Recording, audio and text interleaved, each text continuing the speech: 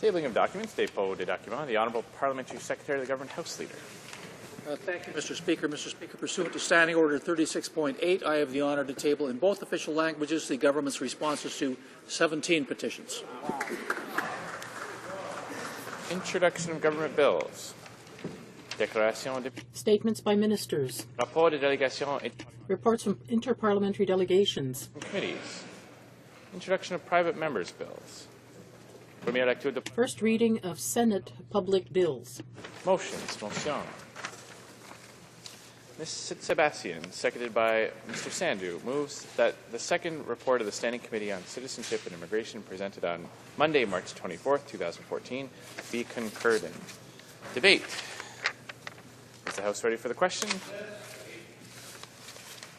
The question is as follows. Ms. Sebastian, seconded by Mr. Sandhu, moved that the second report of the Standing Committee on Citizenship and Immigration presented on Monday, March 24, 2014, be concurred in. Is it the pleasure of the House to adopt the motion? On division? Agreed on division? I declare the motion carried on division. Motions. Motion. Presenting petitions. Présentation des pétitions. Presenting petitions. The Honourable Member for Scarborough-Rouge River. Thank you, Mr. Thank you, Mr. Speaker. I stand today to present petitions on behalf of residents of the GTA with respect to the creation of Rouge National Park. We know that there is a 100 square kilometre public land assembly that surrounds the Rouge River and Duffins Creek watersheds in Toronto, Markham and Pickering, and this publicly owned federal, provincial, and municipal land is predominantly designated as Provincial Greenbelt Natural Heritage System, and it's home to the ancestral home of the Mississauga, Huron-Wendat, and Seneca First Nations and their sacred burial and village sites, and among other things. Mr. Speaker, the petitioners are requesting that the Government of Canada protect the irreplaceable 100 square kilometres of public land assembly within a healthy and sustainable Rouge National Park, and ensure that all people and organizations within the community are consulted in the creation of the Rouge National Park. Any petitions? The Honourable Member for Bakerville, Wainwright. Thank you very much, Mr. Speaker. I have two petitions that I'd like to present on behalf of constituents today. The first, Mr. Speaker, deals with impaired driving, and the petitioners call on new mandatory minimum sentencing for those persons convicted of impaired driving causing death, and they also want the Criminal Code of Canada to be changed to redefine the offence of impaired driving causing death as vehicular manslaughter. The second petition, Mr. Speaker, is to do with protecting or ending really sex-selective termination, and the petitioners call on Parliament to condemn discrimination against girls occurring through gender-selective pregnancy termination, Mr. Speaker. Presenting petitions. Présentation des pétitions. L'Honourable Député de Shefford. The Honourable Member for Shefford. This is a petition to the House of Commons seeking to strengthen our communities by bringing together families through the immigration system. We, signatories of this petition, wish to draw the attention of the House on these facts. Whereas the reform of immigration by the government is making Canada less welcoming, and whereas these changes weaken our communities by harming the reunification of spouses, children, parents, and grandparents located abroad, and whereas families that want to be unified on Canadian soil confront unacceptable obstacles and waiting lists that can last 9 years, and whereas the government is in error in trying to remedy these backlogs by having a 2-year freeze on reunification applications for parents and grandparents, we therefore ask the Government of Canada to make family reunification a priority for our immigration system. Thank you, Mr. Speaker. Presenting petitions. Présentation des pétitions. Other petitions? Petitions on the order paper. The Honourable Parliamentary Secretary of the Government House Leader. Thank you, Mr. Speaker. Mr. Speaker asked that all questions be allowed to stand. Is that agreed? Agreed and so ordered. Orders of the day. Order du jour. Government orders, government bills, commons. Resuming debate, a third reading of Bill C-41,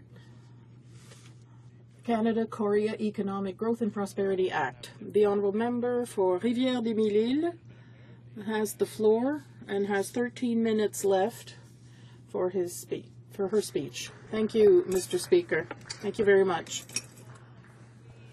I'm pleased to be able to continue my speech on Bill C-41 on the Canada-Korea Free Trade Agreement. It's a great pleasure and honor to support this bill and to support this free trade agreement, which deals with tariffs between South Korea and Canada. The NDP feels that this is beneficial to Canadian industry. It's an agreement that can have a great deal of economic benefit for the aerospace industry and others in Canada. So first of all, it should be noted that South Korea is a significant trading partner for Canada. It's the 7th largest trading partner we have. It's the 3rd largest in Asia after China and Japan. In 2003, Canadian exports to South Korea totaled $33 billion, whereas Korean imports to Canada were $7.3 billion.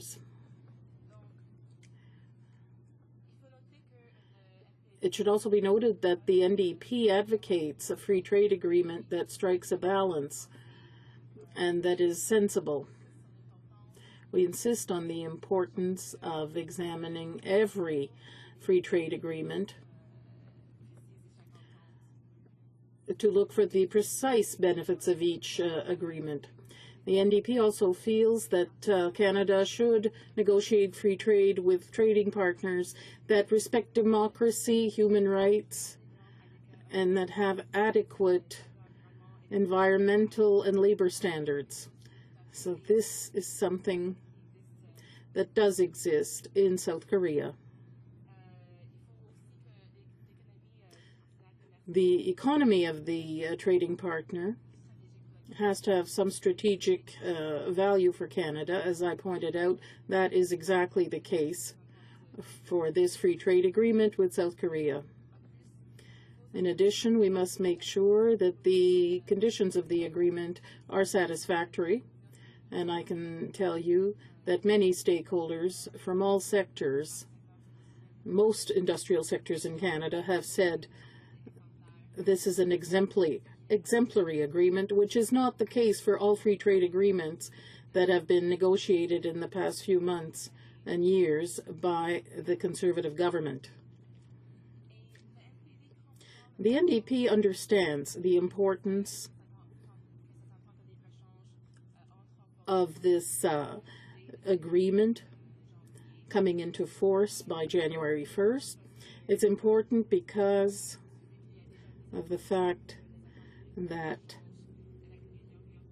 the free trade agreements with the EU, the US, Korea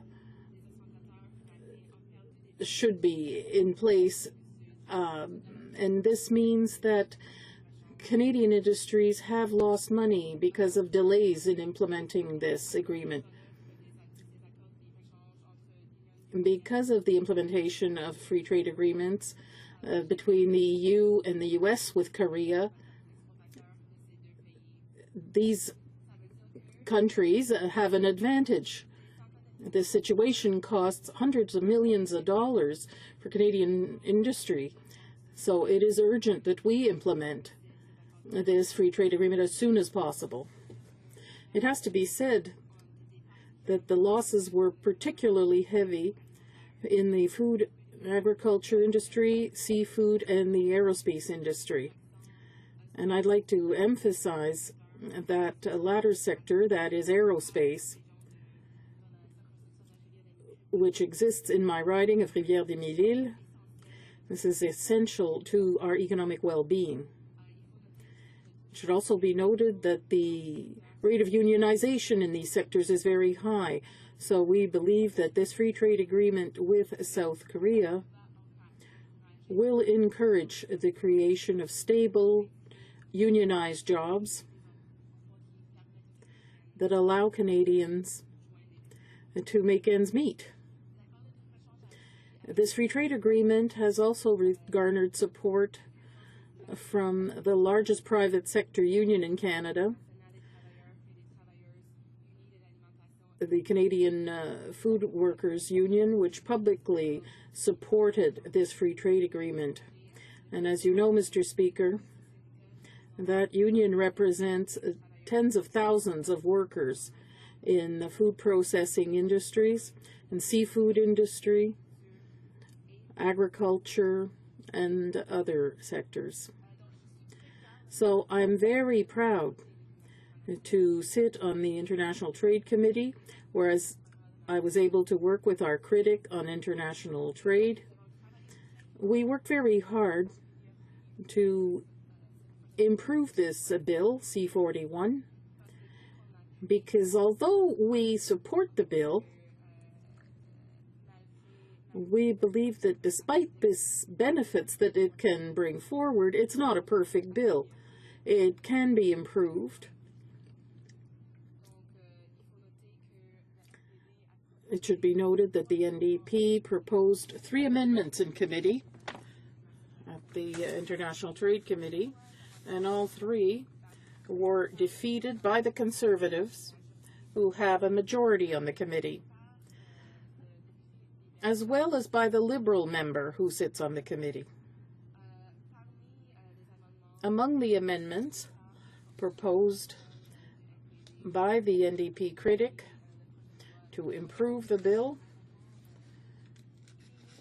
there was one that sought to eliminate part of the bill, to eliminate the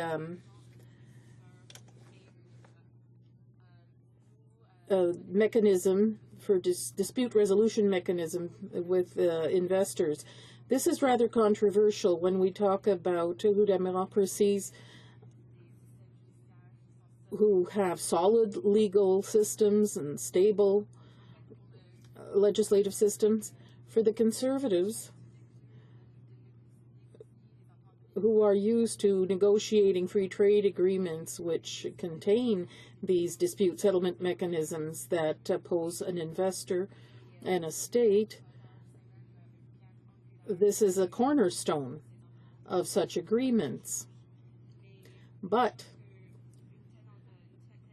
we believe that such a mechanism is not necessary in a free trade agreement with South Korea. If you followed the news in the past few weeks, we've seen that there are many countries that disagree with this kind of dispute settlement mechanism between an investor and a state. Among others, Germany has come out against this in various free trade agreements. Let us note, too, that the main opposition parties in South Korea are opposed to these mechanisms, and the New Democratic Party agrees with these parties in South Korea to eliminate this. There's no consensus about this in the international community, but it must be said, on the positive side, that it does not bind the government for 31 years, as is the case with the free trade agreement with China.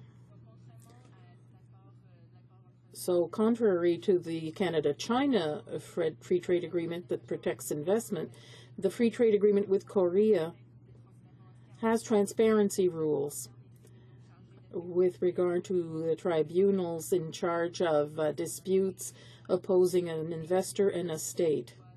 Hearings have to be public. So at least that's something that is positive in this bill. I'd like to open a parenthesis here to talk about intellectual property. In this regard, I'd like to quote an expert in this area, Michael Geist, who's often quoted in this House and who often appears as a witness before parliamentary committees. If this is of interest to Canadians or my constituents in Rivière-des-Mille-Îles, I urge them to read his writings on the Canada-Korea Free Trade Agreement. But allow me to quote a brief excerpt from his text on intellectual property. Unfortunately, I won't have time to read the whole thing, but at least that will give you an idea of why the section on intellectual property is something that we can support and that contains positive elements. So I will quote Michael Geist in English, since the text is written in English. Donc il dit, the Says, is significant for what it does not include.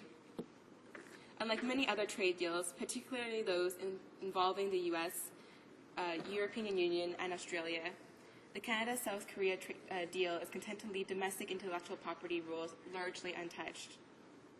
The approach is to reaffirm the importance of intellectual property and to ensure that both countries meet their international obligations, but not to use trade agreements as a backdoor mechanism to increase IP protections. Et il continue plus tard dans son article.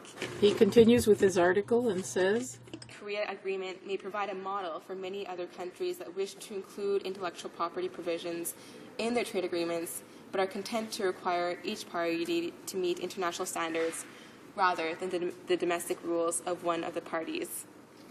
The US and EU approach has been to export the rules to other countries, but Canada and South Korea have demonstrated that respect for domestic choices and compliance to international obligations is a better alternative. Donc, tout à fait, l'accord de libre-échange entre le Canada. So this free trade agreement between Canada and Korea is interesting because of its approach to intellectual property. And you've indicated that I only have a minute left, Mr. Speaker. So I'd like to take that time to reiterate the fact that the NDP has taken a balanced approach to free trade agreements. So we will study the free trade agreement with the EU. We're going to read the text and study it closely before deciding whether we are going to support or oppose that free trade agreement.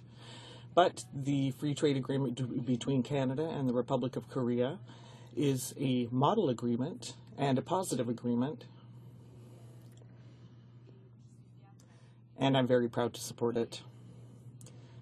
However, I would also like to say that our approach is not at all the same as that of the Conservative government, which seeks to negotiate free trade agreements with any and all countries, regardless of their record on human rights, regardless of whether there is an advantage for Canada's economy. And so we have to choose our trading partners rather carefully, and that's what the new Democrat government will do. Question et commentaire, questions and comments. The honourable member for Kitchener-Conestoga. Well, thank you, Mr. Speaker, and I want to thank my colleague for her comments and thank her and her party for their intended support of this bill, because I think it's very important. There was at one point in her comments, Mr. Speaker, where it may have been a translation issue, I'm not sure, but she referred to the Canada-China Free Trade Agreement.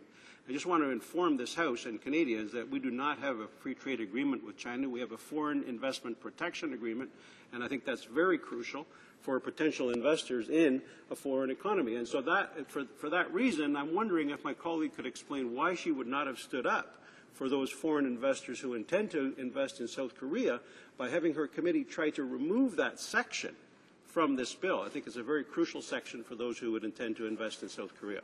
Thank you, Mr. Honourable député de Rivière. Honourable member for Rivière-des-Mille-Îles.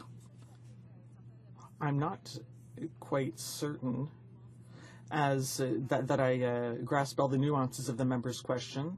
He talked about the FIPA agreement between Canada and China, and the NDP is opposed to that agreement between Canada and China, but he is right to say that it is not a free trade agreement, but rather a foreign investment protection and promotion agreement.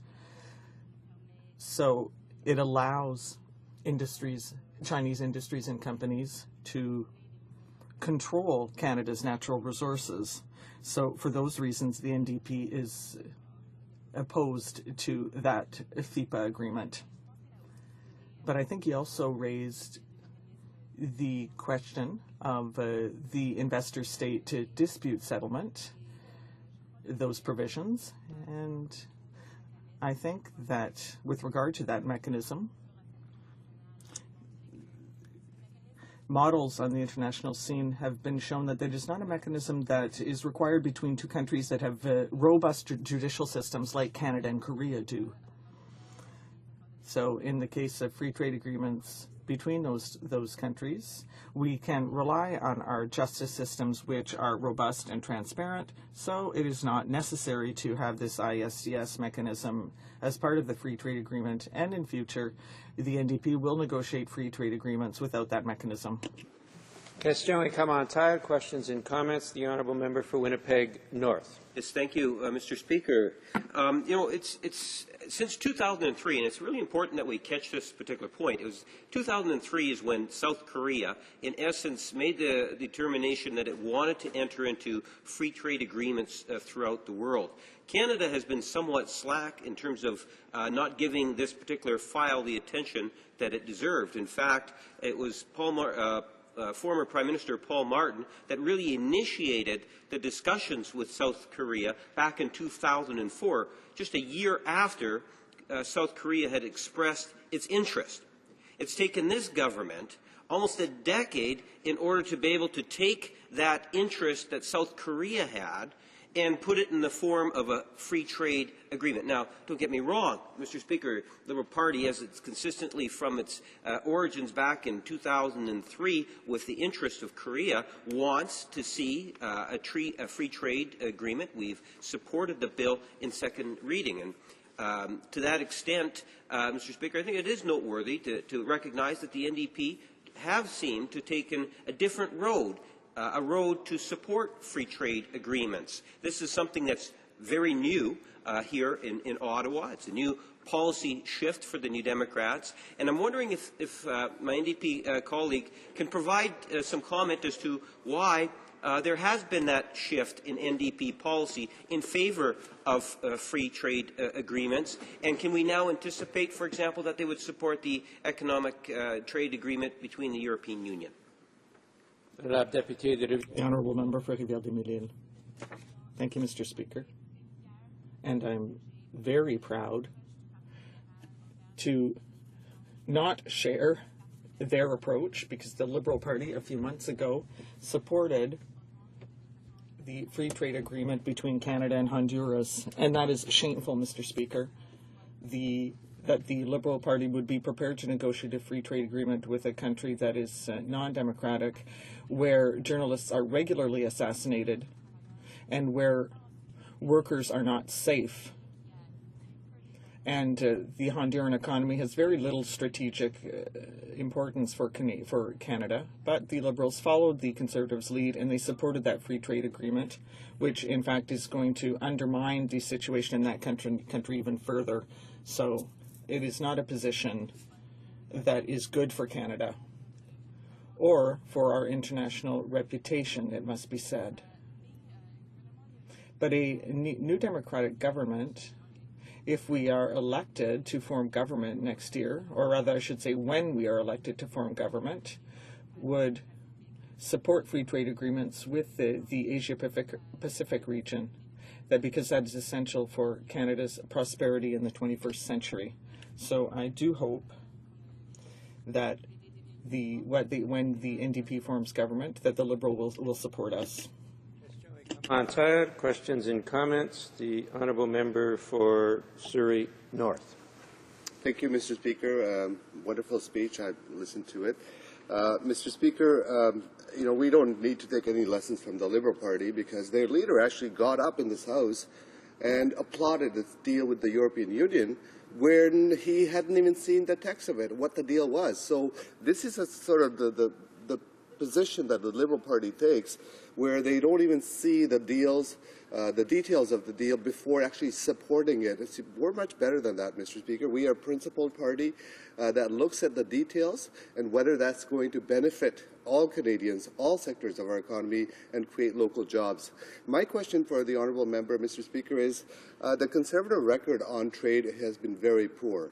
It is, when they came into power back in 2006, we had a trade surplus of, I believe it's about $16 billion. And now we have a trade deficit of over $60 billion accumulated over the period of that time. Can the member talk about how we can improve jobs, local jobs here, create jobs, and help expand not only sending oil to other countries, but raw materials, but how can we create local job, manufacturing job with these trade agreements? The Honourable Member for Rivière-des-Moulins. Absolutely, my colleague is absolutely right, and it must be said that the Conservatives unfortunately have an appalling record in terms of international trade. My colleague also mentioned the Liberal Party's position on the free trade agreement with the European Union, So I would simply like to read a quote from the Liberal critic concerning this free trade agreement. He said, we have supported this agreement from the outset, and it is important to underscore that it is a step in the right direction, but we need to study the details of the agreement. However, we will have to see what we are really supporting. So, it is clear that the Liberals were prepared to support an agreement without having read all of its details and without having done their homework, without having done what was needed to make sure that this was a good agreement and positive for Canada. So I think that the NDP is definitely prepared to do their job, to study all agreements, and we even traveled across the country to consult Canadians on this free trade agreement. So this is essential work. But I'd also like to come back to my colleague's question. He wondered how we can encourage the manufacturing sector. How can we increase our exports? And what we heard from witnesses who came to testify before the International Trade Committee is that, yes, international trade agreements are a good step. They must be negotiated. They are important, but we need to go further. We need to encourage small and medium-sized businesses to export because it is often more difficult for those businesses to export their products to other countries and other economies. We have to ensure that services are present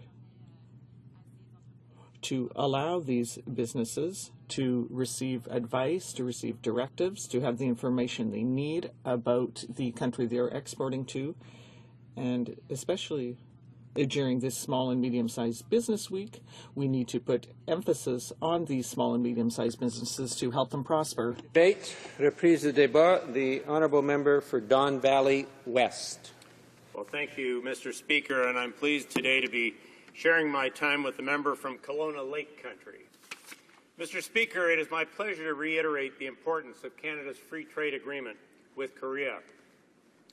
No government in Canada's history has been more committed to the creation of jobs and prosperity for Canadian businesses, workers, and their families.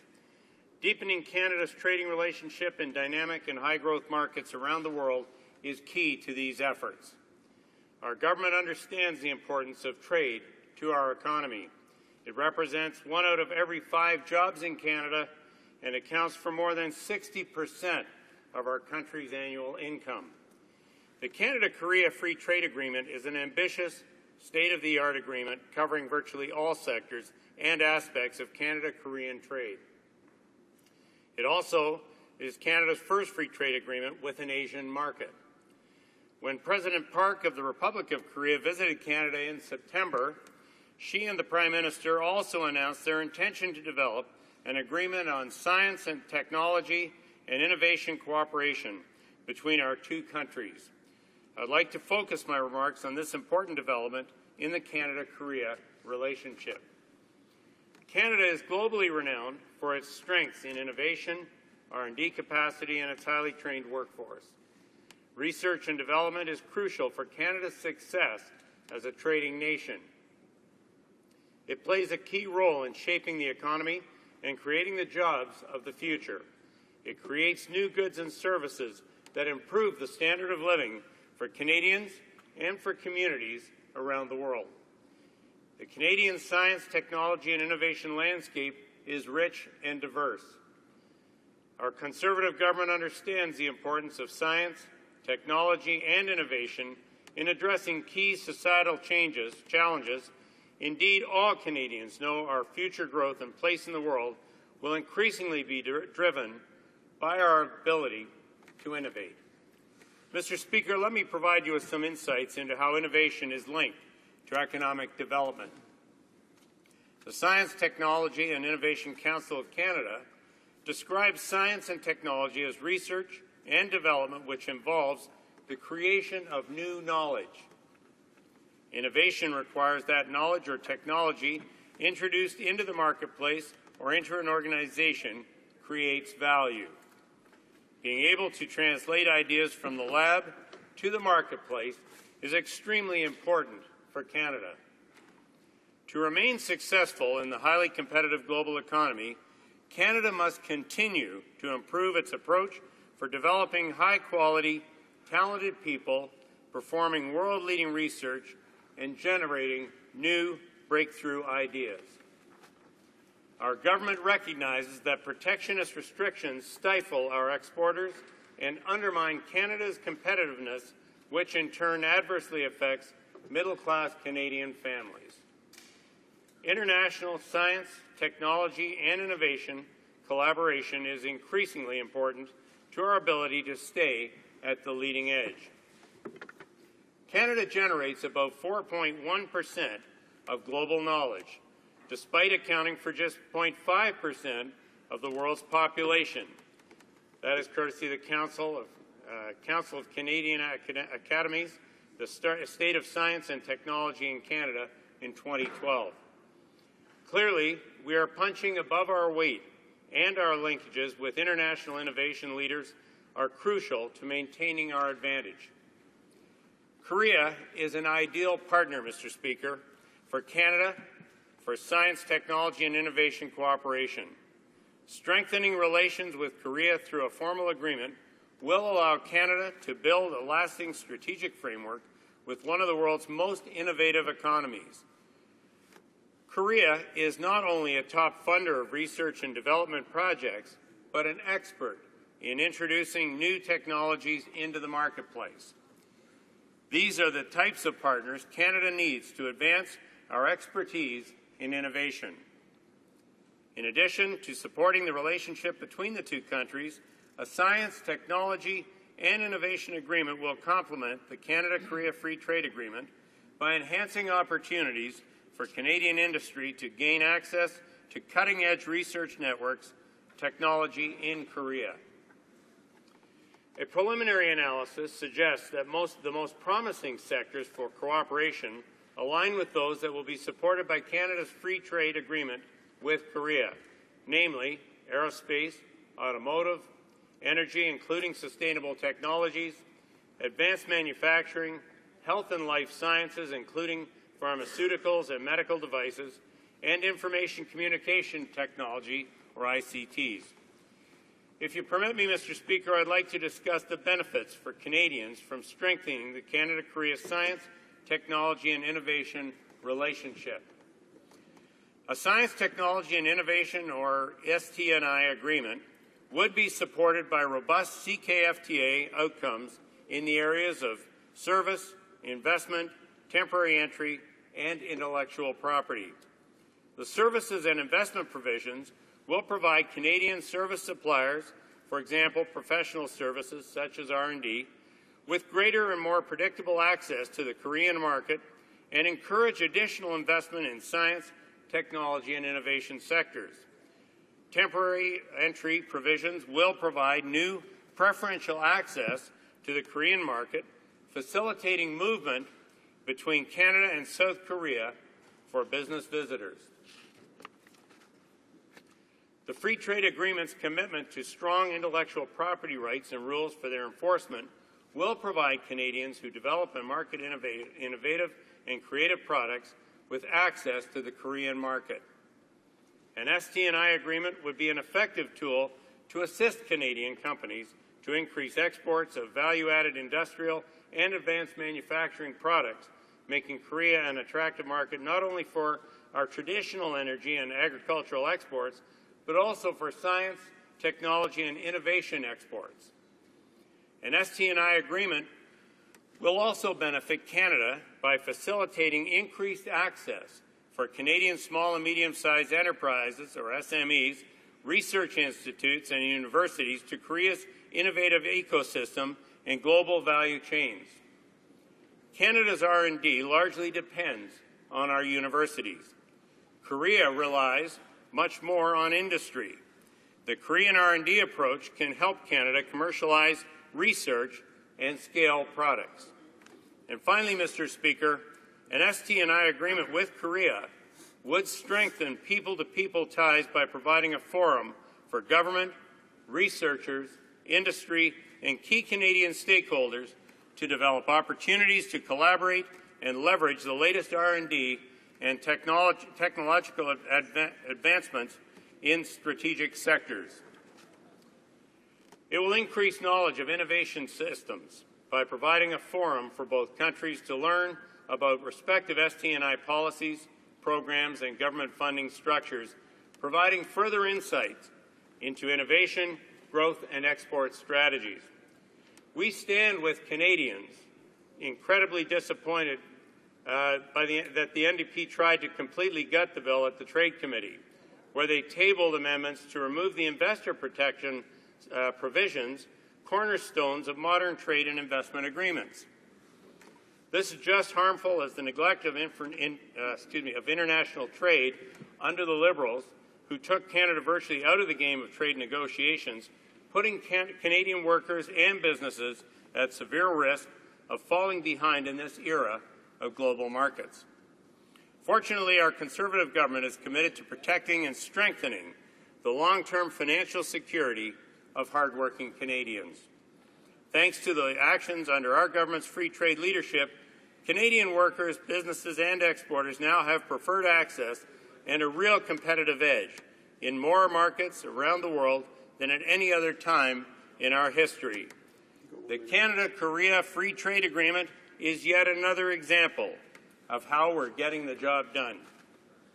Mr. Speaker, this agreement will strengthen our trade and investment ties across the Pacific, increase the prosperity of both our countries, and create jobs and enhance opportunities for Canadian businesses. With that, I call for the prompt implementation of the Canada-Korea Free Trade Agreement for the benefit of Canada and all Canadians. Thank you, Mr. Speaker. Questions and comments? Question commentaire, l'honorable député. The honourable member for La Pointe de l'Île. Thank you very much, Mr. Speaker. In fact, I'd like my colleague to tell me what the benefits will be to Canada from this kind of investor-state provisions, because since this free trade agreement was signed with the United States, therefore Chapter 11, which is settlement, the Chapter 11 of NAFTA, actually the Canadian government had to pay hundreds of millions of dollars to American companies and lost the capacity and the possibility to legislate in environmental policies or investment policies.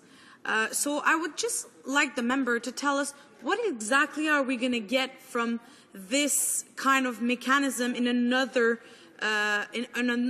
trade agreement. Are we going to have to pay hundreds of millions of dollars to Korean companies as we did for American companies? I would just like the member to tell us what are we going to get from these kinds of mechanisms. Thank you, Mr. Speaker. Honourable member for Don Valley West. Well, I thank you, Mr. Speaker, and I thank my colleague opposite for her question. Mr. Speaker, as you know, this government is committed to creating free trade opportunities for Canadian businesses around the world. In fact, in the past 7 years, some 43 new trade agreements globally have been signed by this government, and something that I think all Canadians should not only be proud of, but should see the opportunity towards growth and opportunity. And the Canada-Korea Free Trade Agreement is going to create thousands of jobs for hardworking Canadians by increasing Canada's exports to South Korea by 32% and boosting Canada's economy by $1.7 billion. Mr. Speaker, this is opportunity. In much the same way as we recently discussed the Canada-European Trade Agreement, this will open up job opportunities to Canadians in Korea. It will bring Korean companies to Canada. It will give access to Canadian manufacturers and service companies to some 70 million Koreans, much like we discussed with the European Free Trade Agreement, some 500 million new customers for Canadian business. Mr. Speaker, this is an opportunity that opens up business opportunities for Canadian business on a level playing field between Canada and Korea, and something that I think is good for all Canadians. Thank you, sir. Mr. Speaker. Questions and comments? Question commentaire. The honourable member for Winnipeg North. Speaker, what you witness is a great deal of conservative spin coming right from the Prime Minister's office. To say the Conservative government is a leadership when it comes to trade, nothing could be further from the truth, when in reality, when it comes to trade, Mr. Speaker, this government has lost more trade opportunities than the history of any other political entity here in Canada, Mr. Speaker. You know, the member made reference as an example, well, we have 43 trade agreements. Well, 28 of those countries is all a part of one called the European Union. So when you say 43, you got to watch the way you twist the words around, Mr. Speaker. When it comes to the Canada-Korea deal, this is a deal in which Korea expressed an interest back in 2003. 1 year later, Paul Martin says, let's act on this. It takes this government years and years and years being pulled by the South Korean government. Now we finally have an agreement before us.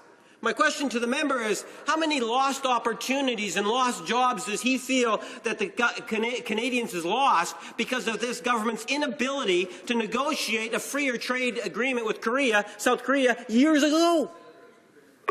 For Don Valley West, you have about 50 seconds. Well, Mr. Speaker, if we're going to talk spin, clearly my friend opposite has strayed far from the topic at hand today.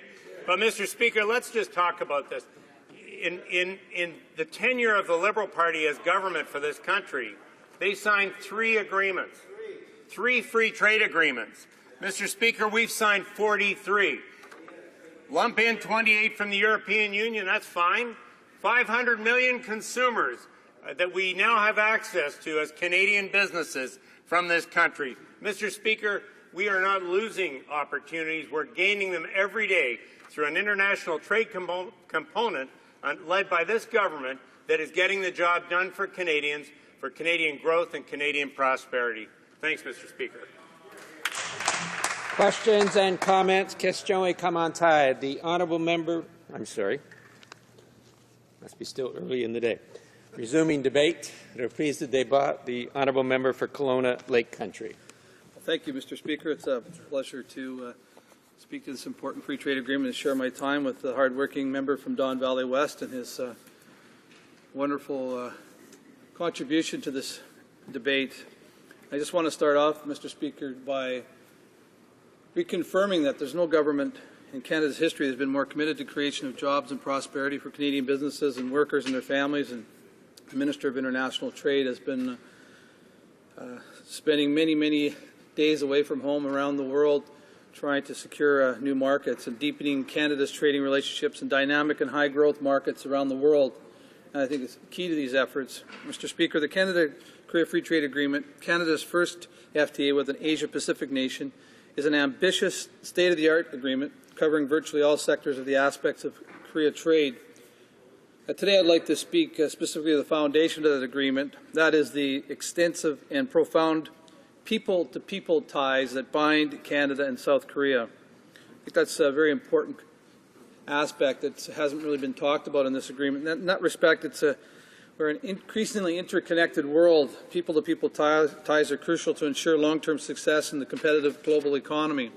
We know it's all about relationships, and this free trade agreement is a classic example. It's a landmark achievement that will result in mutual benefits and prosperity for both of our countries and lay the foundation to unlock the full potential of our political, economic, and security relations.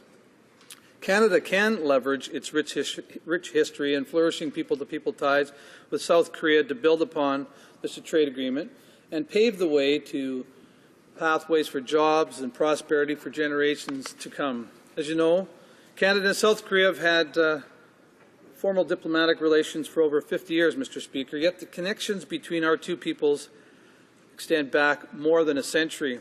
Prior to the establishment of the diplomatic relations in 1963, Canada came to South Korea's aid in the Korean War, contributing the third largest contingent of troops to UN forces. More than 26,000 Canadian soldiers stood shoulder to shoulder with their Korean brothers and sisters against the spread of the tyranny, and unfortunately more than 500 individuals ultimately gave their lives. I know George Barr from my Royal Canadian Legion Branch 26 in my riding and others across Canada have been incredible ambassadors for the Canada-Korea relationship as the memories and the life that they committed to helping the folks in Korea and Canada continue to strengthen that bond. Korean President Park was here last month for her official state visit and laid a wreath in their memory at the National War Memorial. It's one of the highlights of her visit and testament to the importance of the shared history between our two nations. And when I went to have the honor of traveling with the Prime Minister and delegation back in March for the initial signing of the agreement in Seoul, Prime Minister and the delegation laid a wreath at the National Cemetery in Seoul as well. And at this moment, I'd just also like to take a moment to think about Corporal Cirillo. His funeral procession is taking place in Hamilton right now, and we're thinking about soldiers and men and women who sacrificed their life, and our thoughts and prayers go out to their family as well. After the Korean War armistice, 7,000 additional Canadian soldiers served as peacekeepers in South Korea between 1953 and 1957. Canada also participated in supervising South Korea's first elections in 1948 as part of the United Nations Temporary Commission on Korea. Aside from the United States, Canada is the only other state that has a permanent military representation at the United Nations Command, otherwise known as the UNC. That's in Korea. So Canada continues to participate in the UNC Military Armistice Commission that supervises the armistice. Last year, a delegation of Canadian veterans led by the current Minister of Public Safety and a member from Levy Belchance traveled to South Korea to mark the 60th anniversary of the Korean War armistice on July 27, 2013. Building upon our proud and shared history, our bilateral relationship is further championed and advanced by our strong, growing people-to-people ties. Mr. Speaker, Canada is home to some 200,000 people identifying themselves as being of Korean origin, the fourth largest Korean diaspora in the world. Over 23,000 Canadians are currently residing in South Korea, including around 3,200 language teachers.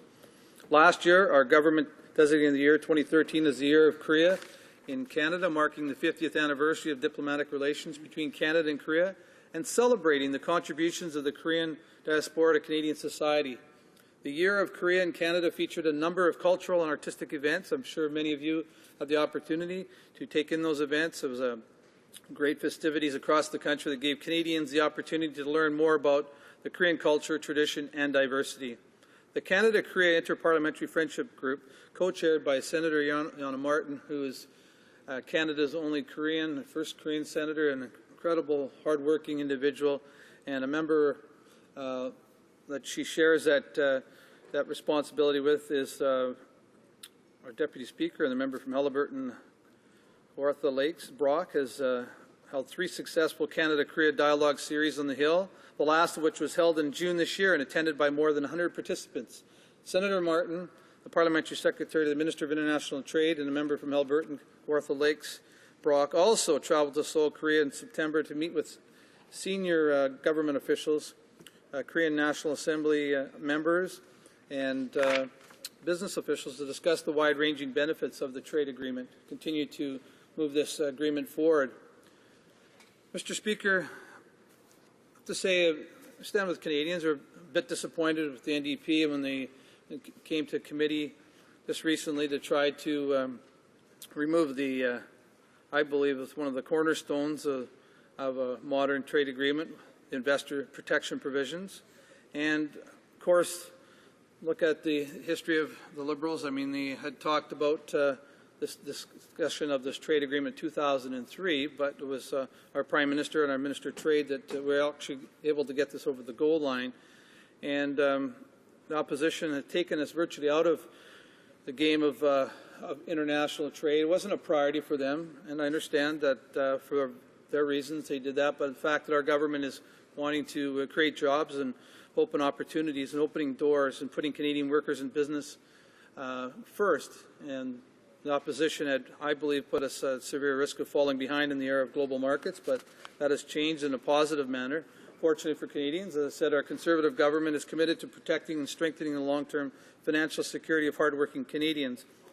Last month, during President Park's visit to Canada, Our government announced its intent to develop a science, technology, and innovation agreement with South Korea, providing Canada with the opportunity to further strengthen people-to-people ties and build a lasting strategic framework with one of the world's most innovative economies and top funders of research and development. The agreement will provide Canadian stakeholders with opportunities to create new partnerships and will enhance business-to-business linkages through a mechanism that directly supports bilateral, industry-led research and development funding projects in strategic areas. As well, Mr. Speaker, I'm proud to say our education ties are extensive and growing. I'm sure many of your constituents, members from all parties of the House, have constituents that have gone to South Korea, and it's Canada's third largest source of international students. So at both, we have our constituents going to their teach, and we have over 19,000 young and talented students chose Canada as a designation of choice to pursue their education, which, based on the average estimated expenditure by international students in Canada per year, would translate to Korean students contributing over $500 million to the Canadian economy. Many high-caliber international students choose to stay in Canada post-graduation, leading to the enrichment of human capital in Canada, and those that go back to Korea are some of Canada's best ambassadors back in their home country. So over 100 active agreements among institutions in Canada and South Korea, facilitating the exchange of students, faculty, staff, and curricula, as well as providing joint research and degree programs. I think that's very important because the Government of Canada has a number of MOUs, or memorandums of understanding, with South Korea, including the areas of industrial science, engineering and technology, research, cooperation, clean technologies, energy, and Arctic research and development. Mr. Speaker, on tourism, over 140,000 Korean tourists visited Canada in 2013, the 8th largest source of tourists to Canada, and a very important part to my riding of Kelowna Lake Country of tourism. And they spent almost $250 million in the Canadian economy. So South Korea is one of the Canadian Tourism Commission's top 10 priority leisure markets. In 2013, the annual growth of Korean tourists to Canada stood at 3.3%. An estimated 4 million Korean travelers are actively considering a Canadian holiday in the next 2 years. On the 22nd of November, the Prime Minister and Korean President Park witnessed the signing of an Open Skies air transport agreement. I think another significant milestone moving forward, and other initiatives as we continue to work on a bilateral agreement with the science and tech, expanding other opportunities. Ultimately, our goal is to create the jobs and growth for the benefit of Canadian businesses, workers, and their families. And that's why we will continue to deliver pro-export leadership. Thank you, Mr. Speaker. Questions and comments? Question et commentaire. The Honourable Member for British Columbia Southern Interior. Well, thank you very much, Mr. Speaker. I'd like to thank my colleague for his comments. As you probably know, his riding borders mine, and we work together on a number of issues. I'd just like to get a straight answer, if I can. We've brought up this investor state rights, and I'm hearing from the other side that somehow by wanting to have an amendment in this agreement to take out investor state rights, that this is somehow contrary to trade or wanting to block the agreement. I would just, I've been following that whole idea of investor states rights ever since NAFTA, and it seems to me actually ludicrous that any government would allow a foreign company to sue the government because they might feel that they weren't treated fairly by certain environmental legislation or laws that were put in place by people either at the municipal, provincial, or federal level. So I would like a clarification. Why is it so important to have these investor state rights when we have a legal system in both of our countries that can do the job and that will give our tax dollars to foreign companies should they choose to sue us, either to defend the federal government or to make a payout? To me, it does not make any sense, Mr. Speaker. Why do we need to have this provision in an agreement between two civilized countries that will take our tax dollars to pay out to their corporations? Something's not quite right here, and I'd like a definite explanation. Thank you. The Honourable Member for Kelowna Lake Country. Well, thank you very much, Mr. Speaker, and I too would like to thank my honourable colleague from the BC Southern Interior. I know he's not going to be running next year, so I wish him all the best in retirement. We've had many opportunities to spend hours in the air together and chat, crossing back and forth to our ridings. And I know that philosophically the aspect for the NDP to understand investor protection. So our government believes it's important that if somebody if we have a Canadian investing in another country, that they're protected through a third party, a neutral party. Just like if another country investor is investing into Canada, they respect the fact that they can be protected by the rule of law. And what we have is an independent third party that will protect the investments and look through it from a objective, neutral perspective. And that's the challenge. If anybody were doing business, they expect to be treated fairly. And I don't think it's unreasonable to have that expectation, whether you're a Canadian investor investing in another country or somebody from another country having foreign investment into Canada, is to be treated with respect and objectively in fairness. And that's what we have with the investor-state provision. It's been around. It's a cornerstone, as I said, of trade agreements since NAFTA. And it is important for the cornerstone of modern trade agreements that you recognize around the world. Thank you, Mr. Speaker. Questions and comments? Question commentaire. The honourable member for Westmount Ville-Marie. Thank you, Mr. Speaker. I'd like to thank the member from Kelowna Lake Country for his comment. I'd like to ask a question. You know, we support free trade in the Liberal Party, and there is sometimes a focus on sort of declaring victory as soon as you've got the free trade deal, as though in itself that's the end point. Yes, we have a free trade deal, but it is more complicated than that. In the end, does it turn out to be a good deal for Canada? And, you know, things like trade balances sometimes give us a bit of a clue as to whether it has been successful for Canada or not. And on the issue of trade balance, sometimes the figures are a little bit discouraging. I'm not saying they're all important. In the end, if we increase our trade, even though we may still have a trade imbalance with the country that we're dealing with, that's still a positive thing. But I'd like to know, the government talks about all of the free trade deals that it has negotiated. Has it analyzed whether in the end this is turning out to be a good deal for Canada? I certainly hope it is, in terms of the deals that have been negotiated. Have we negotiated hard enough that it is actually profiting Canada as much as we would like it to be? Fair question. Honourable member for Kelowna Lake Country. You have about a minute. Thank you, Mr. Speaker. And I too would like to thank my honourable colleague and for his contributions prior to being in the House and being in the House and having the opportunity to visit my riding. And I understand sample some of the fruits of the labour as well. So we enjoy the fact that one of the aspects of this agreement is going to benefit my constituents of Kelowna Lake Country is the export of ice wine. It's one of the great opportunities for Canadian vintners across the country. I was told that Korea has the highest price point for red wine in the world, but not only from an agricultural, the agricultural community has been just screaming, we need to get this deal through as fast as possible, so absolutely be big wins for agriculture. We have the Canadian Federation of Independent Business speaking out strong in favour. Another largest private sector employer in my riding is aviation industry, Kelowna Flightcraft. And just a quick quote from Jim Quick, who's the president and CEO from the Aerospace Industry Association of Canada. Our industry depends on exports and access to international markets to remain competitive and continue creating jobs and revenues here at home. This agreement is imperative to restoring a level playing field for Canadian firms in the southern Korean market, which is especially important given the considerable growth in aerospace industry we'll see in the Asia-Pacific region in coming years. We congratulate the Government of Canada for this achievement and thank its representatives for their ongoing commitment to boosting Canadian competitiveness in the international market.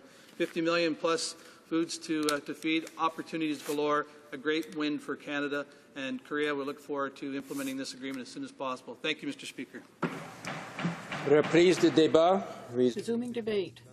The honourable member for La Pointe de l'Île. Thank you, Mr. Speaker. I'm very pleased to rise in the House concerning Bill C-41, which deals with the free trade agreement with South Korea. Having been a member of the House Committee on International Trade for over a year, I can say that I understand the issues at stake and the point of view of my Conservative colleagues, as well as the point of view that we in the NDP have been trying to put forward so that this government adopt a way of negotiating with a fair and balanced approach when it comes to international trade. Because, Mr. Speaker, I think that since the Conservatives have been elected and come to power, they've adopted a rather simplistic attitude toward international trade. First of all, They completely eliminated the notion of multilateralism, which is a very important one in a global economy like the one we have, and decided to focus their approach on bilateralism. That is, to sign the most free trade agreements possible with the greatest number of countries possible worldwide. And I must admit that this seems to be some kind of relay race for the government, with an expiry date. If we haven't signed a free trade agreement with every country on the planet by this or that date, we will not have succeeded. But, Mr. Speaker, what's important to know is that, yes, free trade in and of itself is not harmful. As a matter of fact, it's something that's extremely important in our economy that is globalized, as I was saying. But it's also very important to adopt a fair and balanced approach and to gauge the interests of our own industries versus Canada's competitiveness on the international scene. So I think it's extremely important for the Conservatives to understand that their rather simplistic notion of international trade has harmed our industry. It has not made them more competitive. So it's important that when one signs this many bilateral free trade agreements with so many countries, the approach has to be complementary at the national or domestic level. We have to provide the necessary support to our industry for them to remain competitive. There has to be reciprocity between two states. So my initial comments would be to the effect that, yes, the free trade agreement with South Korea is a positive one for our economy. It's very positive for all Canadians. But at the same time, it's like any other kind of approach. If you don't provide the necessary support to our own industries, well, unfortunately, in the long term, they will lose out. And we've seen this with our auto industry. We've seen it with our manufacturing sector. We've lost thousands of jobs. In my riding, Mr. Speaker, the manufacturing sector has suffered a great deal from the lack of support by successive governments. There are hundreds and even thousands of jobs lost in the manufacturing sector in Quebec. So yes, one might think that the signature of dozens of free trade agreements will erase all that, but that's not true. The government has a role to play. The point is to negotiate free trade agreements, but also to provide support and tools to our industries for Canadians so that we can remain competitive on the international scene. So, as I said, the NDP supports and will support the free trade agreement here. But it's very unfortunate that this government decided to vote against our amendments. We had proposed 3 amendments, as my colleague for Rivière-des-Mille said. All 3 were defeated by the Conservative majority on the Committee for International Trade. I'm familiar with that situation. It's not the first time that we try to work hand in hand with the Conservatives, but unfortunately, they completely leave us in the dark, and they always reject all our attempts to improve legislation tabled in this House of Commons. So, yes, it is true. On the whole, the free trade agreement will be a positive one for Canada's economy. Not only, thank you, Mr. Speaker, I simply want to mention that I'm sharing my time with the member for Thunder Bay Rainy River. Since 1987,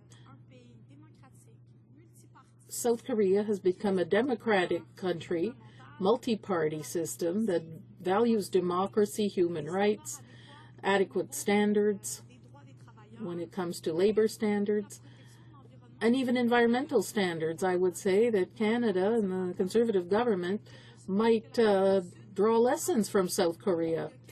because a few years ago that country adopted a renewable energy policy and an environmental protection policy that makes it one of the world leaders in terms of green energy. So I think even Canada, the Conservatives might have something to learn from our South Korean colleagues who've made the environment one of their priorities.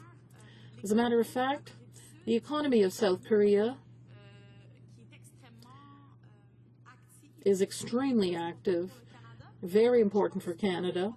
I think that our exports and imports are comparable to those with some European countries with which we trade a great deal. So it has a strategic value for Canadians. Therefore, having examined all these criteria, the NDP decided to support this bill.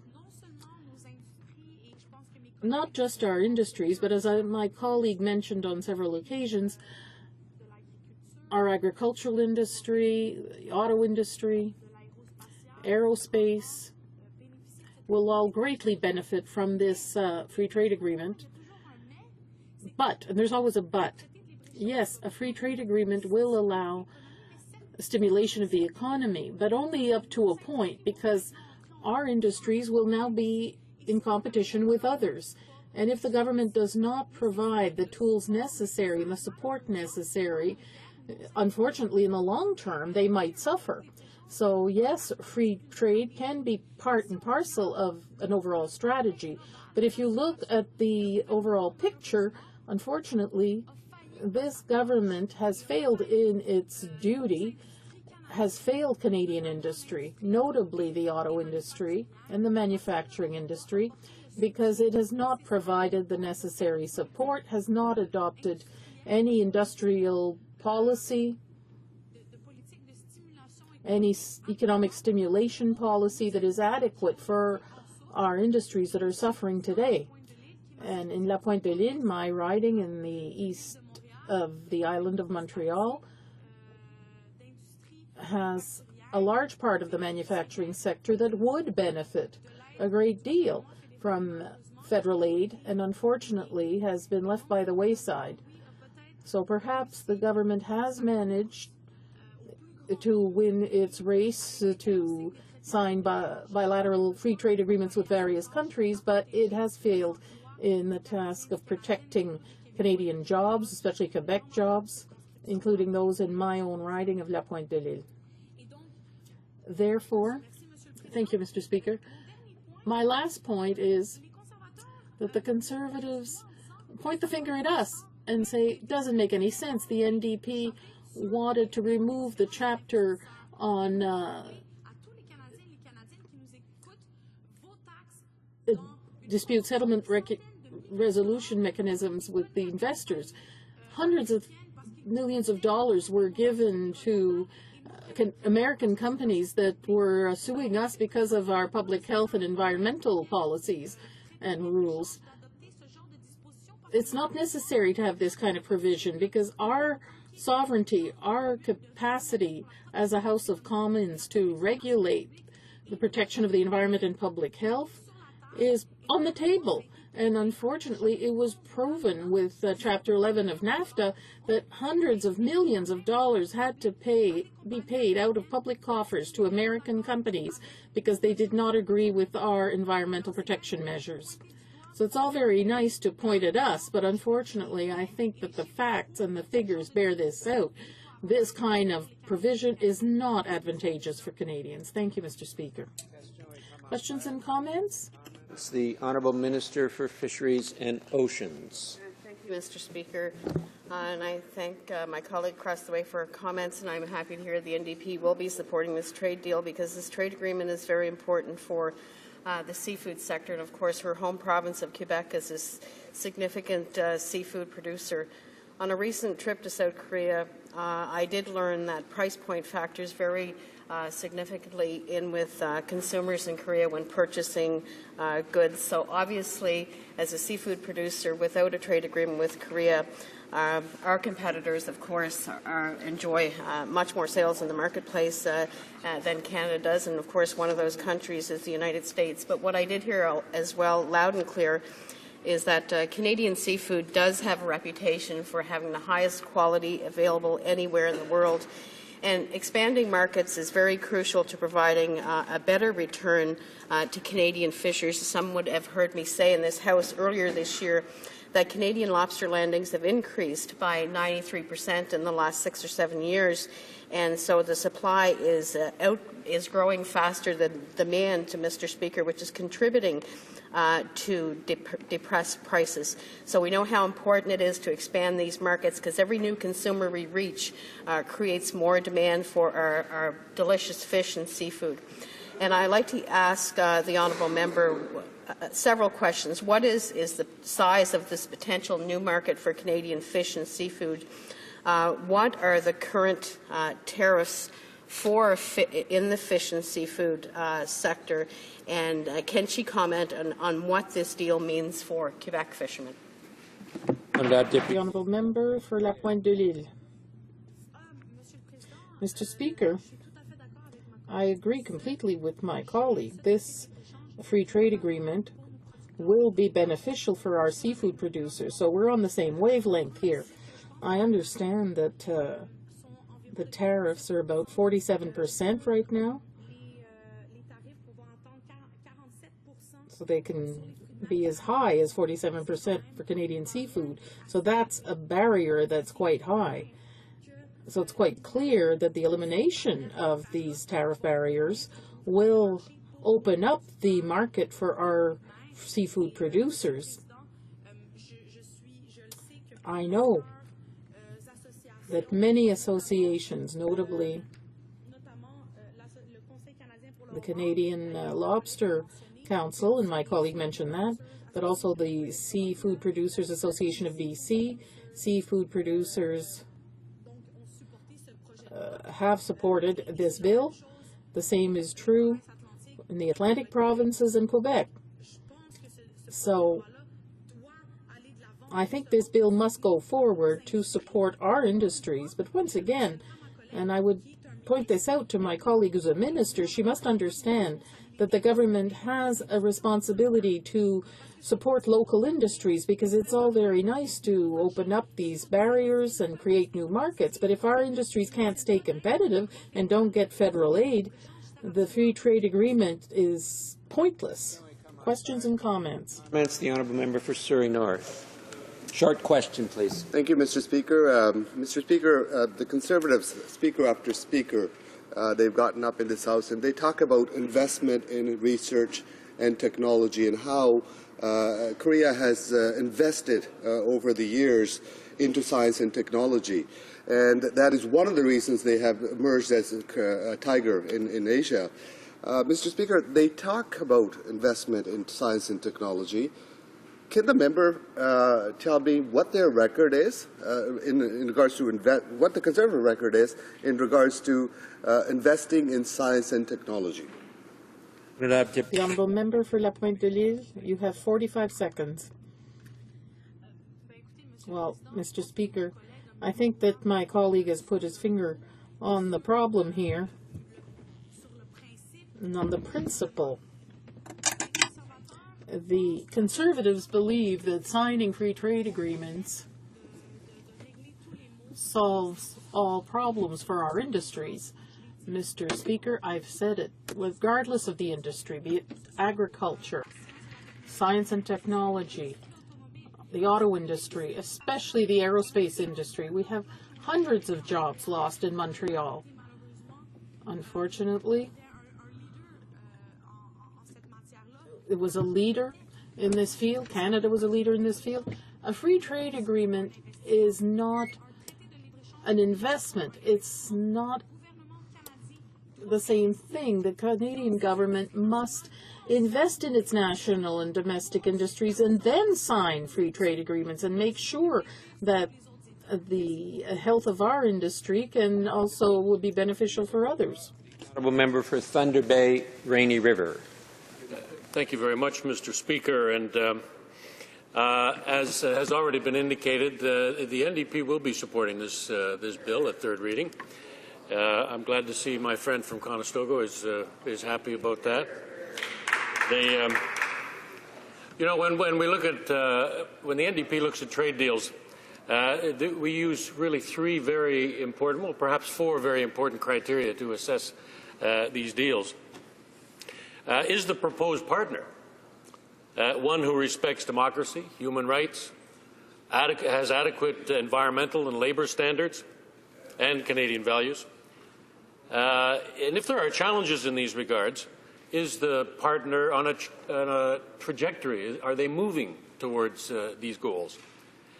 Is the proposed partner's economy of significant or strategic value to Canada?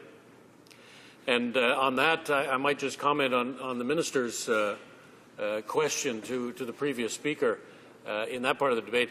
You know, currently, seafood from both our coasts are subject to, in some cases, 47% tariffs. And under this deal, most, not all, but most of those tariffs will disappear and be good, certainly for fishers on both of our coasts. And so, is it of strategic value? In many areas it is, and I think a little bit later, Mr. Speaker, I'm going to talk about the wood and forest industry. I guess basically, are the terms of the agreement satisfactory? And are they of a net benefit to Canada? Now, on balance, and I say on balance because there are some issues which I will talk about in a moment, this trade agreement is with a democratic country, a country with high standards, and it's a good deal. And so Canada can support this deal. And furthermore, South Korea is an established democracy, has high standards for labor rights, has high standards for human rights and environmental protections.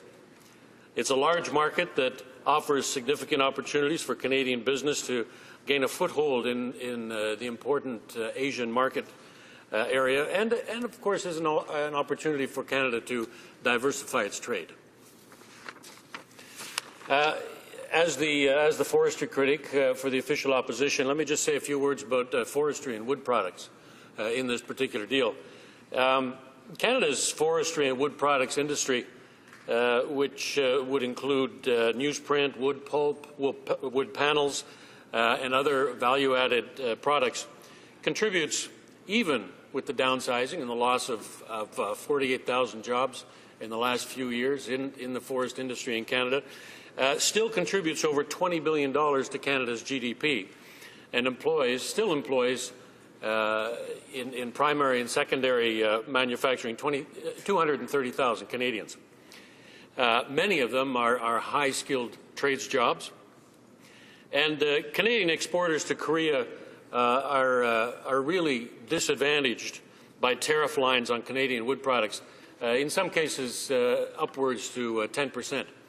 Now, 10% might not sound nearly as bad as up to 47% for some seafood products from Canada, but 10% in a very, very competitive business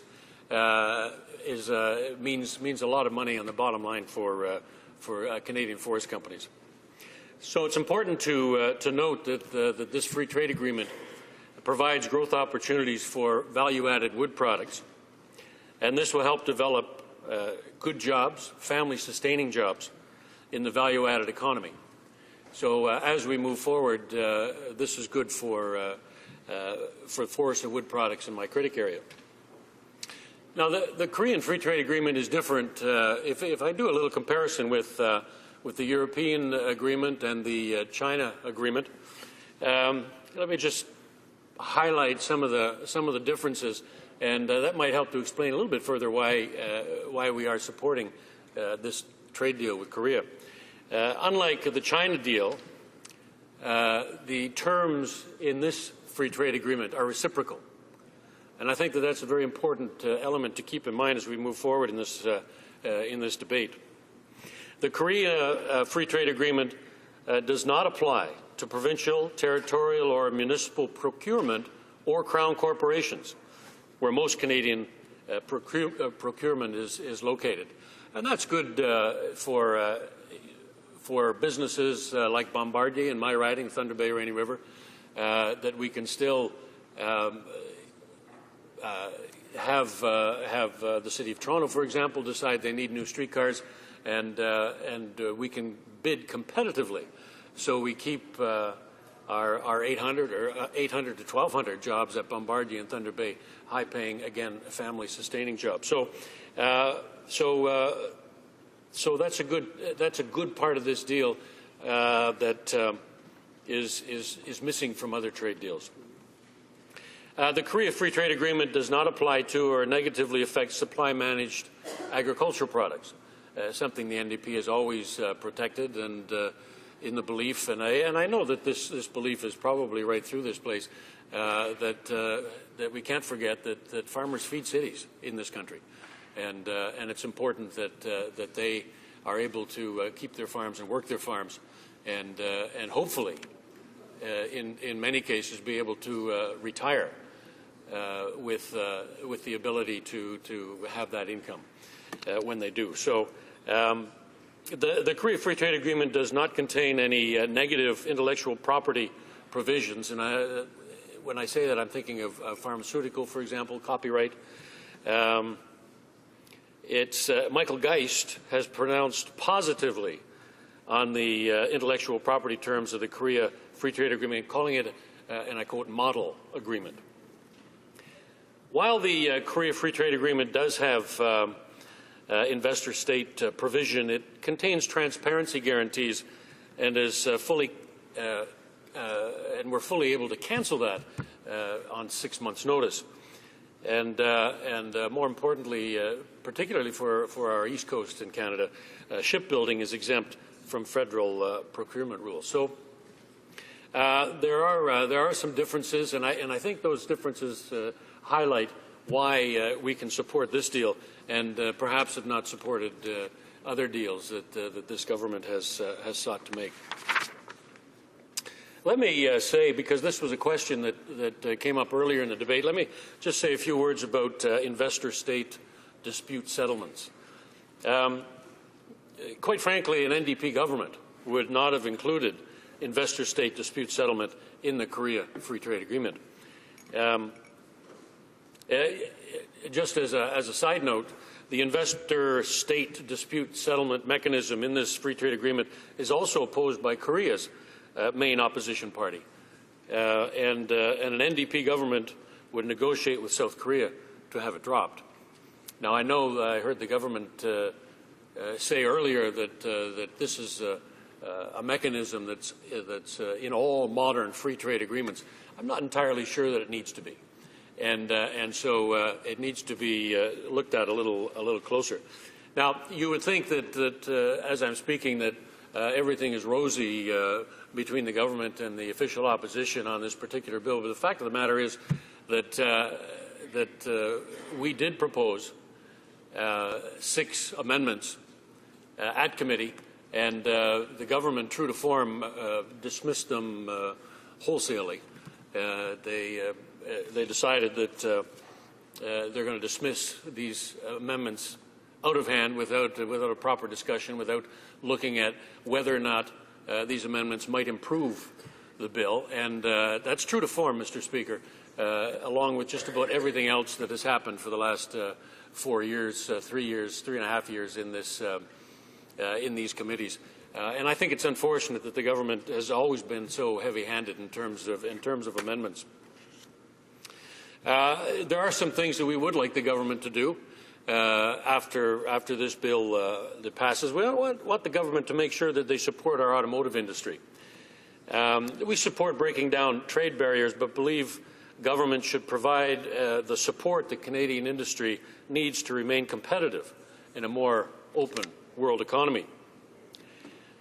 And we agree with the Canadian Chamber of Commerce and others that the government needs to do more than sign trade agreements. It must do more to promote Canadian exports attract investments, and help Canadian companies penetrate the South Korean and other Asian markets. And New Democrats want a strategic trade policy where we restart multilateral negotiations, where we sign trade deals with developed countries that have high standards and with developing countries that are on progressive trajectories. These are countries like Japan and India, Brazil, South Africa. So the bottom line is, Mr. Speaker, and I'll just finish up, this is not the precise agreement that we would have negotiated. There are some things, as I've outlined, where there are problems, but we will be supporting this free trade agreement. Thank you. In comments, question et commentaire. The honourable member for Northwest Territories. Thank you, Mr. Speaker, and I'm pleased to rise on this bill. And I thank my colleague for his intervention. It's interesting to note that South Korea has now put in place a carbon trading practice in its country. It's very progressive on dealing with climate change. And now we have a situation where we have a Canadian government that is so lax on its international agreements on climate change, so much that it's been put in almost last place among developed countries when it comes to dealing with climate change. And the Prime Minister is vilified as a climate change villain by organizations around the world. So my question to my colleague is, do you suppose the circumstances are going to arise in the next few years where South Korea may take action against Canadian laws and Canadian companies that may want to invest in the country because they don't follow the same level of environmental standards that South Korea has? The honourable member for Thunder Bay, Rainy River.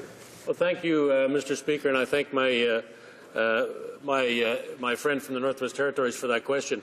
You know, he's absolutely right. One never knows what could possibly happen as an offshoot of an agreement like this.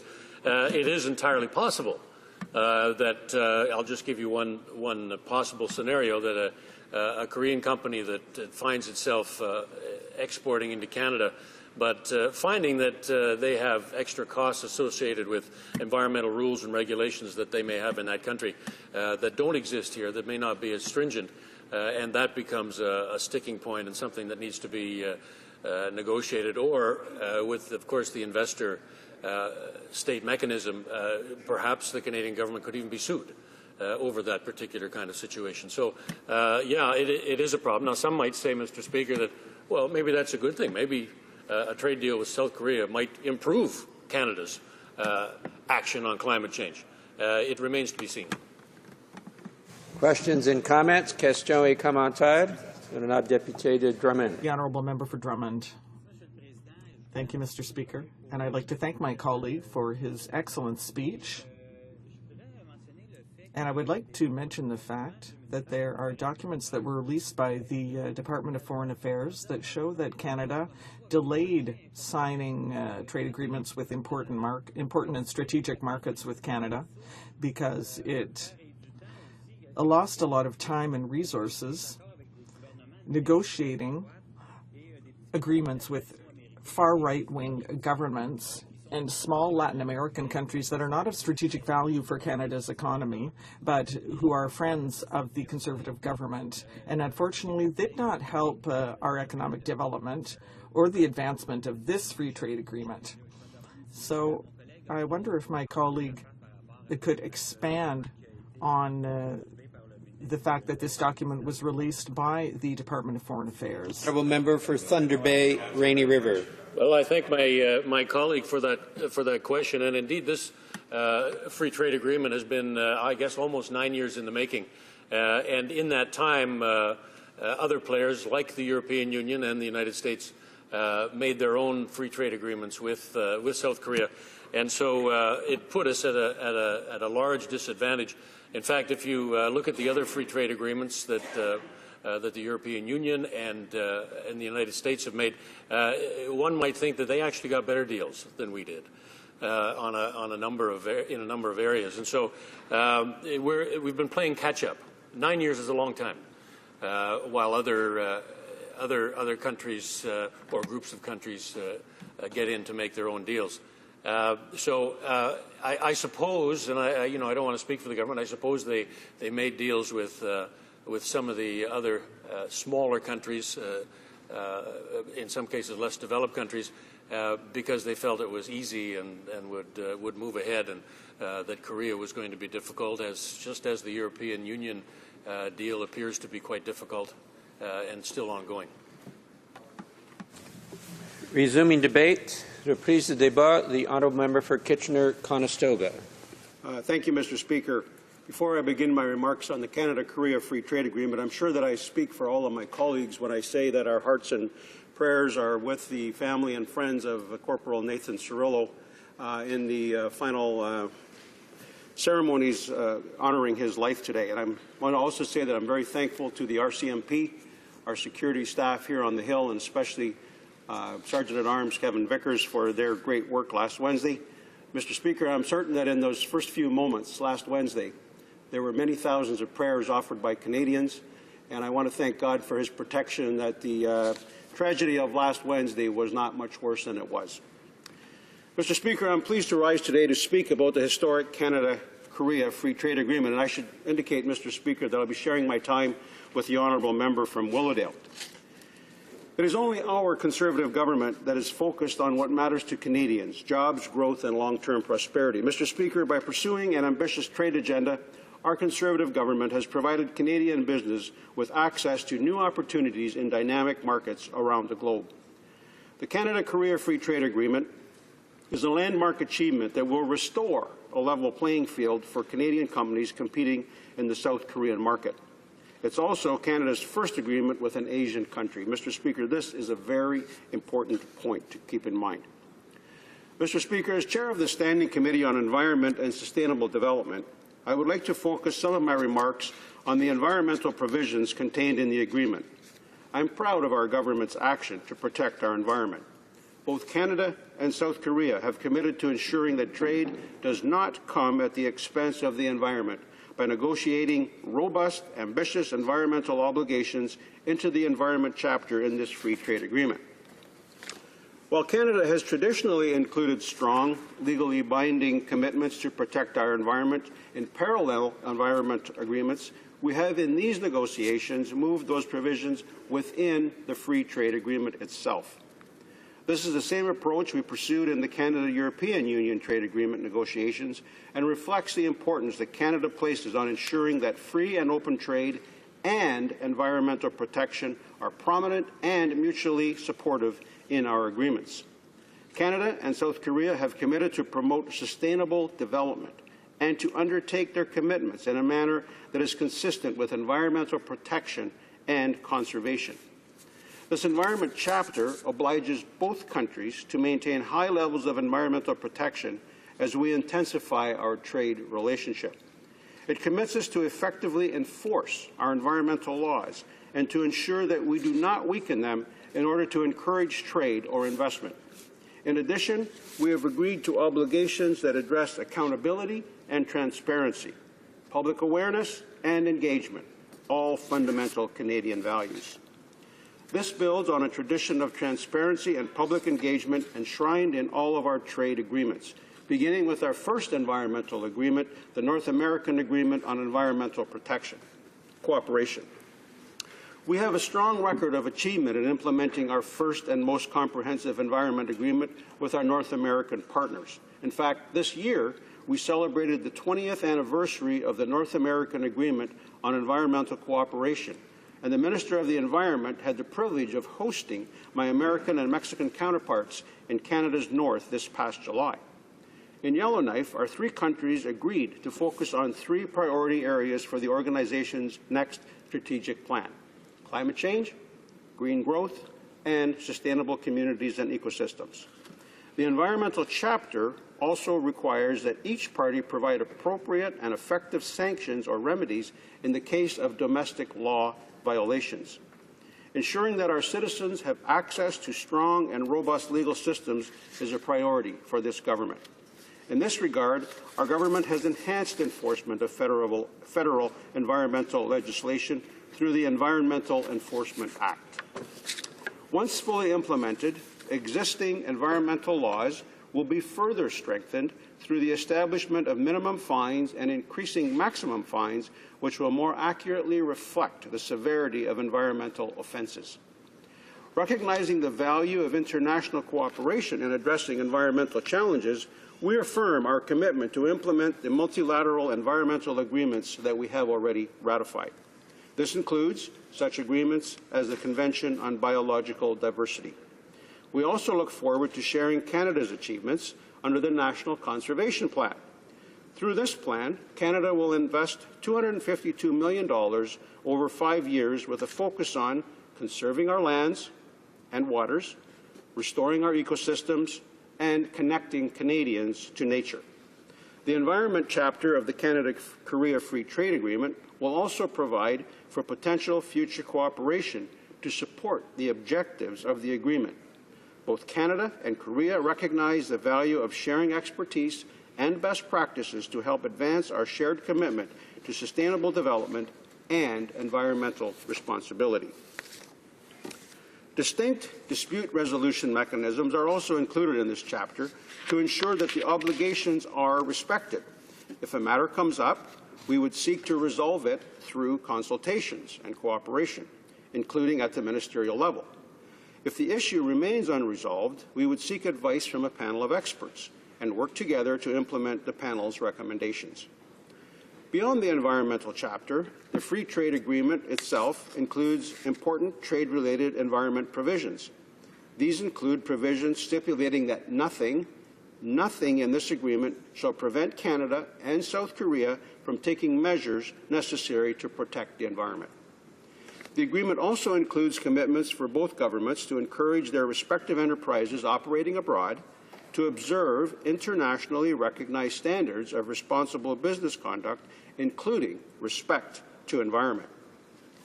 We stand with Canadians incredibly disappointed that the NDP tried to completely gut the bill at the Trade Committee, where they tabled amendments to remove the investor protection provisions, which are cornerstones of modern trade and investment agreements.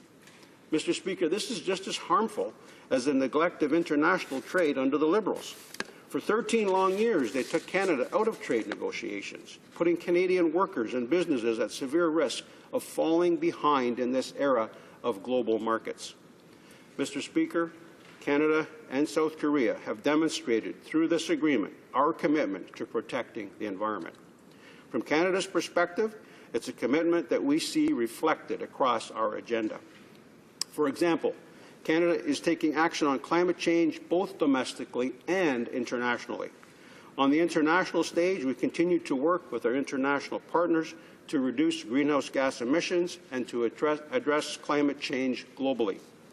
Canada continues to play an active role in the United Nations Framework Convention on Climate Change and is fully committed to establishing a fair and effective climate change agreement that includes all major emitters. We are also a founding partner and a major financial contributor, as well as an active participant in the Climate Change and Clean Air Coalition to marshal global efforts to tackle short-lived climate pollutants. This, in addition to action we are taking domestically through a strategic and pragmatic sector-by-sector regulatory approach. We've already taken action on some of the largest sources of emissions in this country, the transportation and electricity generation sectors. And as we announced last week at the UN Climate Change Summit, we will build on our record by taking preemptive action to reduce and limit harmful hydrofluorocarbons, or HFCs, as the emissions, to limit those emissions before they actually increase.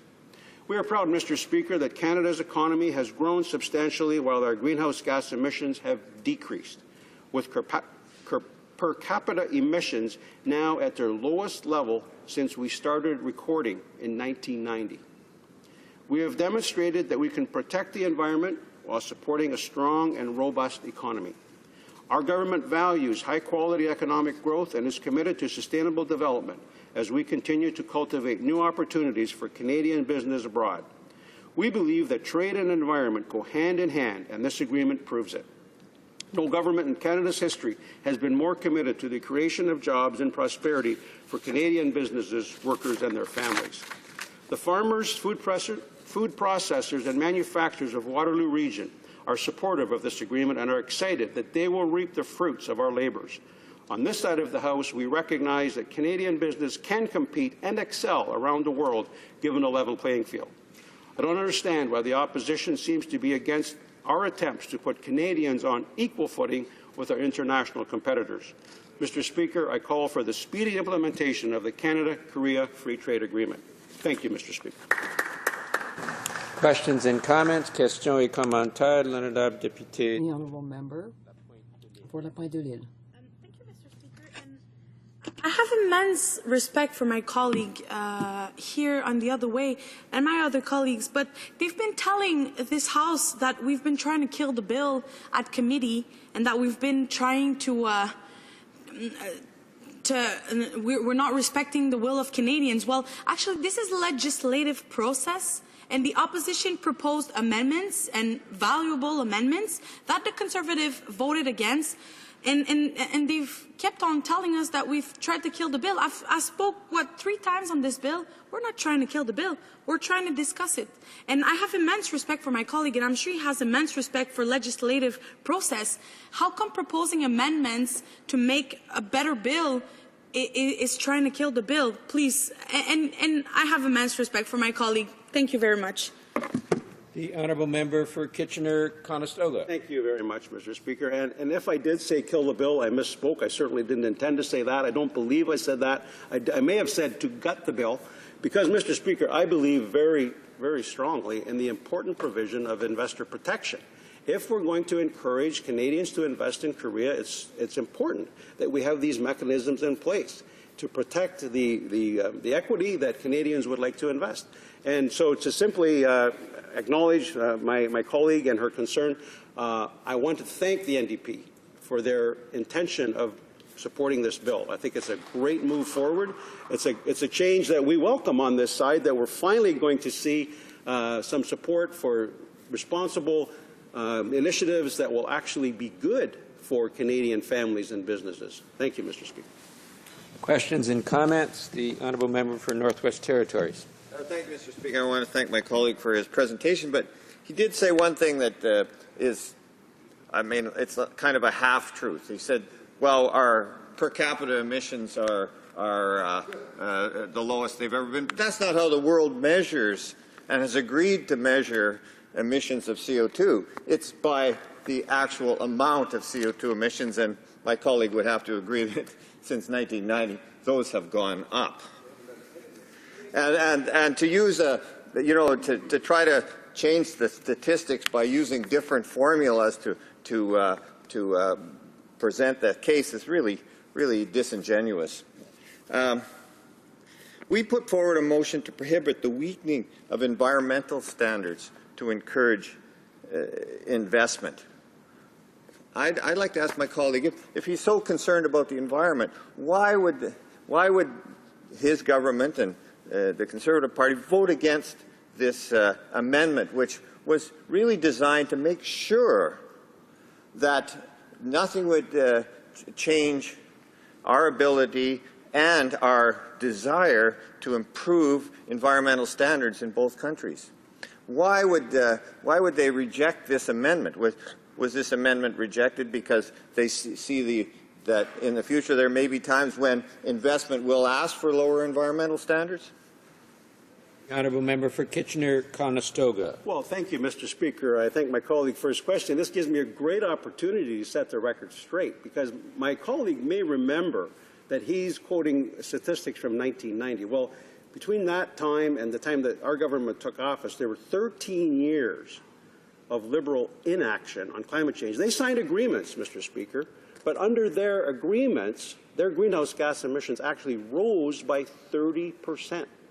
Since we took office, Mr. Speaker, greenhouse gas emissions have dropped by over 5% during a time while the economy grew by over 10%. So I think you see that there's definite improvement on the environmental front under this government. Mr. Speaker, I could go on about many of the other environmental initiatives that our government is working on, and my colleague often serves on the Environment Committee, so he'll be aware of them. Our National Conservation Plan that works with partners on the ground who are already actively doing work to protect our environment. We're partnering with them to have a synergistic effect to double or triple the effect that we can have from the investments we make in protecting our environment. So, Mr. Speaker, I am very proud of our government's record on environmental protection standards that we have implemented. Thank you, Mr. Speaker. Resuming debate, reprise de débat, the Honourable Parliamentary Secretary to the Minister of Multiculturalism. Thank you, Mr. Speaker. It's a pleasure to Senator House to speak on this Canada-Korea Free Trade Agreement. At the onset, I should indicate that prior to entering politics, I actually had an opportunity to do quite a significant amount of business in South Korea. Matter of fact, one of the subway systems that is used in the suburb of Seoul was a system that I introduced to them back in the mid-1980s. And what I'd like to address today is the broader implications of Canada-Korea Free Trade Agreement being the first of our many agreements, hopefully, with in the Asia-Pacific region. So, our Conservative government is committed to protecting and strengthening the long-term financial security of hardworking Canadians. The creation of jobs and economic growth for the benefit of Canadian businesses, workers, and their families continues to be our focus. That is why we will continue to deliver pro-export leadership. I would like to highlight the Canada-Korea Free Trade Agreement in the broader context of Canada's foreign policy in the Asia-Pacific region. This dynamic region accounts for half of the world's population and is expected to contain 2/3 of the world's middle class by 2030. By that point, it is further estimated the region will account for 1/2 of global GDP. Canada and our competitors recognize the significant potential Asia-Pacific has to offer in terms of productivity, investment, and innovation. In the last speech from the throne, we committed to expanding trade in the Asia-Pacific region to benefit hardworking Canadians and businesses, especially our crucial small and medium-sized enterprises and industries across the country. In addition to the Canada-Korea Free Trade Agreement that we are discussing today, Canada continues to pursue agreements with other Asia-Pacific nations. And earlier this month, we ratified a Foreign Investment Promotion and Protection Agreement with China. We are also participating in the Trans-Pacific Partnership negotiating with 11 other countries in the region and are negotiating an economic partnership agreement with Japan. The tremendous economic momentum and potential of the Asia-Pacific has been accompanied by political and demographic shift across the region. Amid this transformation, Canada has made our relations with Asia-Pacific a top foreign policy priority in order to contribute to regional and global security and prosperity. In August, the Minister of Foreign Affairs announced additional Canadian funding in the amount of $14 million to help address security issues of shared concern in Southeast Asia. The project includes those to mitigate biological and nuclear threats, disrupt illicit flows while protecting legitimate trade, combat human smuggling activities, improve regional cybersecurity, tools, and work with our Association of Southeast Asian Nations partners to prevent and respond to terrorism. For example, we're helping states by providing training and equipment and technical and legal assistance to address the foreign fighter phenomenon and radicalization. Canada committed $2.3 million to support efforts by the Association of Southeast Asian Nations to identify and detect foreign fighters, individuals who are returning to their home countries from abroad having been further radicalized and with the training and experience to undertake terrorist activities at home. Canada also provides bilateral development assistance to countries such as Afghanistan, Bangladesh, Indonesia, Mongolia, Pakistan, Sri Lanka, Vietnam, and the Philippines, as well as other countries across Southeast Asia. Furthermore, Canada provides development assistance through multilateral and global programs in Asia, as well as through partnerships between Canadian organizations and counterparts in Asia. In the fiscal year 2012 to 2013, Canada provided approximately $1 billion in official development assistance to countries in Asia.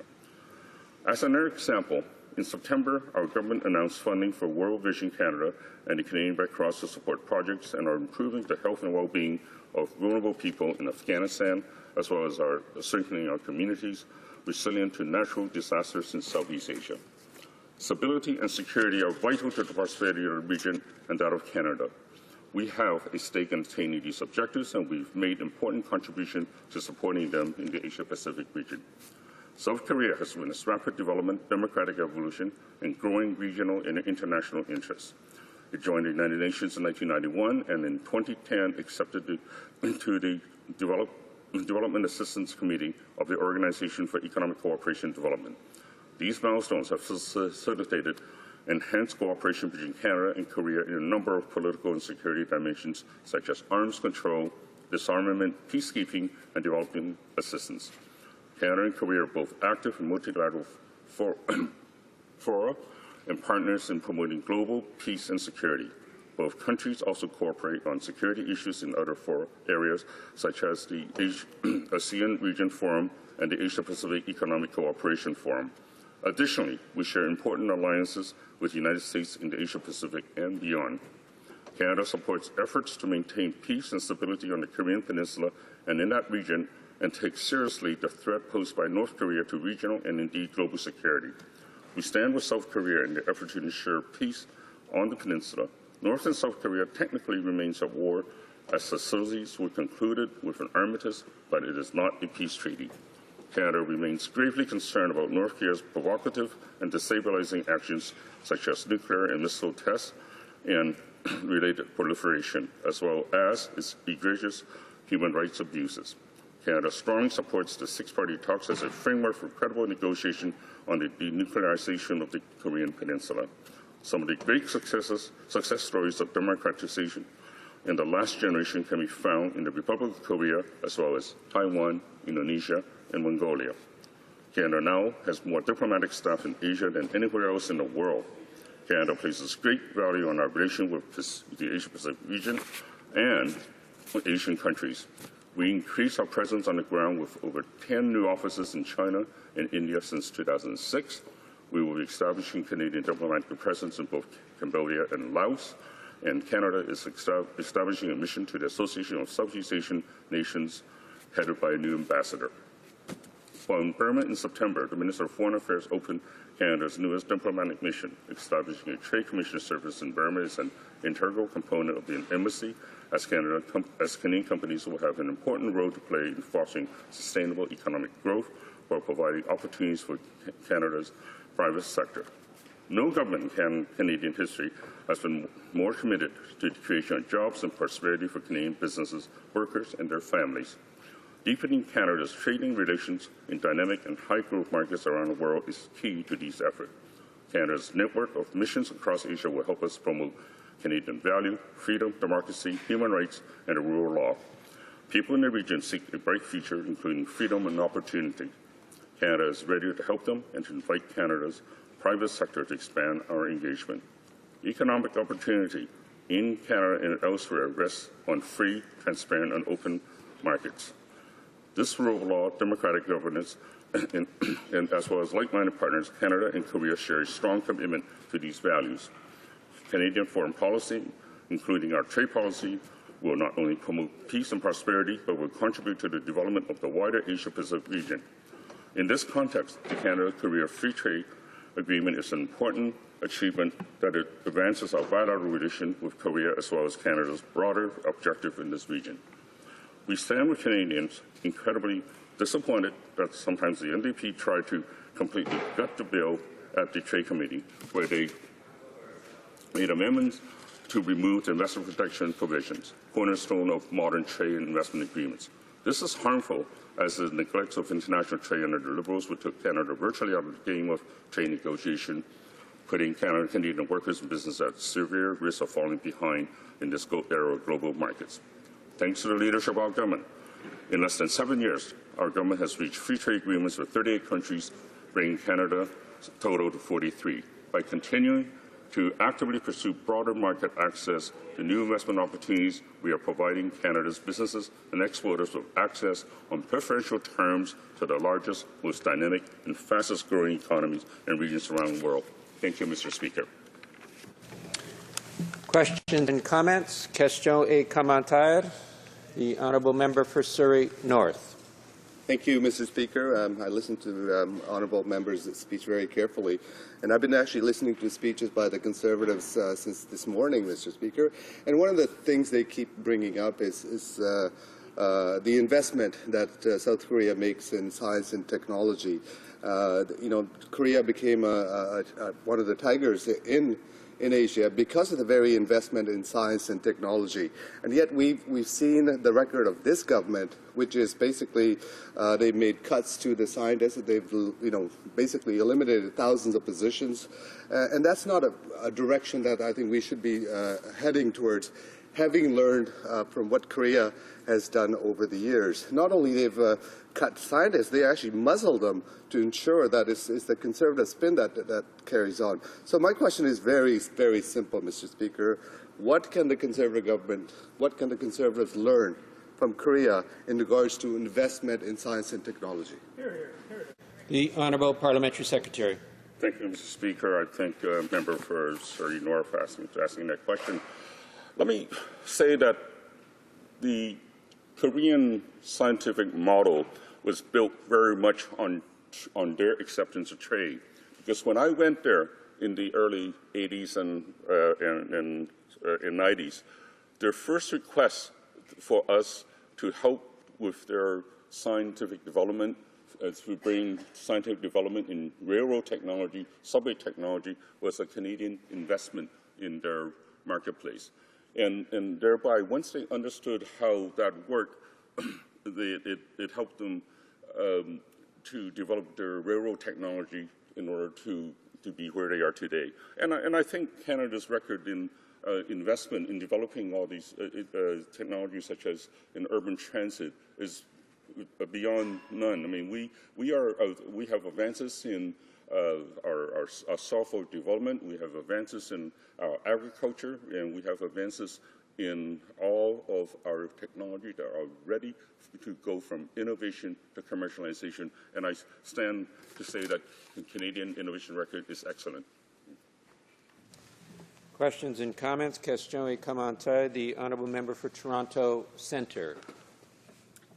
I thank the Parliamentary Secretary for his remarks, and I particularly endorse his point that opening up Canadian trade to Asia and opening up Asia to the Canadian economy is absolutely essential. As this House knows, the really big deal, which will cover 40% of the world's economy there, is TPP. I'd be very interested in the members' views on how those talks are going, and if, as some observers fear, it looks like they're getting bogged down, does the honourable member believe that Canada should be pursuing more energetically its bilateral talks with Japan? Thank you. The honourable Parliamentary Secretary. Thank you, Mr. Speaker, and also thank the member from Toronto Centre for their excellent question. The Trans-Pacific Partnership is like the other agreements that Canada participates in the Association of Southeast Asian States with APEC. Asia, we have a coastline that spans across the Pacific, which covers more than half of the world's population and possibly one of the greatest consumer market as well, one of the higher income markets as we approach the next generation. Canadian TPP negotiations are well underway. We obviously, sometimes are unlike some countries, we're not the first to jump in there. We are looking to see how the trade negotiation is transpiring. Matter of fact, as we speak, the Minister for International Trade will be returning from his discussion on this area, and I think myself, I have also participated in a number of briefing sessions on the TPP, especially in the Greater Toronto area. So I think we are advancing quite well in this area. Resuming debate, reprise de débat, the Honourable Parliamentary Secretary to the Minister of Foreign Affairs. Thank you, Mr. Speaker. Mr. Speaker, it's indeed an honor for me to rise up and speak today on the free trade agreement between Canada and South Korea. Mr. Speaker, this trade agreement has been a very long journey. It started under the Liberal government, but as the Liberal government has a record of not doing much about trade, just talking about it, during their tenure of 13 years, they only had 3 free trade agreements, Mr. Speaker. But, Mr. Speaker, persistently by this government, by Prime Minister Harper, by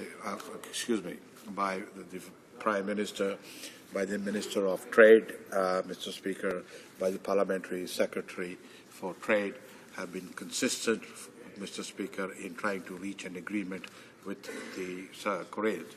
Matter of fact, Mr. Speaker, at this stage, I would like to acknowledge others who have also been working extremely hard to to come to a fruitful conclusion for this free trade agreement. That includes my colleague from Hamilton, Kawatra, Lake Brook, as well as Senator Yvonne Martin, as well as, Mr. Speaker, my colleagues from those who have been going to South Korea as part of the South Korea-Canada Association, including myself, Mr. Speaker. As last, I've already made 4 visits to Korea, the last one being with the Governor General on a state visit to Korea, where we again brought this issue up. All of this consistently, Mr. Speaker, put the pressure that both sides should continue to negotiate, because this free trade agreement is of an immense benefit to both countries, Mr. Speaker. And so when the Prime Minister met with President of South Korea, in Bali at the APEC conference, they agreed, both of them, that it should be concluded very quickly, and gave the instructions. And, Mr. Speaker, when the President of Korea visited here, we were great enough to say that the free trade agreement after 2005, we had finally reached a conclusion to that. And that is what we are talking here today, Mr. Speaker, debating in the Parliament, and then we will ratify it as well as the South Korean Parliament, Mr. Speaker. Mr. Speaker, the history of Korea, Mr. Speaker, is, as we know, North and South Korea. When you go down to Korea, Mr. Speaker, and you see what is South Korea and what is North Korea, and the tremendous advancement made by the people of South Korea in building their economy today, which is one of the fastest growing, is, Mr. Speaker, a tribute to the people of Korea, Mr. Speaker. We are very grateful that Canada has over 200,000 people from South Korea living in this country, contributing as well to our prosperity, Mr. Speaker. When you see how hard working this is, Speaker, here in Canada today, everybody knows about Kias and, Mr. Speaker, cars and televisions being built in Korea, and high-tech being built in Korea, Mr. Speaker, a tribute to that great country. But so it is but natural, Mr. Speaker, that Canada, a country of a small population with vast natural resources, looks for markets overseas to continue, Mr. Speaker, to build on our prosperity. And that is, Mr. Speaker, building free trade agreements bilaterally with the country. And I'm pleased to say, Mr. Speaker, since 2006, when this government came into power, as has been mentioned here many times, we have signed 36, Mr. Speaker, agreements, this government. And before that, the Conservative government signed 2 more, Mr. Speaker, bringing the total under the Conservative government to 38 free trade agreements around the world, Mr. Speaker. Just imagine the free trade agreement that opens up the market for Canadian goods, Mr. Speaker, around the world.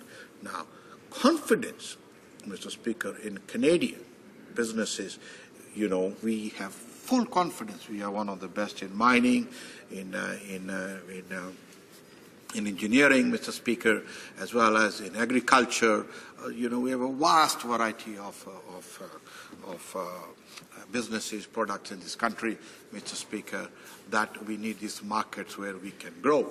The NAFTA agreement that we did with USA and with Mexico is a clear example, Mr. Speaker, of why free trade agreement is very beneficial. It has benefited all three countries, Mr. Speaker. Therefore, to say that free trade agreement does not benefit one country or the other is wrong, Mr. Speaker, as the NDP at times says that we are giving ground to the other countries. We are not, Mr. Speaker. What we are doing, Mr. Speaker, is opening markets for us as well as for them. It is a mutual. That is how South Korea is one of the strongest economies in Asia.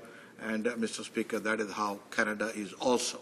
Let's not kid, Mr. Speaker. Canada is one of the strongest economies in the world to be able to share with others.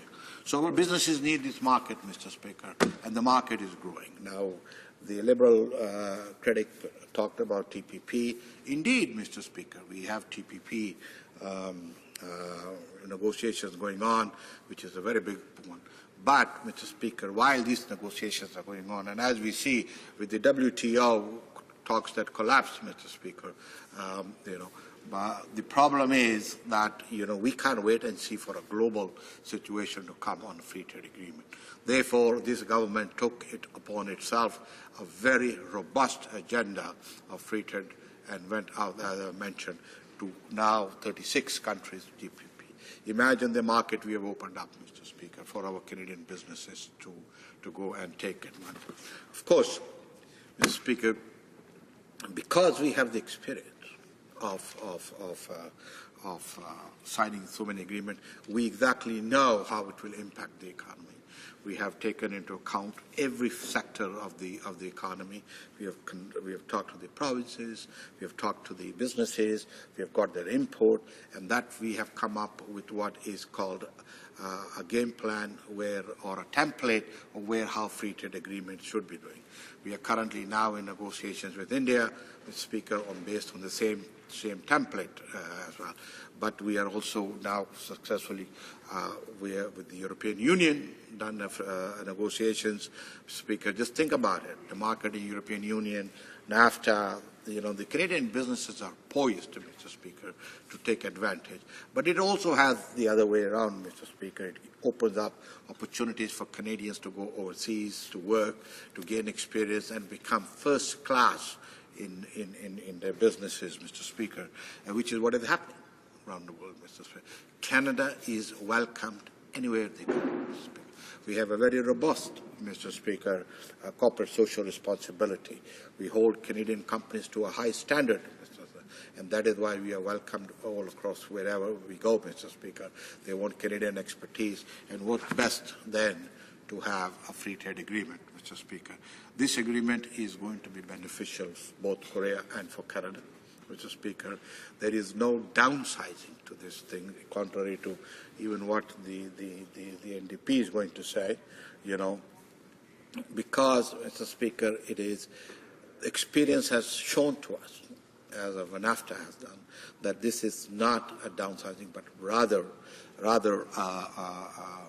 an important beneficial thing for Canada, Mr. Speaker. So let's look at the Koreans have already signed a free trade agreement with the U.S. They've already signed a free trade agreement with the European Union. And so these companies have way ahead of us, Mr. Speaker. And because of that, we started losing ground to South Korea, Mr. Speaker. Our exports have fallen down. And if we did not sign this thing over here, how do we catch up? It had to become an unlevel playing field where the Europeans and the Americans were way ahead of us, Mr. Speaker. Now we are catching up and we should be there. That is why it is important, Mr. Speaker, for the other side to understand, that we live in a global world, Mr. Speaker. Other people are signing free trade agreements, as I've just mentioned, the European Union and the U.S. and other countries. We are in negotiations with TPP, Mr. Speaker. We are in negotiations with Japan, Mr. Speaker, with India, with other countries. But at the end of the day, Mr. Speaker, other countries are doing the same thing. And if you don't, if you're not up in the forefront of doing those things, Mr. Speaker, we're going to lose the ground. And it will be terrible. It will be us, with a smaller population, that would suffer the financial consequences if we lose the ground, Mr. Speaker. So how much time do I have, Mr. Speaker? 10 minutes. Thank you very much, Mr. Speaker. So let me expand on province by province by province that will benefit from this, Mr. Speaker. We have a vast country, from British Columbia all the way down to PI. And our country, including natural resources, every region has its own strength and which it can leverage on the world market, Mr. Speaker. We have agriculture, we have potash, we have up in the north we have diamonds, we have forestry, we have oil, Mr. Speaker, we have potatoes, PAI, all these things. We need, Mr. Speaker, this vast country to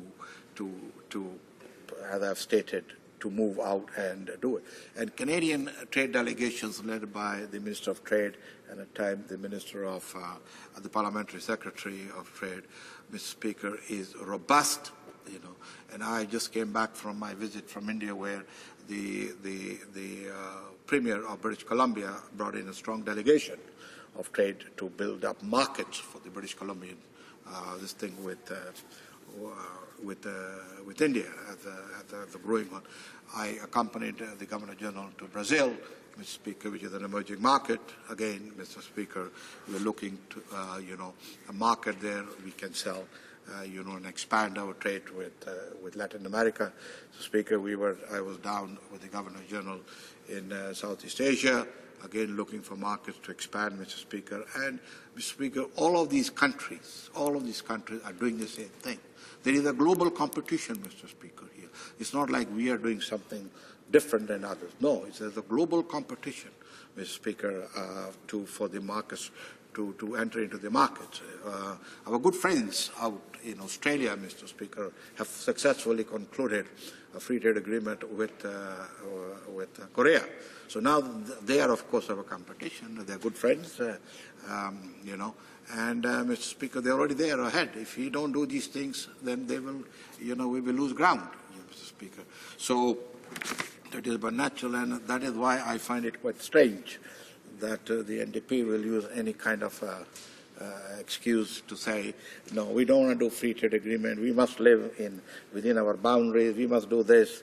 The result of all that, they have never approved any free trade agreement. I've been here for pretty this thing, And so, Mr. Speaker, the NDP needs to understand that, it is the business. We are a trading nation, Mr. Speaker.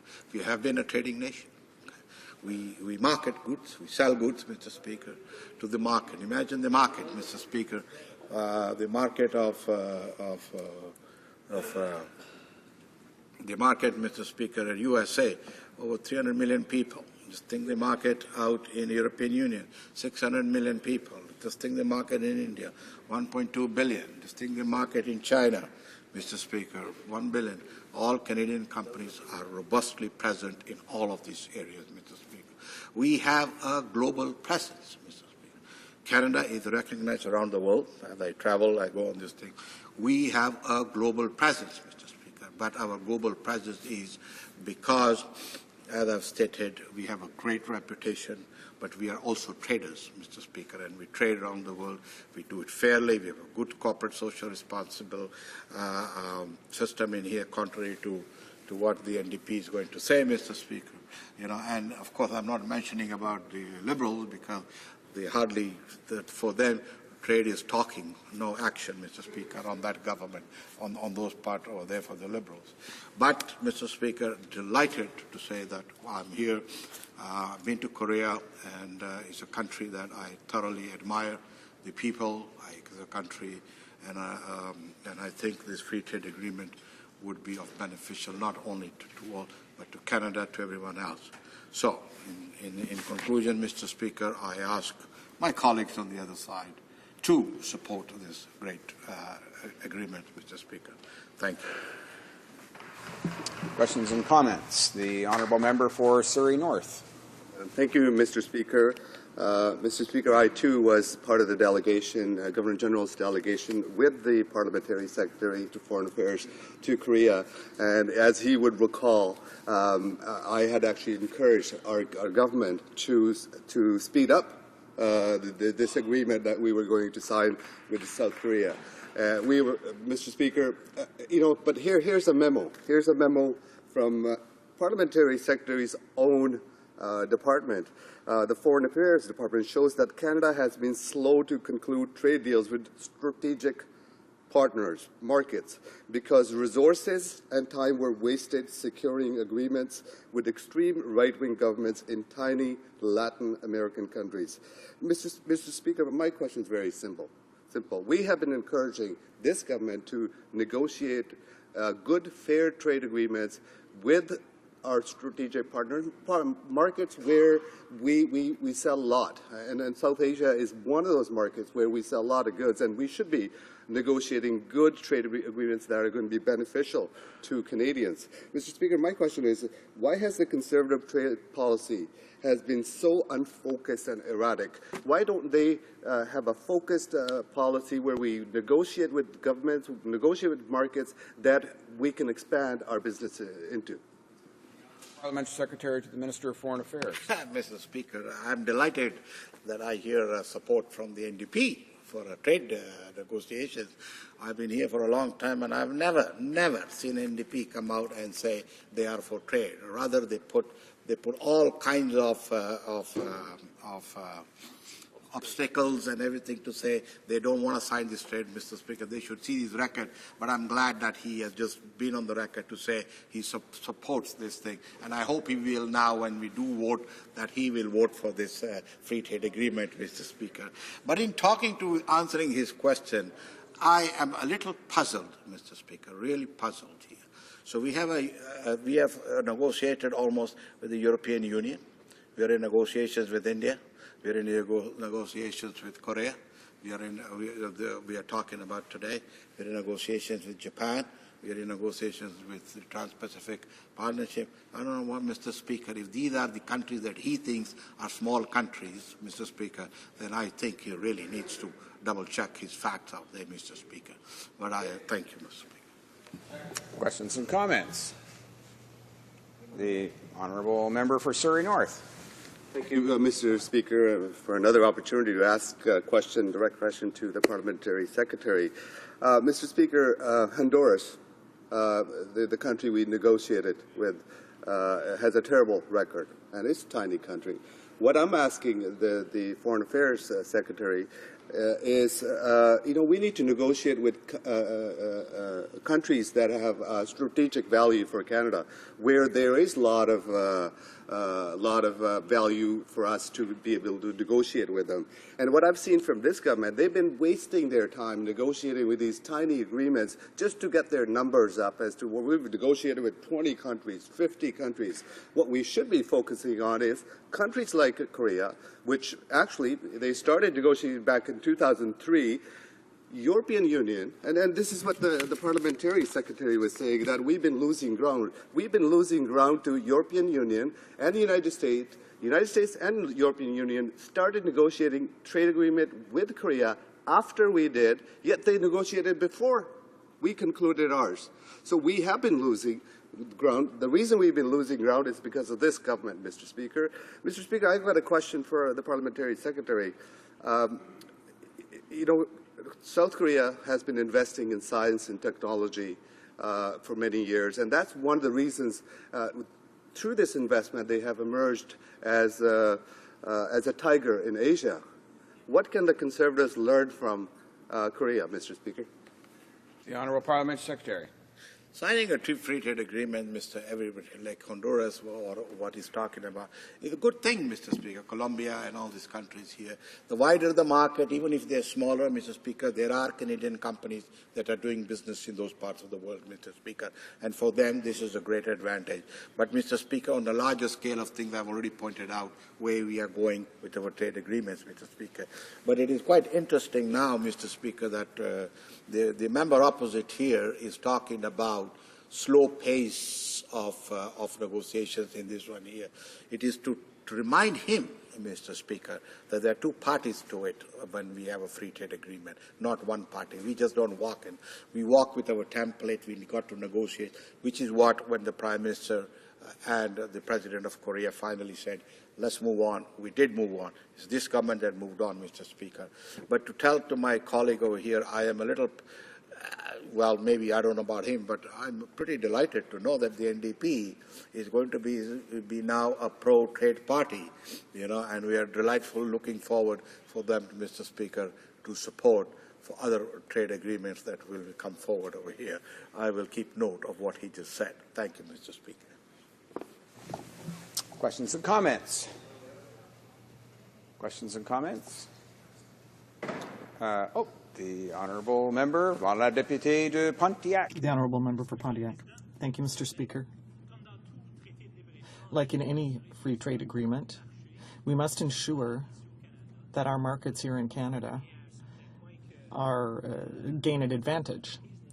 And we have to ensure that our businesses are competitive on the international scene. And that calls for study. It calls for information. We have to take those studies into consideration when we go forward with a free trade agreement. Otherwise, there may be potential negative impacts on certain sectors of the Canadian economy. And I'd like to ask my colleague if that work, that very fundamental market research work, was done before this free trade agreement was negotiated. Mr. Speaker, as I stated, we have 36 free trade agreements signed around the world, 38. We have a template. That is, comes after extensive negotiations and talks with our own people in this country, Mr. Speaker, with the provinces, with the businesses, with everything. If we take into account complete, Mr. Speaker, it's not like we are just signing one agreement which is different with another agreement, everything. No, Mr. Speaker. This is all through the input, through what examples we have had, and the success rate that we have had, Mr. Speaker. That is why we say this is a successful template. And that is why, Mr. Speaker, to answer, it takes a little longer for us to negotiate with other countries, because other countries have their own interests as well.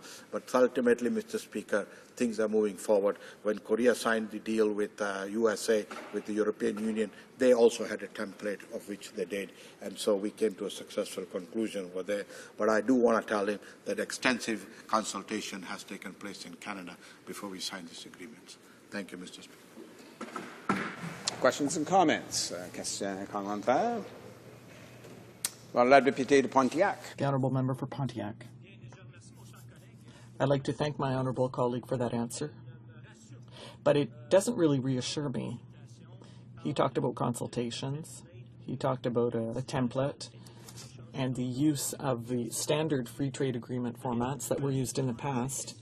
The reason why I was asking these questions is because in my writing, there are people who could benefit from this free trade agreement, but also, of course, they may be negatively impacted. There is that potential as well. I'm thinking of hog farmers, for example. So what can my colleague tell my constituents who work in the animal breeding and farm sector? What can he tell them to reassure them? The Honourable Parliamentary Secretary to the Minister of Foreign Affairs. Speaker, if you will look at the agreement, he will note that in this agreement we are, Mr. Speaker, ensuring that the farmers' interests are well taken care of, Mr. Speaker. Matter of fact, I would like to advise him that because we had not signed a free trade agreement with the Koreans, there was in the other agricultural sectors, there was a loss of the Korean market. But I can assure him very clearly for his pork producers and everything here that, Mr. Speaker, we are, whatever is over here, protecting. We are not protecting, but their interests would be, Mr. Sir, taken care of under this agreement. If you read the agreement in depth, you will know that, Mr. Speaker, his farmers are going to will have a lot of they have a lot of advantage through this agreement, Mr. Speaker. Resuming debate, the honourable member for Surrey North. Thank you, Mr. Speaker. It's always an honour to speak in this House on behalf of my constituents from Surrey North. Mr. Speaker, I know there's been many members from my constituency that'll be very happy. They are very happy in regards to this particular trade agreement.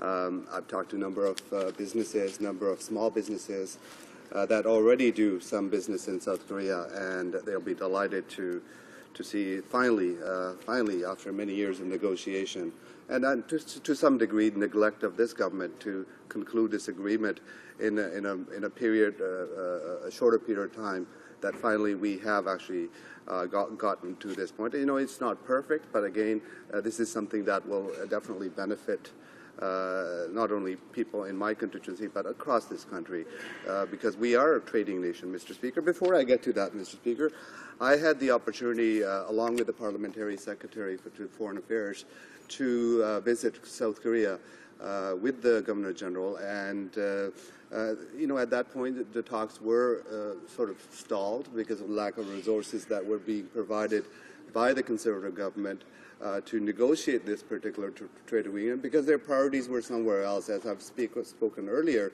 their priorities were, you know, countries that have a shady record, countries that, you know, low priority for a number of reasons.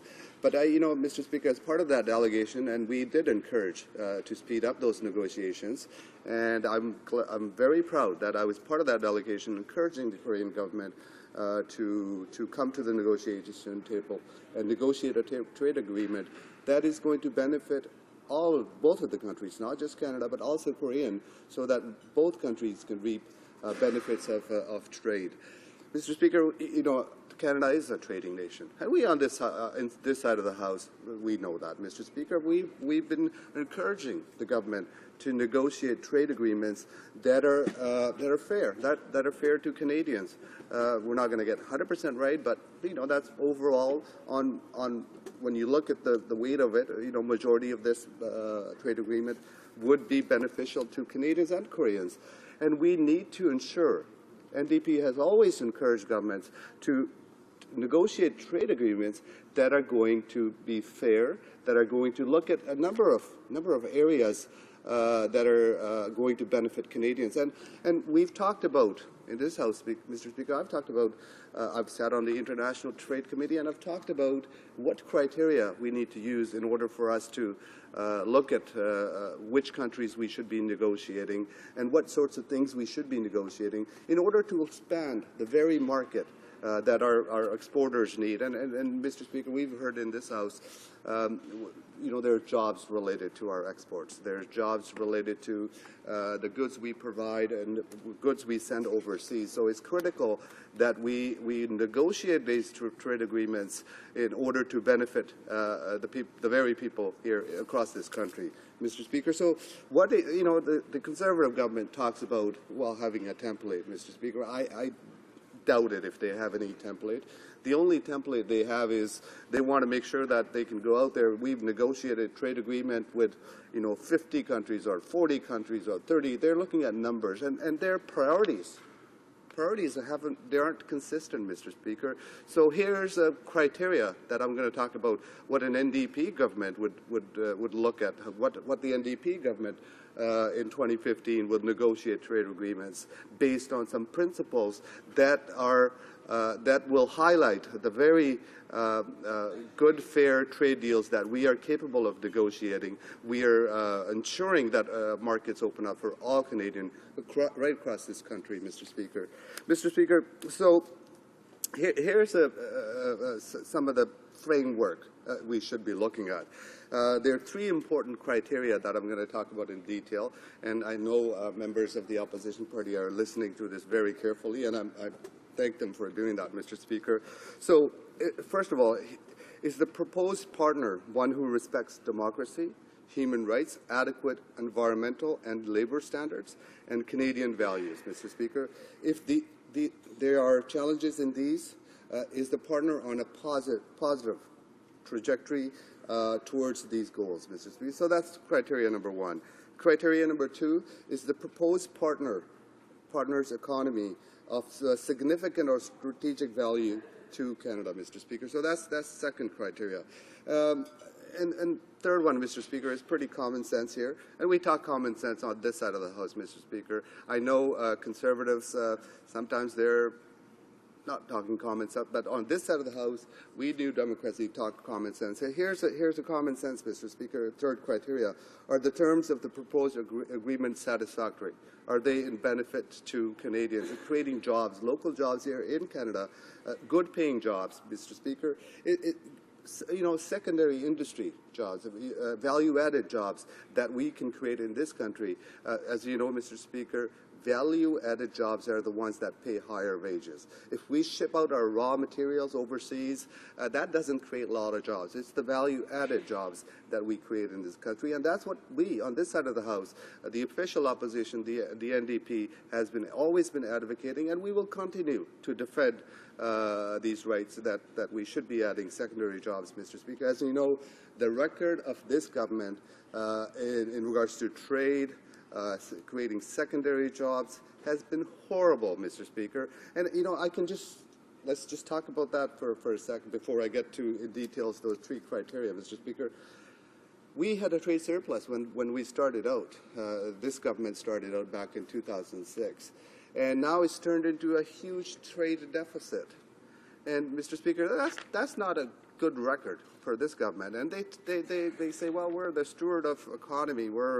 We are the government that's negotiated so many trade agreements. Yet, what the results so far have shown, and they actually failed to commit to look at these agreements and see whether they've had positive agreement and make some adjustments to future trade agreements that we are going to negotiate. Yet they failed to do that, and they continue to not to do those research in regards to the previous trade agreements.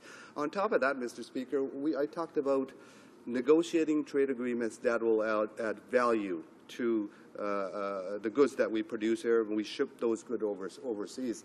And the record under this government is they have actually gutted our manufacturing jobs over the last number. Hundreds of thousands of manufacturing, good-paying jobs have certainly disappeared under this government. So when I talk about not having a coherent or having an erratic policy when they're negotiating trade agreements, you can relate that to what's happened in our manufacturing industry, where good-paying jobs have simply disappeared under this government, Mr. Speaker. So, again, I don't think they have a coordinated policy plan to negotiate agreements with our strategic partners, Mr. Speaker. And I'm going to talk to you in detail about those three criteria that I've just mentioned.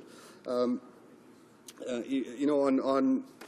the first one, basically, Mr. Speaker, criteria for trade agreement is the proposed partner one who respects democracy, human rights, adequate environment and labor standards, and Canadian values, Mr. Speaker.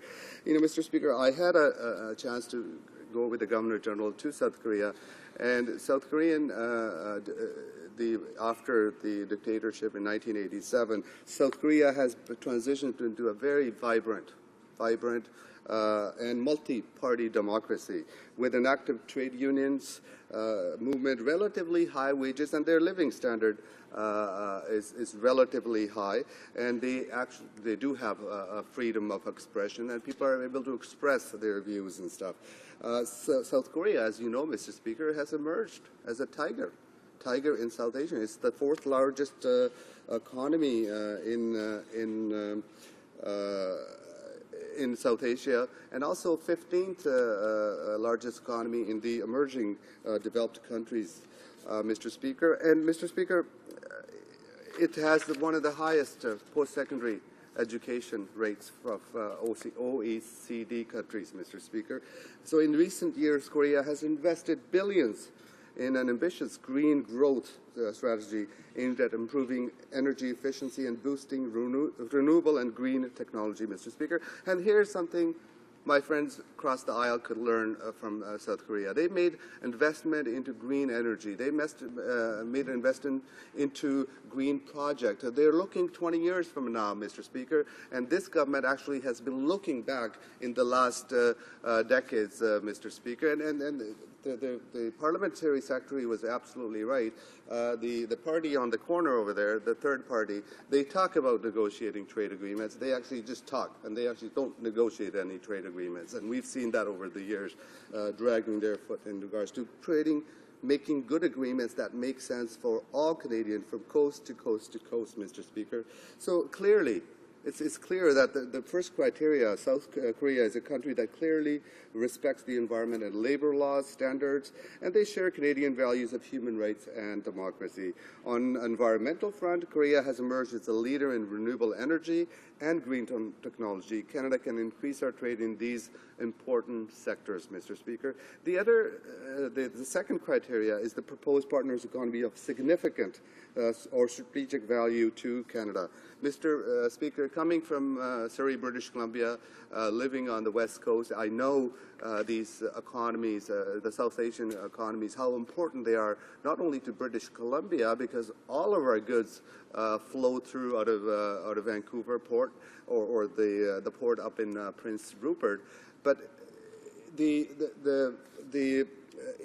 Korean economy is very important to Canada because we have been doing trade, quite a bit of trade with Korea. Not only that, ships that are goods that are shipped out of Korea, even if they go to the United States, some of the ports that we have on the West Coast, they actually are of a very located very strategically. It helps cut down the time goods maybe coming to Ontario or coming to, say, Midwestern United States. They're actually able to cut down on the time that takes goods from South Korea to back to in central United States. So we are very strategically located. So we've actually been encouraging the government to negotiate good, fair trade agreements based on the criteria with these countries, and Japan is another country. Well, we've been negotiating with Japan for many, many years.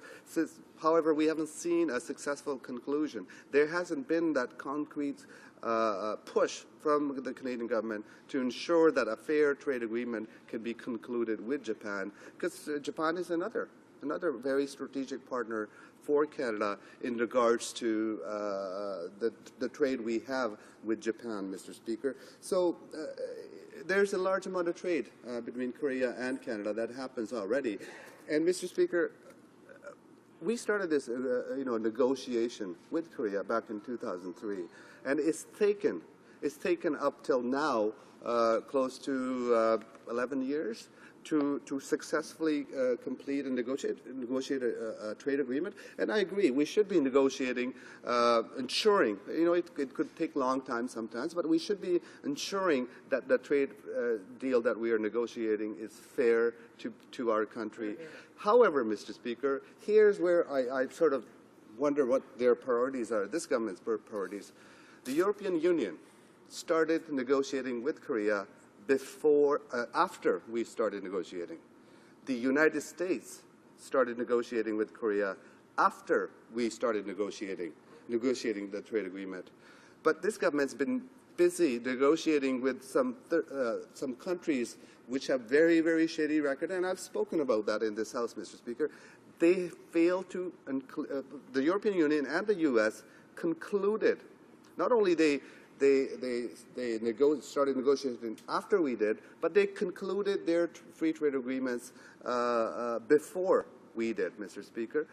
So it tells me that their governments are putting more effort into ensuring that we lock our strategic markets. We ensure that we are negotiating trade agreements with strategic partners. Yet this government failed to see that how important South Korea is. And Mr. Speaker, and I've talked to farmers from Alberta, Saskatchewan. I've sat on the Trade Committee where they have told the Trade Committee that we were losing.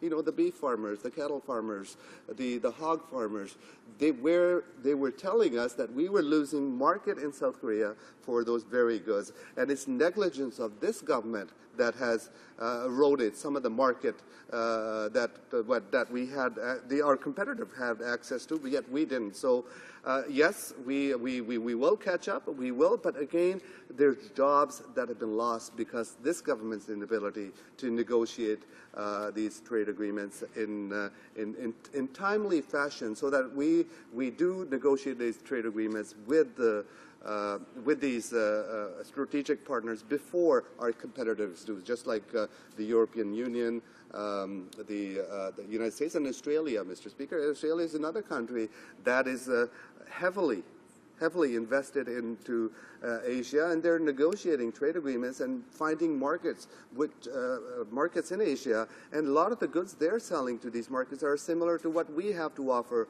to these very nations. So I would advise the government to put their resources where strategically Canada can benefit from these fair trade agreements that will lead to local jobs, local prosperity right across from this country, Mr. Speaker. So another one of the factors that second criteria I've talked about is Korea is also a supply chain. It's basically part of the Asian global supply chain and a gateway market to other countries' economies in Asia. And, Mr. Speaker, South Korea and Canadian economies are largely complementary, meaning most Canadian industries do not compete directly with Korean industries, Mr. Speaker, and I'm talking about most in generalities, Mr. Speaker. There's a number of manufacturers, industries that will benefit from this agreement, Mr. Speaker, and there's cross-section of those. Aerospace is the chemical industry, Canadian Apparel Federation, Bombardier.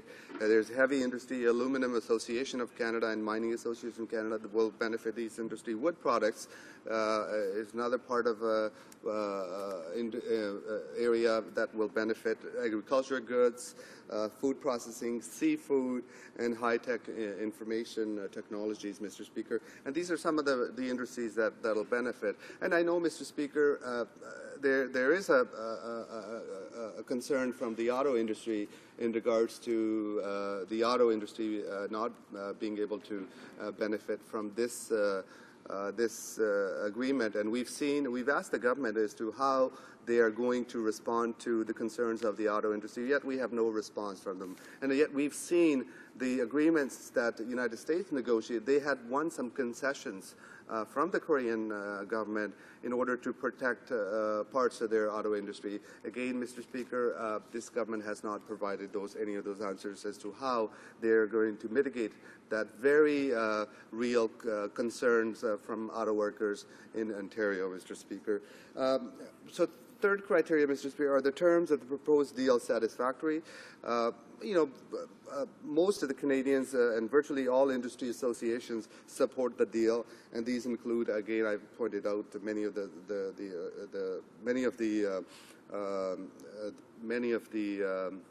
industries, Mr. Speaker. The agreement will create a level playing field for Canadian companies and Canadian auto workers exporting to South Korea, Mr. Speaker. The hundreds of millions, okay, how much time do I have, Mr. Speaker? Mr. Speaker, how much time? 20 minutes goes by very quickly, Mr. Speaker. I have lots to talk about, but I'm going to try to sum this up in the 2 minutes I've got, Mr. Speaker. One of the other areas which is of concern to us, as always, Mr. Speaker, is the investor-state dispute resolution. Mr. Speaker, we have a very good judicial system in this country, and we have a fairly good judicial system in South Korea, where rule of law governs the very companies. The rules apply the same to all of the companies. What the investor dispute resolution settlement does is to provide a very alternative sort of settlement. Sometimes that's not very open, and sometimes that ties the hands of governments in order to protect local industry or local city governments. They ties their hands as whether they can create local jobs or hire local people or buy local products. So that is of a concern to us. Actually, good thing about this investor-state dispute settlement is that it can be cancelled with the notice of six years. Whereas the agreement, FIPA agreement we've signed, this government has signed, actually we haven't signed, it's the Conservative government that has signed, it's tied the hands of future governments for 31 years, Mr. Speaker. And that's the sort of irresponsible actions that this government has taken in regards to the FIPA agreement with China.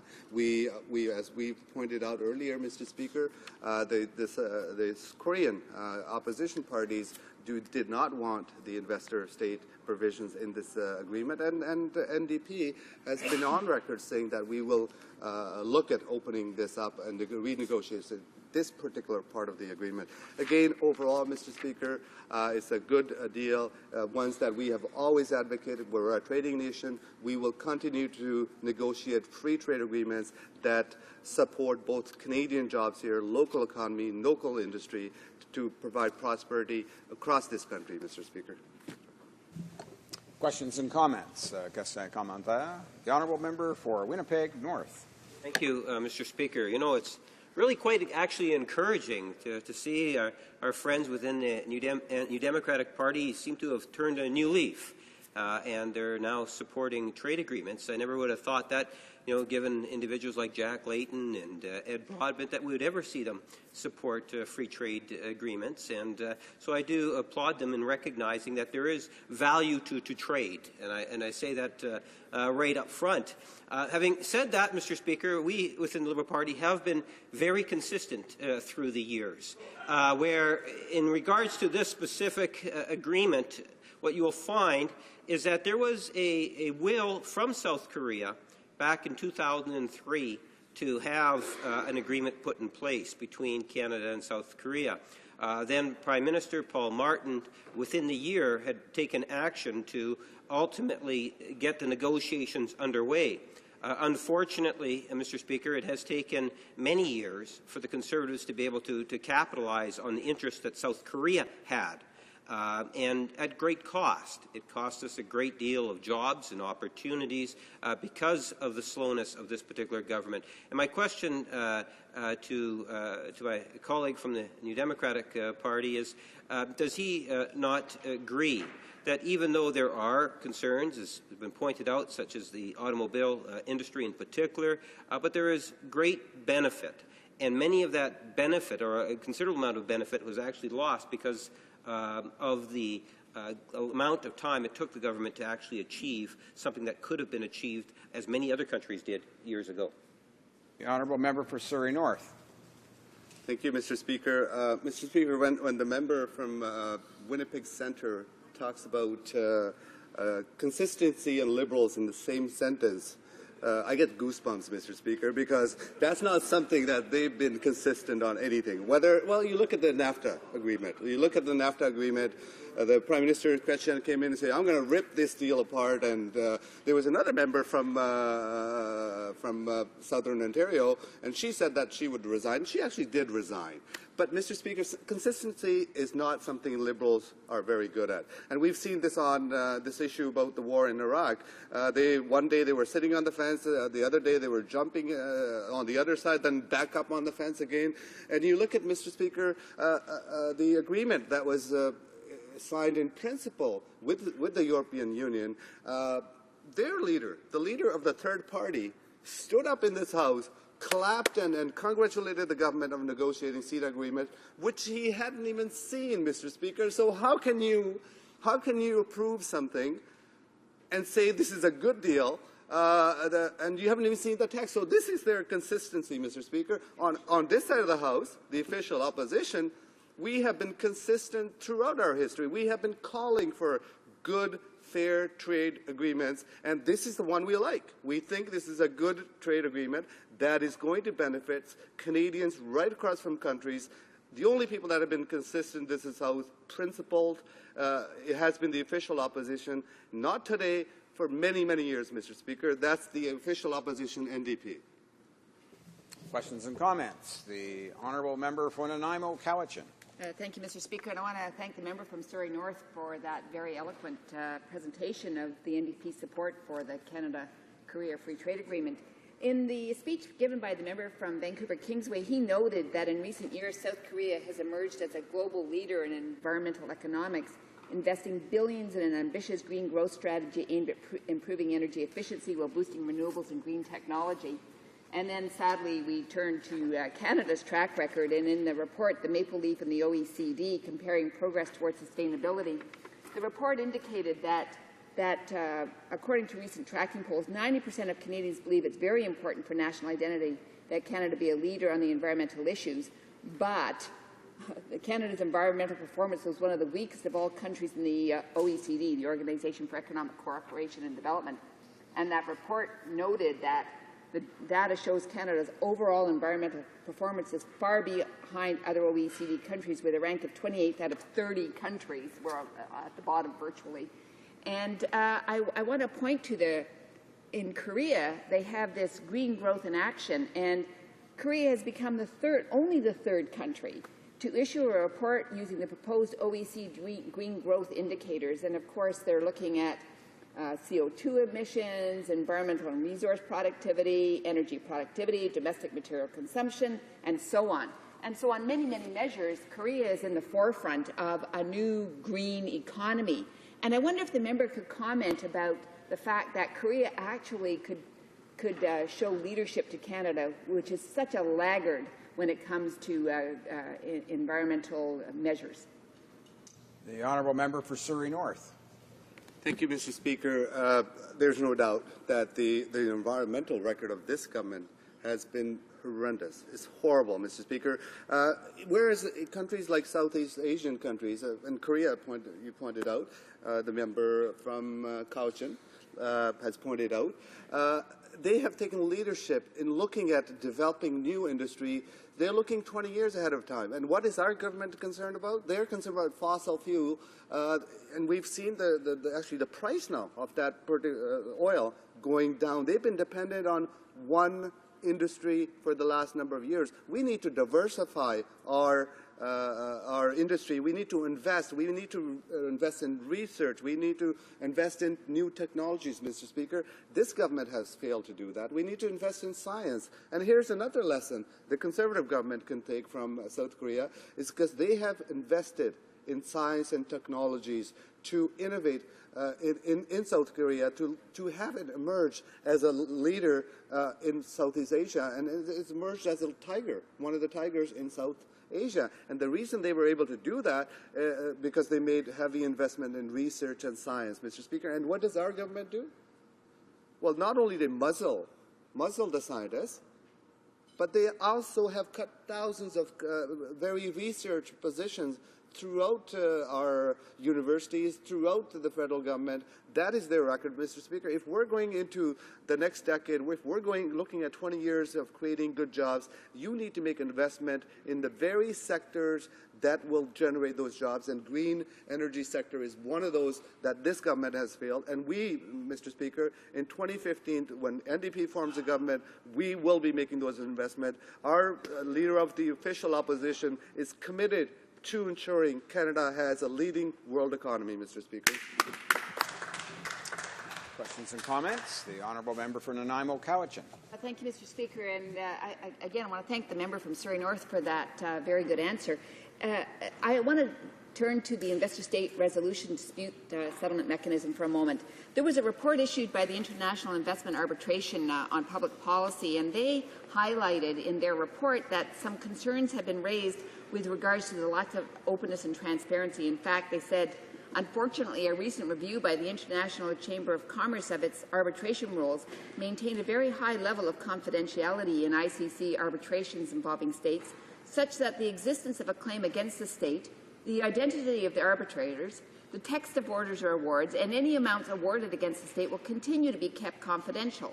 While this level of confidentiality may be appropriate in commercial arbitrations, it precludes public scrutiny of ICC arbitrations involving states and makes it difficult to evaluate the policy implications of a state's decision to authorize investment arbitration under the ICC rules. Now, Mr. Speaker, of course, in this House, we often call on this government to engage in activities around openness and transparency, and with the investor-state resolution dispute settlement mechanisms, that openness and Transparency is absent. So I wonder if the member could comment on the secretive dealings of those mechanisms. Honourable Member for Surrey North. Thank you for that question. And that raises this particular agreement, the investor-state dispute resolution component of this agreement is of a concern to us, Mr. Speaker. It should be concerned to all Canadians. Just like the Liberals, you can't put consistency and Liberals together. You can't put transparency and openness with this government, Mr. Speaker, with the Conservatives. We've seen this over, the CETA agreement, the Korean agreement. It's been negotiated in the back rooms. Canadians did not have all of the information to make those decisions along the line, and now we see it. We do support that, Mr. Speaker. Not only that, Mr. Speaker, this government likes actually doing things in secret in back rooms. So this investor-state dispute resolution fits right in with the Conservatives, where the public will not know some of the decisions as why they were made and whether their interests were protected, Mr. Speaker. We have a robust judicial system in both countries, and that system should have been able to take care of some of the disputes arising from trade. Yet, this government has signed on to an agreement that will take the disagreements in secret, and the decisions will be made in secret, and it fits right in the back alley of how Conservatives like to function, Mr. Speaker. Resuming debate, the Honourable Member for Calgary Northeast. Well, thank you, Mr. Speaker. Mr. Speaker, I'll be splitting my time with the member from Prince Albert. I'm pleased to rise today to speak about the historic Canada-Korea Free Trade Agreement and how this agreement supports the government's broader pro-trade plan. It is only our Conservative government, Mr. Speaker, that is focused on what matters to Canadians: jobs, growth, and long-term prosperity. Mr. Speaker, by pursuing an ambitious trade agenda, our Conservative government has provided Canadian businesses with access to new opportunities in dynamic markets around the globe. As an export-driven economy, Canada needs free trade agreements.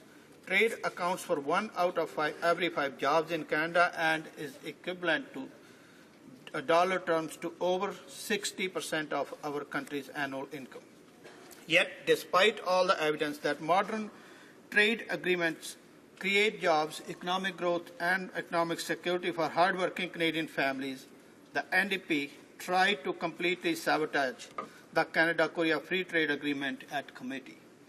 They would have forced our government to completely renegotiate the agreement and set Canadians back even further. This anti-trade behavior is just as bad for Canadians who depend on trade for their jobs as the Liberals' record on trade. During 13 long years in the government, the Liberals completely neglected trade, completing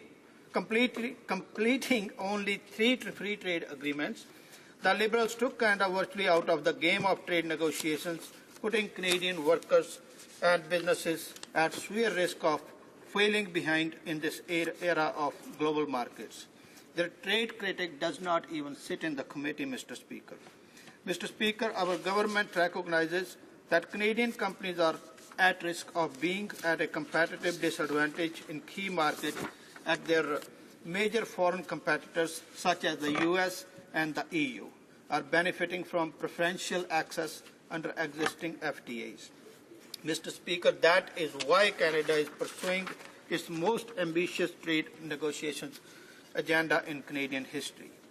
8 years ago, Canada had just 5 trade agreements. But since 2006, Canada has successfully reached free trade agreements with 38 countries. While you name it, Colombia, the European Free Trade Agreement, Honduras, Jordan, Panama, Peru, all 28 members of the European Union, and now South Korea. In addition, Mr. Speaker, Canada has 28 foreign investment promotion and protection agreements in force, 13 additional concluded FIPAs. These bilateral agreements establish a strong rules-based framework for increased investment by protecting and promoting foreign investment through legally binding rights and obligations. Focusing on sectors and markets that offer the greatest opportunities for growth is a priority under Canada's new Global Markets Action Plan called GMAP. Let me now turn to the historic Canada-Korea Free Trade Agreement, Mr. Speaker. South Korea is identified as a priority market in the GMAP, and the CKFTA represents an important step in increasing access to this fast-growing economy. The Canada-Korea Free Trade Agreement is a landmark achievement that will restore a level playing field for Canadian companies competing in South Korean markets. The stronger economic ties with South Korea will create new jobs and opportunities and contribute to Canada's long-term economic growth and prosperity. Mr. Speaker, critically, with this agreement, Canadian companies will become increasingly competitive in the region. With half of the world's population living a 5-hour away from Seoul, South Korea offers strategic access to regional and global value chains. As a result of improved markets, access for goods, services, and investments under the agreement, Canadian companies can use South Korea as a strategic base for growing their business throughout the Asia-Pacific region. Mr. Speaker, the positive momentum of an agreement with South Korea is and will continue to carry Canada forward in this vibrant region. But creating new opportunities for Canadians in the Asia-Pacific region does not stop there. Just a few weeks ago, the Minister of International Trade led his third trade mission to India, along with the Minister of Foreign Affairs and Minister of National Revenue. India, Mr. Speaker, is a country where we continue to see many opportunities for Canadian businesses. We have also seen a great deal of interest in India from a number of my colleagues, including the Minister of Agriculture and the President of the Treasury Board in September, as well as the Minister of Citizenship and Immigration in July. Canada and India have long-standing bilateral relations, close people-to-people ties, and shared goals of free trade, open markets, democracy, and good governance for more growth and prosperity. In fact, Mr. Speaker, India is a priority market under Canada's Global Markets Action Plan. Bilateral merchandise trade between Canada and India totaled $5.8 billion in 2013, a net 10.7% increase from 2012, and has more than doubled over the last 10 years. Strengthening the Canada-India partnership is one of our Conservative government's top trade priorities. We believe that an exciting future awaits both our countries, a future based on deeper trade and investment ties. Opportunities are particularly strong in the fields of energy, agriculture and agri-food, infrastructure and education. Through our ambitious pro-trade and pro-export global market action plan, Canadian businesses have the tools to grow, export and build on their success at home and abroad. These tools include trade missions like the one the Minister of International Trade recently led to India, free trade agreements, foreign investment promotion and protection agreements, together with the support of on-the-ground Canadian Trade Commissioner Services, Export Development Canada, the Canadian Commercial Corporation, and the Business Development Bank of Canada. Canada has 8 Canadian Trade Commissioners' offices and 5 EDC representatives in India, reflecting the importance both countries place on increasing bilateral trade and investment.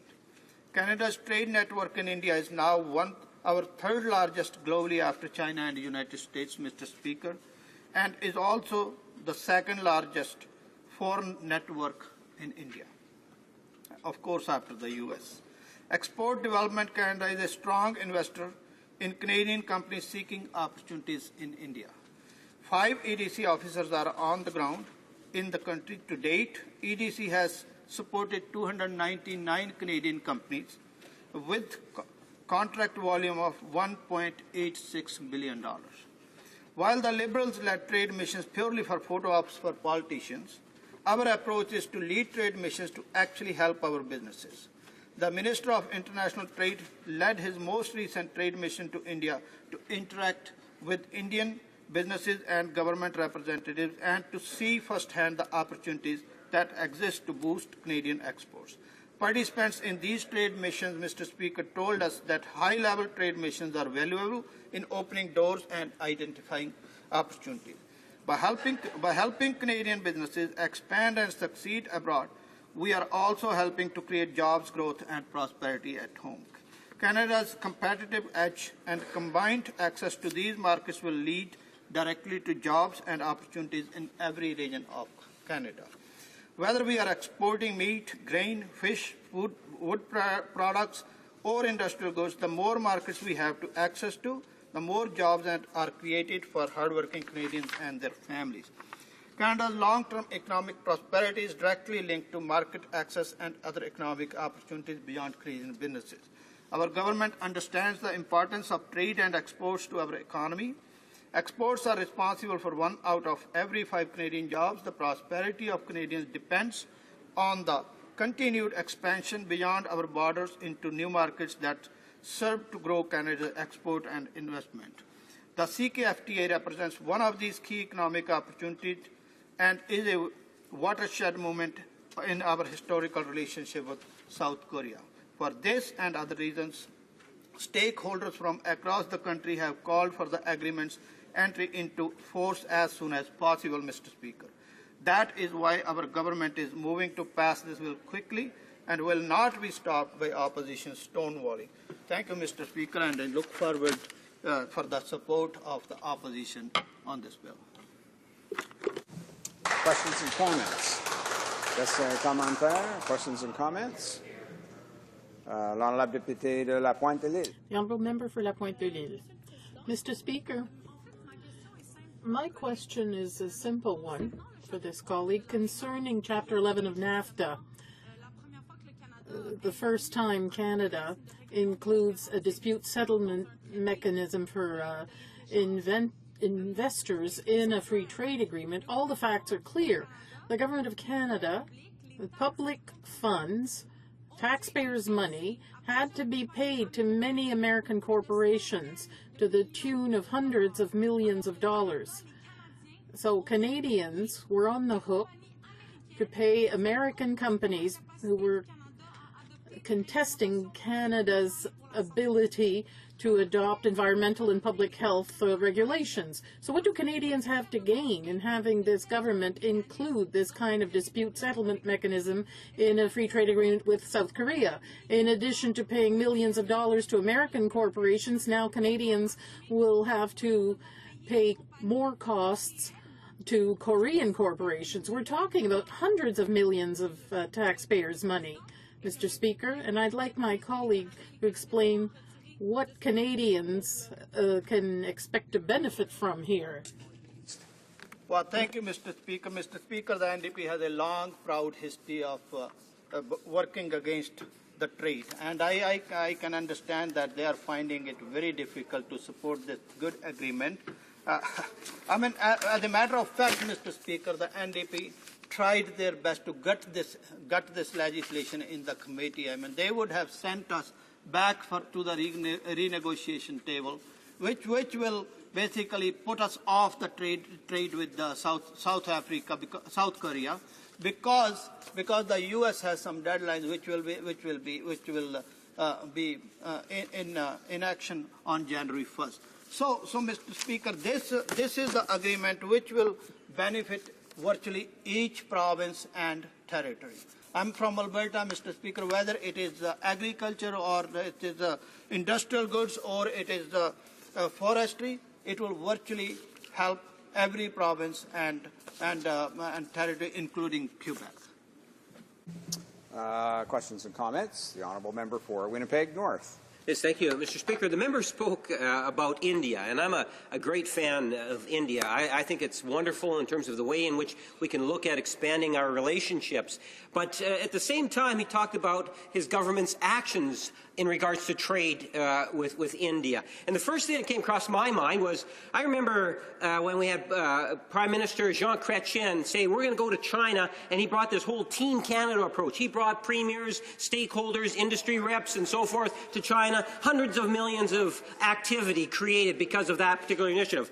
Our Prime Minister goes to India, and he brought over a limousine, I think it was, at a cost of $1 million. I'm not too sure exactly how he enhanced the trade negotiations by incorporating the different premiers of the provinces and so forth. Now, the reason why I say that, Mr. Speaker, is that it's the same thing on this particular trade agreement. South Korea has been wanting this agreement since 2003. Can the member explain why it is that it's taken this government so long to be able to sign this agreement, and maybe provide comment as to why, or the lost opportunities because of the government's slow response to South Korea's request? Member for Calgary Northeast. Well, thank you, Mr. Speaker, and I agree with the member from the Liberal Party that their Prime Minister takes a big, huge, a huge group of people for photo ops overseas. That I understand. But let me say that I have been to India with our Prime Minister. I have been to India with our international trade minister, and I can tell you, Mr. Speaker, that when we sit on those tables, we talk what is in the best interest of Canadian people, Canadian businesses. So that is why it takes some time, and we do not sign junk agreements for the sake of signing the agreements, Mr. Speaker, and we definitely work hard to make sure the agreements are signed with the intention and with the results which will be in the best interest of Canadians and Canadian businesses. Resuming debate, the honourable member for Prince Albert.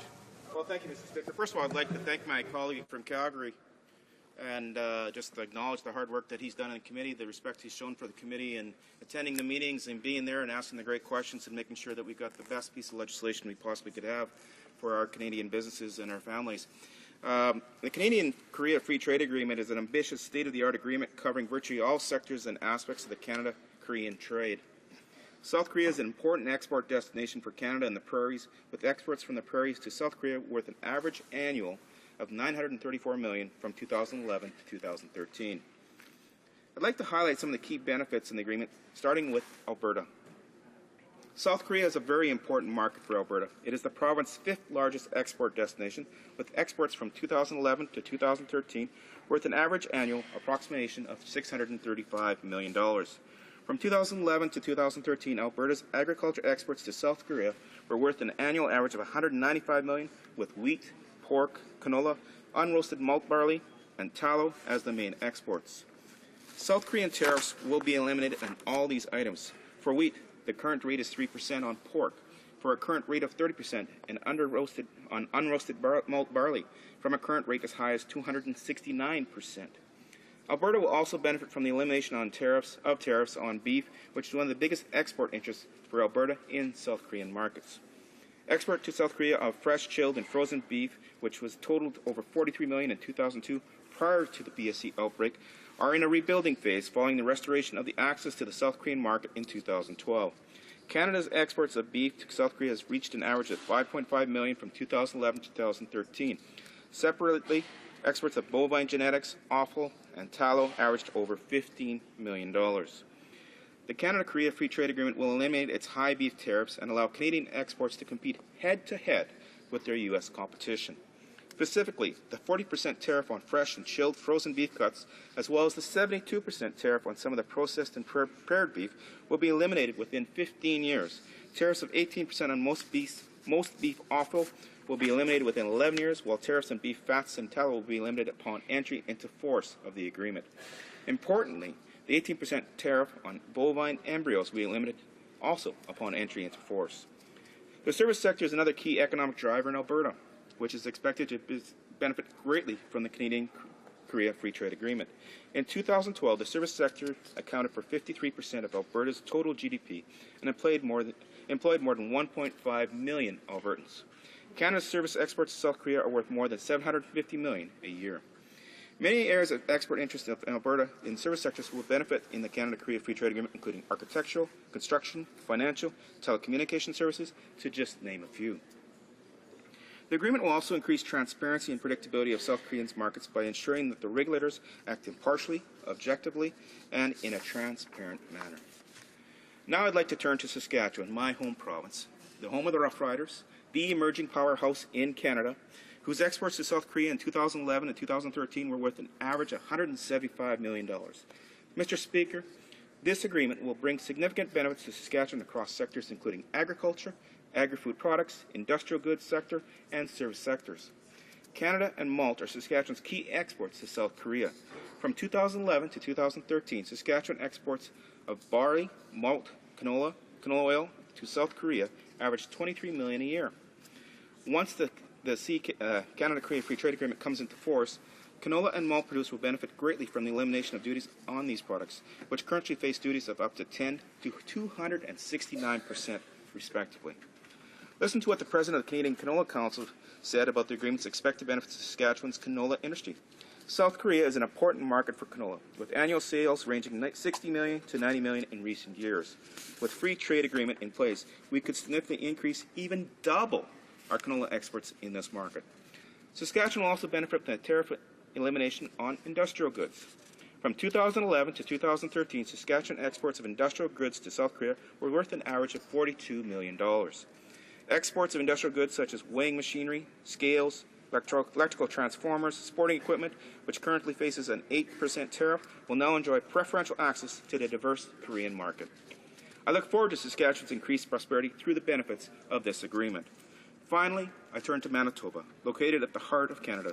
South Korea is also an important trade destination for Manitoba, with exports in 2011 and 2013 worth an average of $124 million.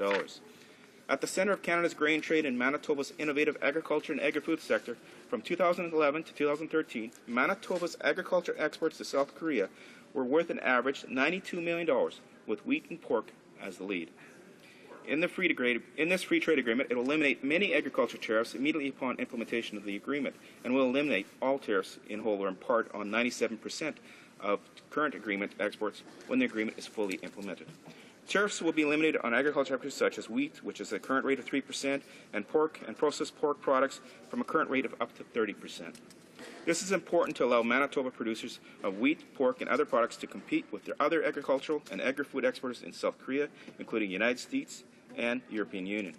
In 2010, before the implementation of the South Korea Free Trade Agreement with the U.S. and the EU, Canada's share of the Korean fresh, chilled, frozen pork imports was 14.2%. However, in 2013, after the implementation of these agreements, it dropped to well below 9%. This represents a loss in export value of some $22 million. We must act now in order to level the playing field for our pork industry. Regarding Manitoba's service sector, it accounted for 71% of the province's GDP in 2012. It is by far the largest sector in Manitoba's economy and generates more than 75% of the province's total employment. Key export interests in this sector are business and professional services, construction, engineering, architectural services, and marketing and distribution services. Some of the benefits of the agreement for the service sectors include enhanced access to South Korean market for service providers, which go beyond the South Koreans' current obligations. Notably, nothing in this agreement will prevent our government from regulating in the public's interest. For example, public services such as health, public education, and other social services will be excluded from the obligations of the agreement, and our government remains free to enact the policies and programs they so choose. We stand with Canadians incredibly disappointed the NDP tried to completely gut the bill at the Trade Committee, where they tabled amendments to remove the investors' protected provisions, cornerstones of a modern trade and investment agreement. This is just harmful as it neglected the international trade under the Liberals just as harmful is the Liberals who neglected international trade, who took Canada virtually out of the game in the trade negotiations, putting Canadian workers and business at severe risk and falling behind in the era of global markets. Only our Conservative government is committed to protecting and strengthening the long-term financial security of hard-working Canadians. I call upon urgent ratification of the Canada Free Trade Agreement so that we can begin to reap the benefits of this landmark agreement as soon as possible. Thank you, Mr. Speaker. Questions and comments? Question commentaire. The honourable member for Winnipeg North. Yes, thank you, Mr. Speaker, and I appreciate the comments the member has made, in particular about my home province of Manitoba. I understand and I appreciate just how important, in particular, the pork industry is to Manitoba. It has created, over the years, literally thousands of jobs. One only needs to look at the maple leaf industry as a whole, or a company as a whole, and how much it's assisted communities such as Brandon or Maple Leaf in Winnipeg. And there is no doubt concern in regards to this particular agreement. There's no doubt about that, in particular on the automobile industry. But from the pork industry, I think that there's been a great deal of accolades that have gone towards the agreement. The question that I have for the member, because this is such an important industry, I'm wondering if he might want to just provide some further comment as to how he expects the pork industry in Manitoba will in fact be able to grow with this. And he might also want to provide some comment in terms of the need for workers within the pork industry because of the growth that's taking place in Manitoba on that industry. The honourable member for Prince Albert. Well, I thank my colleague for the question. You know, it's going to be really interesting to watch the growth in the pork sector, and there's going to be some challenges in that industry, no question about it, but they're great challenges. They're challenges of growth. They're challenges of expansion, rather than the challenge of shutting things down and the opposite, of course, of seeing things collapse. You know, it's not just in Manitoba that we're going to see growth. We're going to see hog producers right across the prairies who ship their pork products into, or their pork into Brandon, into Winnipeg, who process the pork and ship it on to Korea. This whole area is going to expand and grow. It went down to some 9% and should be up higher to 15 to 20%. The growth of the potential in Korea for Canadian pork is huge. The benefits, of course, is as we start exporting into that market, the cash flow will flow back into Western Canada. It goes back into communities such as Brandon. It goes into the little communities that have hog barns and hog facilities, and that money is spent throughout the economies, throughout the rural Saskatchewan, rural Manitoba, rural Alberta. So this is such a positive agreement, and it trickles right back to every individual in a direct or indirect way. That's why it should be ratified rather quickly. Questions and comments? Questions et commentaires? Resuming debate. L'honorable député de Laurentides de la Belle. The honourable member for Laurentides de la Belle. Thank you, Mr. Speaker. I would like to say that I'll be splitting my time with the honourable member for Notre-Dame-de-Grâce-la-Chine. Even if it seems almost as difficult to agree with the government as to be against it, I am still pleased to rise today to speak to Bill C-41, which is the bill between the regarding the Canada-Korea Free Trade Agreement. As I said during my speech at second reading, I am proud to support the implementation of this agreement because it will help our farmers and our exporters. The discussions on this free trade agreement began in 2004, and the negotiations officially began in 2005, so it took 9 years to sign this agreement.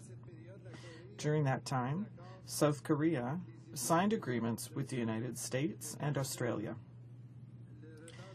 Canada's delay cost our producers and exporters dearly. A large part, or a large share of the Korean market got away from us, and we will have to do a lot of legwork to catch up.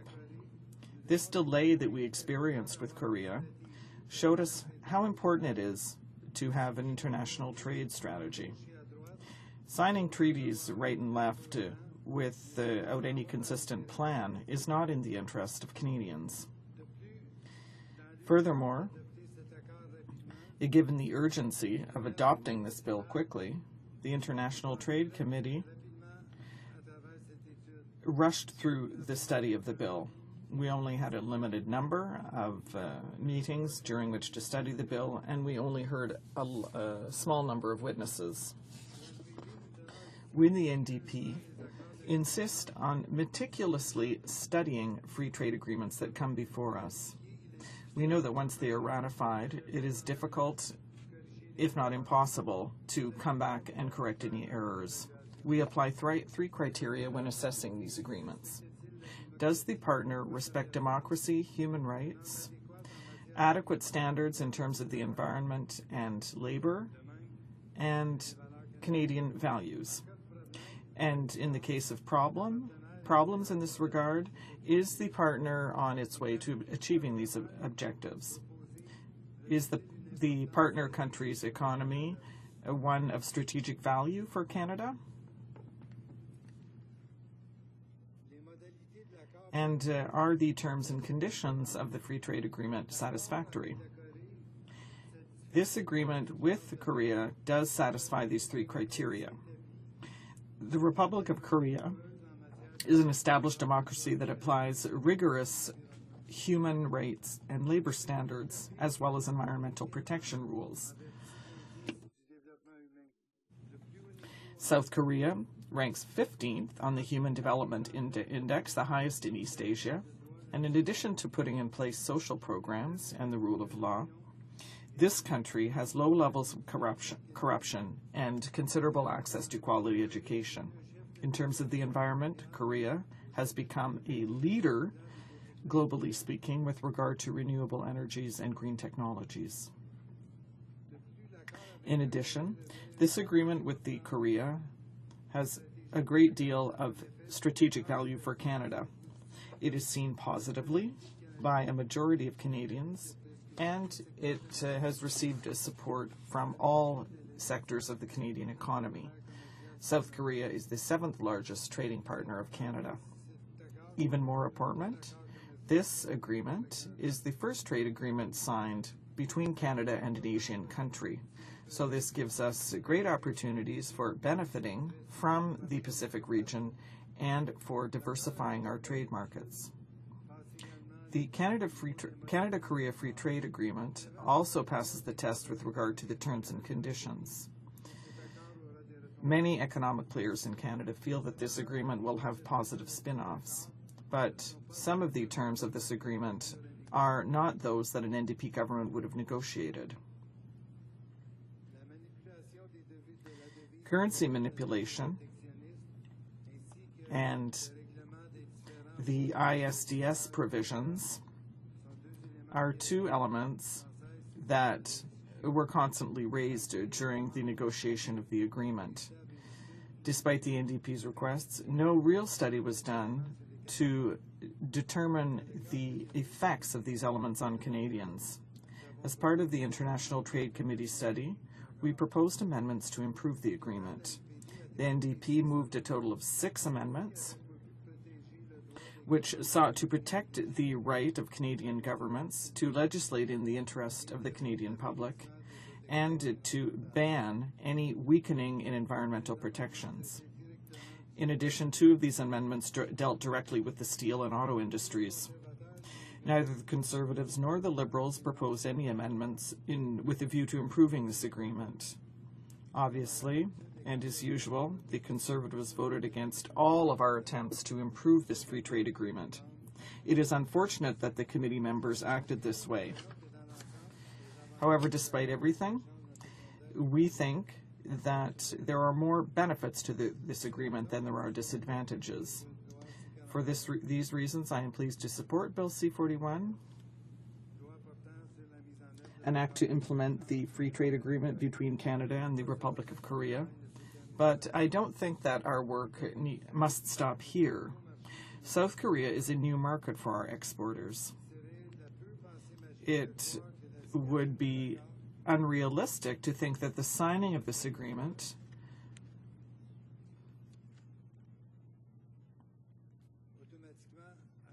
will automatically allow our exporters to take advantage of the Korean market. Many of our Canadian exporters, especially small businesses, need help to take advantage of these market openings. Cooperation among businesses, the Canadian Embassy in South Korea, the Trade Commissioner Service, EDC, and other essential services are required to implement this agreement and improve trade. In my writing of Laurentide Labelle,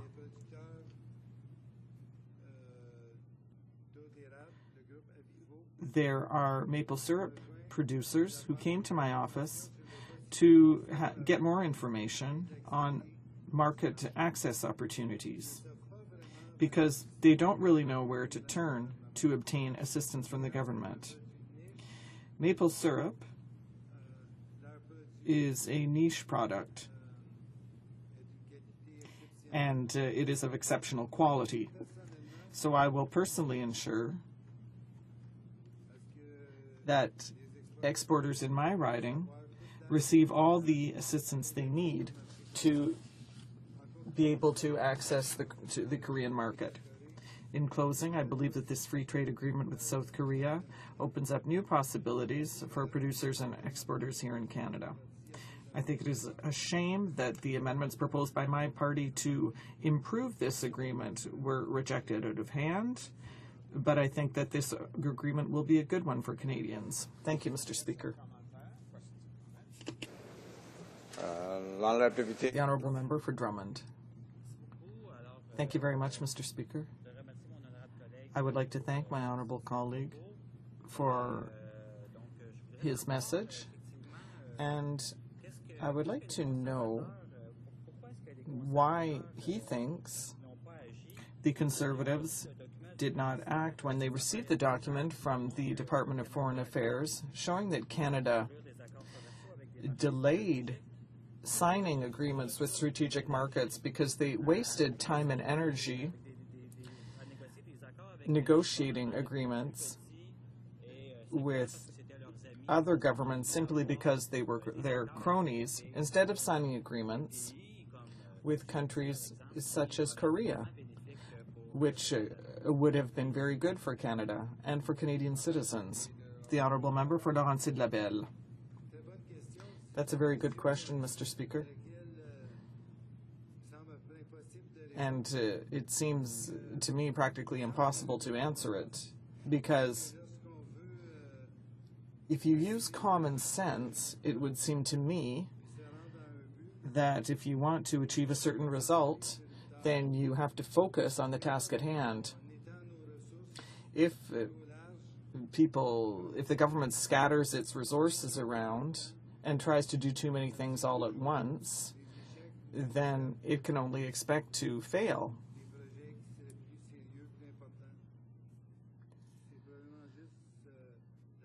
So it is probably just because the government didn't really have a plan or a strategy with regard to international trade. Thank you, Mr. Speaker. Minister of State for Western Economic Diversification. You know, Mr. Speaker, I was a little bit puzzled by both the question and response by my colleague opposite, because it made it seem like trade with other countries is an either-or proposition, and I don't believe that to be the case. We have a diversity of industries, we have a diversity of markets that we should be looking into to ensure that we have market sustainability for our products, Mr. Speaker. And I'm just curious as to how the NDP can arrive at this school of thought that, you know, we should only have one trade agreement. I just don't understand the logic of that. Certainly this particular agreement will allow us access into the Asian supply chain and put us on par with the UK and the US. I think it's a very good thing, and I certainly hope that my colleague will comment on his support for that because of it. But certainly, I just, Mr. Speaker, I can't understand the NDP's logic on opposing trade just out of a fundamental opposition to it, and then making false questions about it, and coming up with a false dichotomy in terms of either or for entering into free trade with one country or not. And I'm just wondering if he could comment on that. The Honourable Member for Laurentides-Labelle. Thank you, Mr. Speaker. The government spends most of its time explaining to us that it has limited resources and that we need to tighten our belts and that we need to do more with less. So I would think in those circumstances that the resources devoted to international trade is not really a question of choice. There should be priorities put in place. It seems to me that South Korea is 1,000 times more important than other trade agreements that have been signed, for example, with Nicaragua. It's just a question of priorities. We have time for a brief comment and response. Thank you, Mr. Speaker. I want to thank my colleague for that speech, and certainly talking about the importance of farming in his community and mine as well. But I want to refer to the investor-state dispute resolution mechanism, and earlier I had pointed out the fact that it's a very secretive process. But also, it's very, very costly for governments to have to defend themselves on these dispute resolution mechanisms. And I wonder if the member could comment on the fact that this really needs to be a more open and transparent process, and there needs to be safeguards put in place for countries so they don't get involved in these costly battles. The Honourable Member for Laurentides-Labelle. That's an excellent question. I think that these agreements are not obligations. They're just bad habits that the government has gotten into. If we sign agreements with countries that don't have effective judicial systems, where there is corruption, where we might doubt the impartiality of the courts, well, then obviously it's a good idea to insert these ISDS provisions. But when you're dealing with countries that have a reliable and robust judicial system that's comparable to ours, where there is no corruption, and where the country is functional, then it is not like it was with Mexico in the 1980s when NAFTA was signed. At the time, obviously, we may have doubted, and we can still doubt today, that their judicial system is a robust one. But when we're dealing with modern democratic countries like South Korea, then we shouldn't have to worry about that. Thank you, Mr. Speaker. Resuming debate, the Honourable Member for Notre-Dame-de-Grâce-Lachine. I'm proud to reiterate the NDP's support to the bill that is currently presented before the House today. We add our voices to those of a broad coalition of Canadian stakeholders like agriculture and agri-foods industry associations, the UFCW, which is Canada's largest private sector union, manufacturing industry associations, and Bombardier, to name just a few. As we already declared it before the House, when it comes to a trade agreement, the NDP keeps in mind three fundamental criteria to ensure that Canadians' interests are protected. The first one has to do with the proposed partner attitude towards Canadian values. We will make sure that countries respect democracy and human rights, and that it has high policies towards labor and environmental standards. In the case of South Korea, we are plenty satisfied by the work this country has achieved since it broke free from dictatorship a quarter of a century ago. It has transitioned into an energetic, multi-party democracy with an active trade union movement. The wages are beyond dissent and freedom of expression is encouraged. South Korea is a developed country and gets the 15th rank on Human Development Index, which is the highest in East Asia. We also have to point out the success of South Korea in becoming a world leader in the renewable energy and green technology. Our second criterion is about the economic benefits that Canada can get from the agreement. Is the proposed partner's economy of significant or strategic value to Canada? Again, we are satisfied considering that South Korea is Canada's seventh most important trading partner. In 2013, Canadian exports with South Korea were of a total of $7.3 billion. Also, this first agreement with an Asian country will allow Canada to enter the Pacific region and diversify its export markets. Canadian exporters have lost 30% of their market share in South Korea since the European Union and the USA concluded similar trade agreements. This motion will allow Canada to restore its competitiveness in global markets and compensate for the losses. Bob Linton from United Food and Commercial Workers stipulates that, and I quote, "This deal will not only help to protect the jobs of our members in these provinces, but has the potential to increase employment with good union-paying jobs that benefit the communities." End of quote. Finally, the third criterion is about the terms of said agreement. The NDP wants to make sure that such terms are satisfactory for the Canadian economy. In this present case, we are satisfied by the benefits provided in many sectors. I can mention the agricultural sector, for instance. The trade will be good to enhance the agricultural agri-food sector that represents 8% of the country's economy and sustains one of the 8 jobs. South Korea imports a colossal amount of these products and is therefore a complementary economical partner for Canada. We can also point out the benefit provided by this agreement when it comes to aerospace. I'm really pleased with this agreement considering the proximity of South Korea with other major economies like Japan and China. In the next 20 years, half of the world's air traffic will be driven to Asia, and the aircraft demand will account 37% for a worth of $1.9 trillion. The NDP recognizes the virtue of free trade and is aware that deepening our trade linkages with the Asia-Pacific region is essential to maintain Canadian prosperity in the 21st century. However, this is not exactly the agreement that we would have negotiated because, let's face it, there are some aspects of it that need to be criticized. Let's start by the concerns toward the automobile sector, which needs to be protected. The NDP is calling on the government to actually take actions to support the automobile industry in Canada that provides 100,000 good jobs. Even if we go out of the frame of this agreement, the Canadian automobile sector has to face ferocious world competition.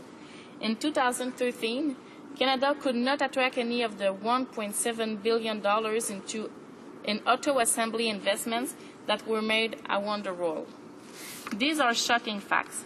That is why the NDP is urging the government to financially help these very important sectors of our industry. An NDP government will actually create policies that would fortify this sector, and to do so, we have many ideas. We would encourage Korean automakers to set production facilities in Canada. We would also assist our industry into penetrating the Korean and other Asian markets, and we would definitely keep an eye on non-traffic barriers and hurry to resolve disputes in efficient and adequate manners. During committee stage, the NDP definitely took the lead by inviting several witnesses coming from different sectors, including those against the agreement.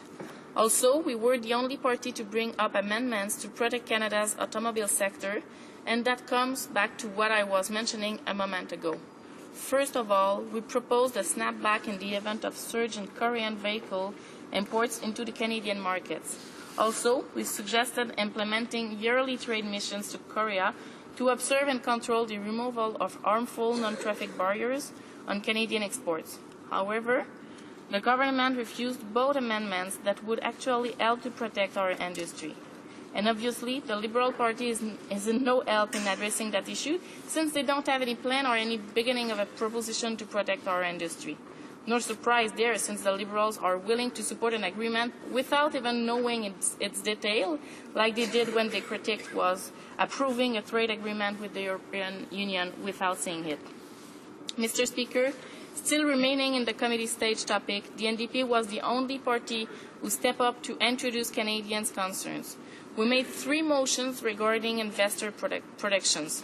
The first one was to protect the right of Canadian government to legislate in the public interest. Also, the second motion was to prohibit the fading of environmental standards in order to encourage investments. And last but not least, we wanted to repeal the investor states dispute settlement chapter from the agreement, and for that matter, the main opposition party in South Korea joined its voice to ours. Despite the relevance of these interventions, both the Liberal and the Conservative parties rejected these amendments. In conclusion, Mr. Speaker, the NDP supports open trade, especially when it comes to breaking down harmful trade barriers and also decreasing tariffs and protectionism. Nevertheless, past experience has shown that a completely hands-off approach to the economy just doesn't work.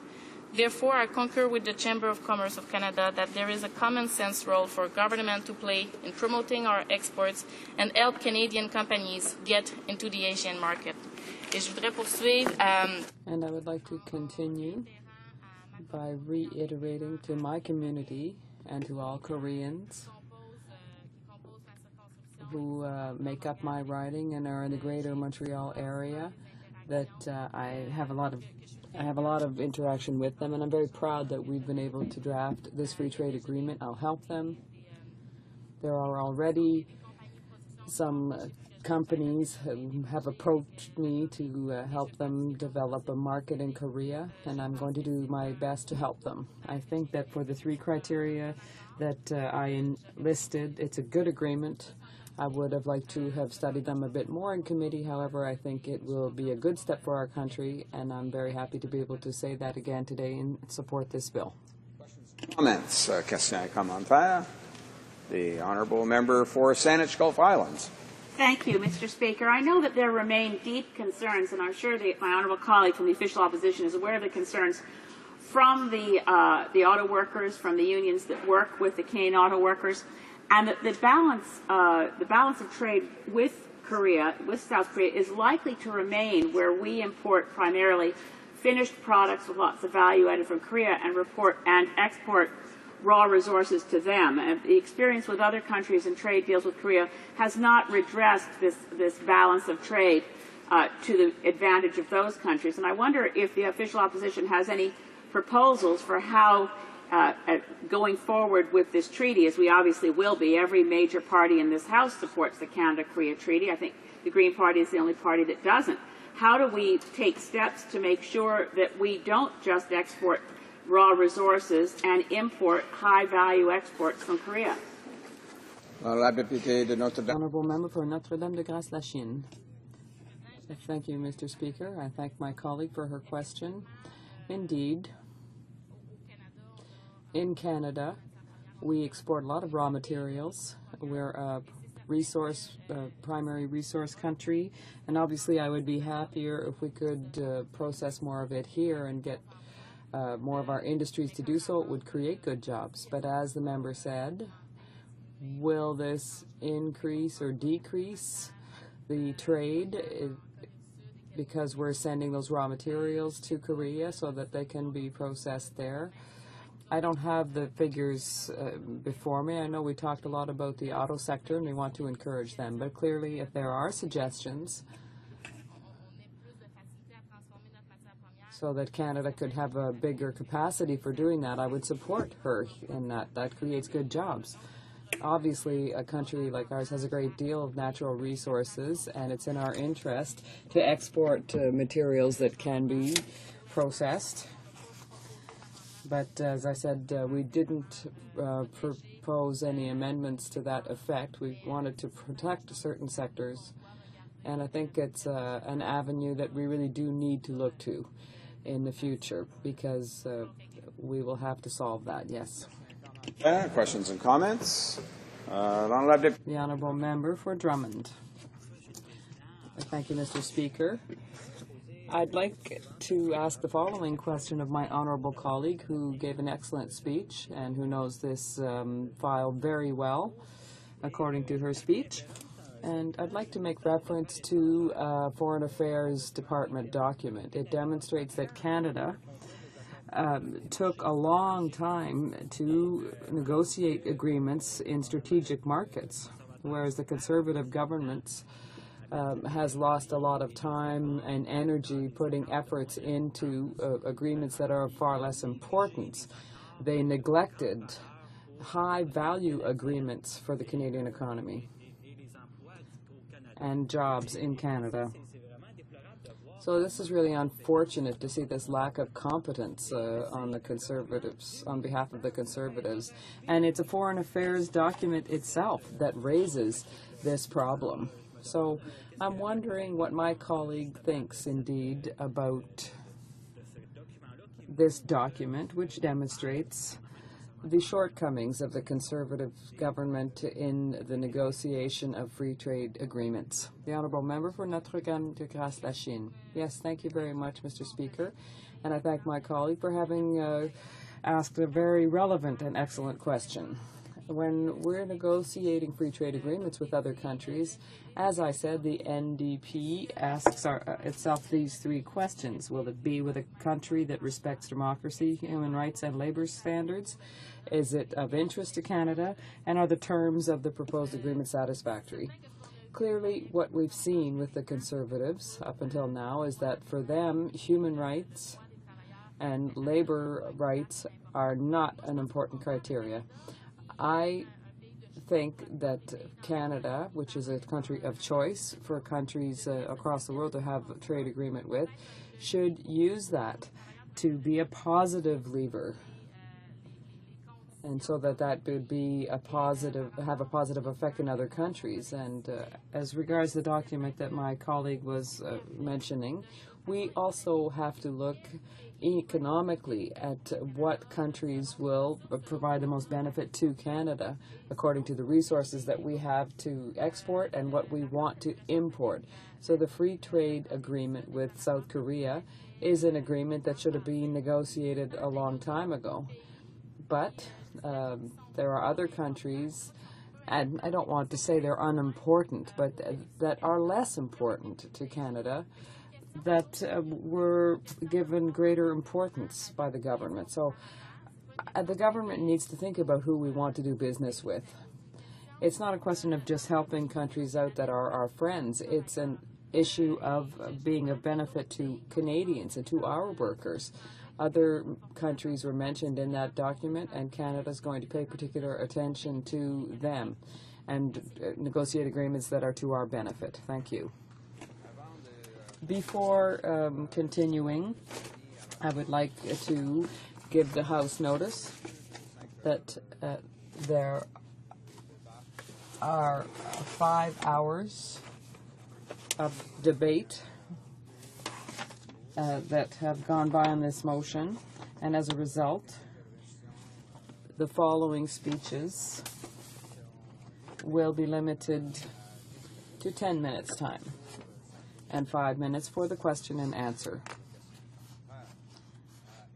Also, before I recognize the Honourable Parliamentary Secretary to the Prime Minister and for official languages, I must inform him that I will have to interrupt him at approximately 2 o'clock in order to begin statements by members. The Honourable Parliamentary Secretary. Thank you very much, Mr. Speaker.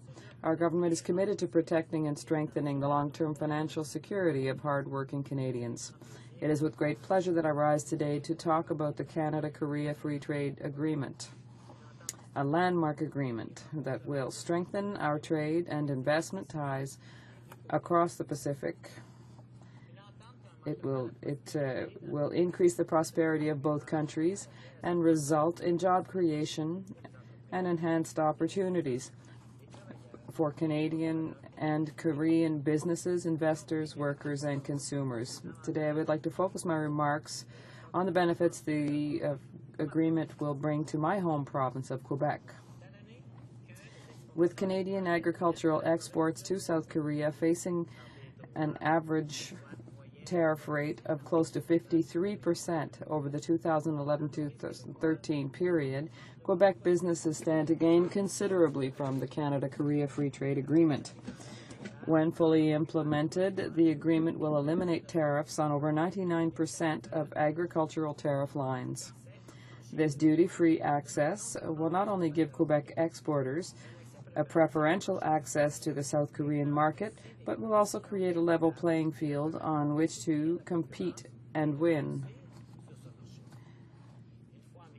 Upon entry into force, the Canada-Korea Free Trade Agreement will eliminate tariffs on almost all of the Quebec's key exports and provide access to new opportunities in the South Korean market. Quebec exporters will also benefit from non-tariff provisions that will improve conditions for exports in the diverse South Korean market. The Free Trade Agreement will, for example, ease regulatory barriers, reinforce intellectual property rights, and ensure more transparent rules for market access. Mr. Speaker, I would now like to highlight some of the broad benefits for Quebec. The Canada-Korea Free Trade Agreement will provide enhanced market access for key sectors of interest to Quebec, including industrial goods, agriculture and agri-food products, forestry products, and professional services. The Canada-Korea Free Trade Agreement will also provide predictable, non-discriminatory rules for our investors and ensures that their investments will be protected in the South Korean market. Access to South Korea's government procurement market will also be improved. Suppliers from Quebec will benefit from expanded opportunities at the central government level, putting them on an equal footing with suppliers from the United States and in a better position vis-à-vis others such as Japan and the European Union. The strong provision on non-tariff barriers, backed up by fast and effective dispute settlement provision, will also contribute to facilitate trade between Quebec and South Korea. Now, I would like to turn to some of the specific benefits the Canada-Korea Free Trade Agreement will bring to Quebec in different sectors, including industrial goods and agricultural and agri-food products. The area of industrial goods is a significant component of Quebec's economy. There are over 295,000 hard-working Quebecers and their families that depend on the industrial goods sector for their livelihood, with the sector accounting for approximately 11% of Quebec's GDP. From 2011 to 2013, Quebec's exports of industrial goods to South Korea were worth an annual average of $280 million. The agreement will significantly improve market access opportunities for Quebec's industrial goods sector by eliminating all tariffs. Upon entry into force of the agreement, over 96% of South Korean tariff lines for industrial goods will be subject to immediate duty-free access, and the remaining 5% eliminated within 10 years. Thank you, Mr. Speaker. I will continue after question period. The Honourable Parliamentary Secretary will have 6 minutes remaining to finish his speech when the House resumes debate on this bill. Déclaration de député, the Honourable Member for Wild Rose. Mr. Speaker, I rise today to applaud and congratulate a grade 11 student at George McDougall High School in my hometown of Airdrie, Alberta. Last month, Caitlin Prater-Hackey was maliciously targeted by a bully. He broke into her school locker, accessed her iPad, and posted hateful messages on Facebook. Caitlin reacted with the poise of a woman wise beyond her years. She bought 800 Post-its, wrote positive messages on them, and stuck them on every locker in her school. I'm proud to say that her efforts were widely supported by the community. Led by the Airdrie Moms Facebook group, the City of Airdrie declared October 9th as Positive Post-it Day, an event that was widely embraced throughout Southern Alberta and across our country. Through the power of positive words, Caitlin has turned an act of malice into a valuable lesson for all, and we could not be more proud of her. Just as we are tremendously proud of our other courageous anti-bullying crusaders, such as Mackenzie Murphy of Airdrie and Hannah Goddard of Cochrane. May their grace inspire all of us who stand up against bullying. The Honourable Member for Beauport-Limoilou. Mr. Speaker, we in the NDP are well aware of the issue of food security. It's a matter of public health and economic vitality. We should encourage initiatives that provide Canadians healthy food and promote locally grown foodstuffs. 2 farmers markets opened in 2014 in Limoilou.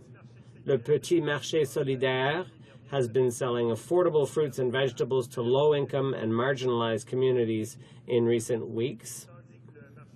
And the Limoilou Farmers Market, an initiative of the Rutabaga Collective, has enabled local producers to sell their produce directly to residents of Limoilou. Mr. Speaker, I'd like to highlight the work of these 2 organizations.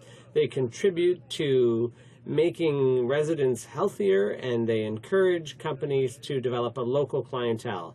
It's an example to follow. Thank you. Saga Arundel. Mr. Speaker, I rise today to congratulate all of the winners and each of the participants in yesterday's municipal elections in Mississauga. For the first time in 36 years, Mississauga is going to have a new mayor and a new voice directing our city. I would like to convey my sincerest congratulations to Mayor-elect Bonnie Crombie on her election victory. I would also like to congratulate Steve Mahoney on running a formidable campaign. Mr. Speaker, I look forward to working with Mayor-elect Bonnie Crombie on issues of importance to the people of Mississauga, including promoting jobs, safe communities, growth, and long-term prosperity. I would also like to thank outgoing Mayor Hazel McCallion for her years of service and her tremendous contributions to our city and to Canada. Thank you, Hazel. The Honourable Member for Saint-Léonard Saint-Michel. October 22nd, a tragic scene took place at the National War Memorial where Corporal Nathan Cirillo was senselessly struck down performing a ceremonial duty on behalf of all Canadians. Today, as Corporal Cirillo is laid to rest in Hamilton, and we unite as a nation to grieve Corporal Cirillo's family et la famille. And the family of Warrant Officer Patrice Vincent, who was struck down 2 days previously in Saint-Jean-sur-Richelieu. For it is they who have been forced to endure the greatest loss of all. It is my hope that these tragedies are a thing of the past, but that we remember them and learn from them. The sacrifice of Corporal Cerullo and Warrant Officer Vincent's lives demand no less. But today we mourn the loss of one of our sons and offer our most sincere condolences to his loved ones. Thank you, Mr. Speaker. The honourable member for Brant. Mr. Speaker, I'm thrilled to rise and celebrate a major milestone for an incredible organization in Brantford, the Lansdowne Children's Centre. For 40 remarkable years, Lansdowne has been supporting families and treating children with physical and communication and developmental needs. Last weekend, we celebrated their anniversary in an event entitled Magic Happens, a perfect description for the transformational impact that Lansdowne has had on thousands of children's lives. Because of Lansdowne, we've seen children taking their first steps when it seemed physically impossible, speaking their first words when speech seemed out of the question, and playing with friends when they had been isolated and excluded. Because of the hard work of dedicated staff, supporters, and volunteers, young people all across our community have been empowered to realize their full potential. Mr. Speaker, magic does happen. It happens in my hometown, inside the walls of Lansdowne Children's Centre. The honourable member for Honoré-Mercier. Thank you, Mr. Speaker. I'd like to take this opportunity to pay tribute to an outstanding woman who is no longer with us. Ms. Lynn Bernier was a nurse. After she retired, she decided to become a volunteer. For 4 years, she was on the board of directors of the local volunteer center. She got involved in many causes. She treated them like a caregiver. Her nursing heart always came to the surface. She was also dedicated to nature, particularly trees, and she won a prize for horticultural embellishment in her local community garden. She was, you could say, deeply rooted in the neighborhood, and a tree was planted in her honor. Today, I would like to salute Ms. Bernier and her family and everyone who volunteered at the Rivière des Prairies Community Center. I'd also like to thank all those who pour their hearts into volunteering day after day. Volunteers are always there, ready to help out and to build a better future for all of us. Member for Mississauga South. Thank you, Mr. Speaker. I'm pleased to welcome senior leaders from the Canadian cement industry to Ottawa today, including Wholesome Canada from my riding of Mississauga South. The cement industry is a vital contributor to Canada's economy, infrastructure, and to our communities. Cement and concrete are literally the foundation upon which modern societies are built. Virtually all construction projects need concrete, which is the second highest consumed commodity in the world, second only to water. The Canadian cement and concrete industry generates more than $8 billion in annual sales, contributing some $2.9 billion to the country's GDP. It employs nearly 27,000 Canadians, including 175 jobs at Wholesome's Mississauga Lakeshore plant and quarry. I extend my thanks to Wholesome for providing these local jobs and for their commitment to provide them in an environmentally and socially responsible manner. Thank you, Mr. Speaker. The honourable member for Red Deer. Mr. Speaker, I'm honoured to rise today to inform the House of some of the exciting things happening across my fantastic riding of Red Deer. The first of which is that of the town of Sylvan Lake was recently crowned Craft Hockeyville 2014. With this came the exciting opportunity to host Arizona and Calgary in a preseason NHL game and an investment of over $100,000 in arena upgrades. The City of Red Deer also has exciting news, having been awarded the privilege of hosting two of Canada's biggest sporting events, the first of which is the 2016 Memorial Cup, Alberta's first since 1974. The second major event is the 2019 Canada Winter Games. These games will see top athletes from across the country descend on Red Deer to compete and set the stage for the 2022 Winter Olympics. So today I would like to acknowledge and congratulate all of the volunteers and members of our community whose hard work has paid off. Without your dedication and countless hours volunteered, none of this would have been possible. Red Deer is ready. Thank you, Mr. Speaker. The honourable member for Vaudreuil-Soulanges. love in this place, and yet who can deny that this force in our lives, above all others, transcends our daily troubles and binds us to one another.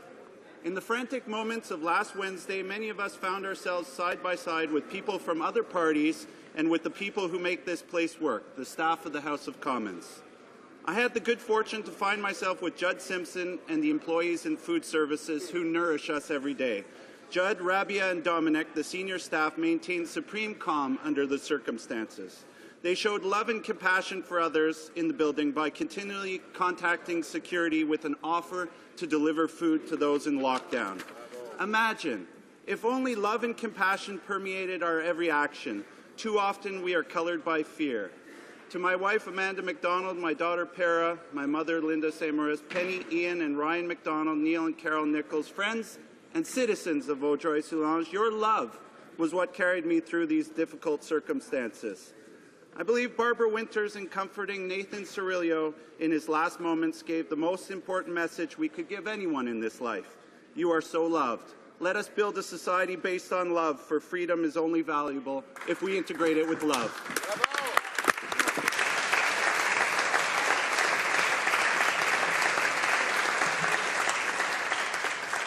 The honourable member for Ottawa Orleans. The National War Memorial is a reflection not just of the First Great War, but of all those wars where Canadians have laid down their lives.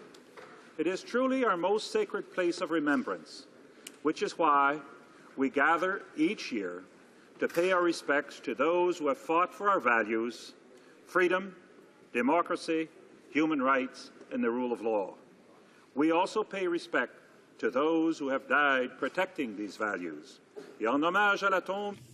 As a reflection of our respect for the tomb of the unknown soldier and for each and every Canadian veteran who's laid down their lives in the service of Canada, 2 soldiers stand guard there. They do this to honor our fallen, to embody the values our fallen stood for. And after last week, it might be easy to stop this honor guard, but not here, not in Canada. Je suis fier des militaires. I am so proud of the Canadian service personnel who resumed their post, honoring what is and will always be our greatest place of remembrance.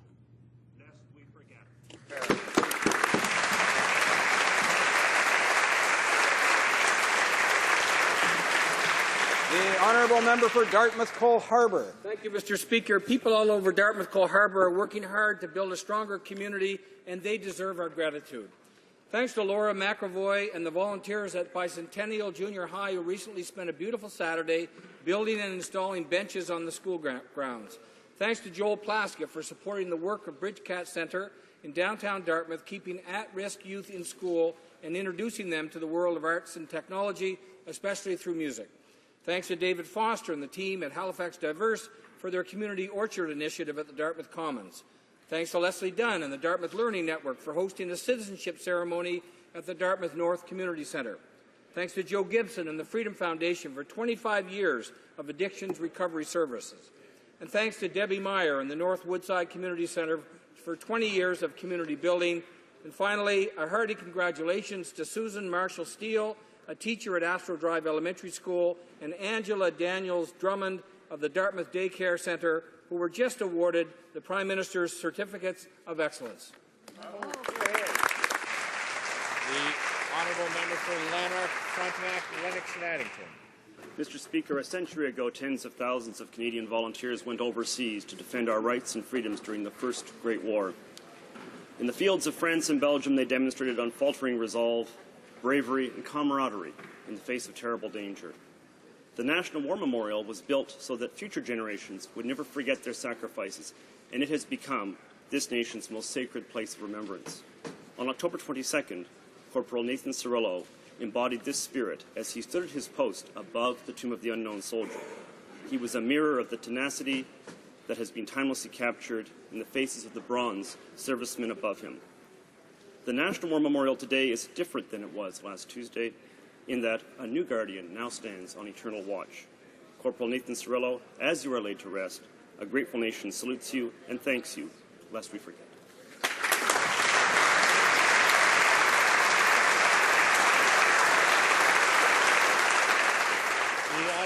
for Westmount Ville Marie. Mr. Speaker, tonight the member for Mount Royal will receive the Raoul Wallenberg Centennial Medal in recognition of his long-standing commitment to preserving the legacy of Raoul Wallenberg, the Swedish diplomat who saved the lives of tens of thousands of people during the Second World War. Le député de Montréal reçoit... The member for Mount Royal is being honored not only for his efforts trying to ascertain the fate of Raoul Wallenberg, but because of his outstanding record representing prisoners of conscience such as Nelson Mandela and Nathan Sharansky, his years of promoting Holocaust education, his work towards the prevention of mass atrocities, and his decades of effort in support of human rights for all. The member for Mount Royal's contributions in the field of human rights law exemplify the values we most admire: to stand for justice and freedom in the face of tyranny, and to fight against ignorance and hatred wherever it exists. For all of his remarkable work, thank you and congratulations to the member for Mount Royal. The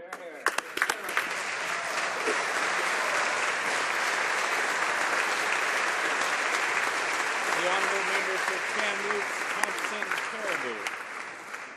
Mr. Speaker, as I search for an appropriate tribute to Warrant Officer Patrice Vincent and Corporal Nathan Cirillo, I'm reminded that today and this Saturday our country will pause to say goodbye to these two Canadian heroes.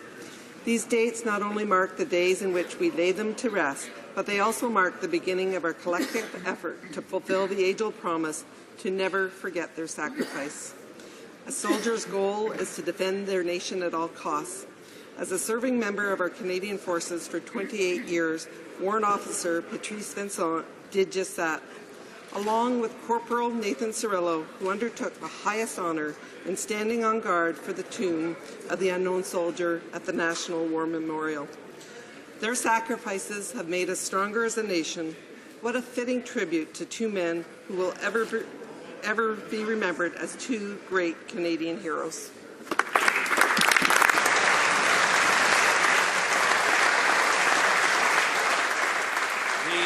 Member for Squamish, Mr. Speaker, today Canadians have come together to lay Corporal Nathan Cirillo to rest. His family, his friends and neighbours have come together in Hamilton, and across the country, Canadians have joined them in spirit, taking a moment to mourn the tragedy of a young man who was both a son and a young father, and a moment to honour a soldier who volunteered to serve our country, a man who stepped forward without hesitation, willing to put himself in harm's way for Canada. It reminds Canadians of all the young men and women who came before him, who put upon the uniform and were taken from us before their time. As a proud representative of a military community, today, as we join all Canadians in honouring and mourning Corporal Cirillo, let us say again to all members of the Canadian Forces, thank you for keeping us safe. And to Corporal Cirillo and his family, we say to them, as Barbara Winters said to Corporal Cirillo in his final moments, you are loved.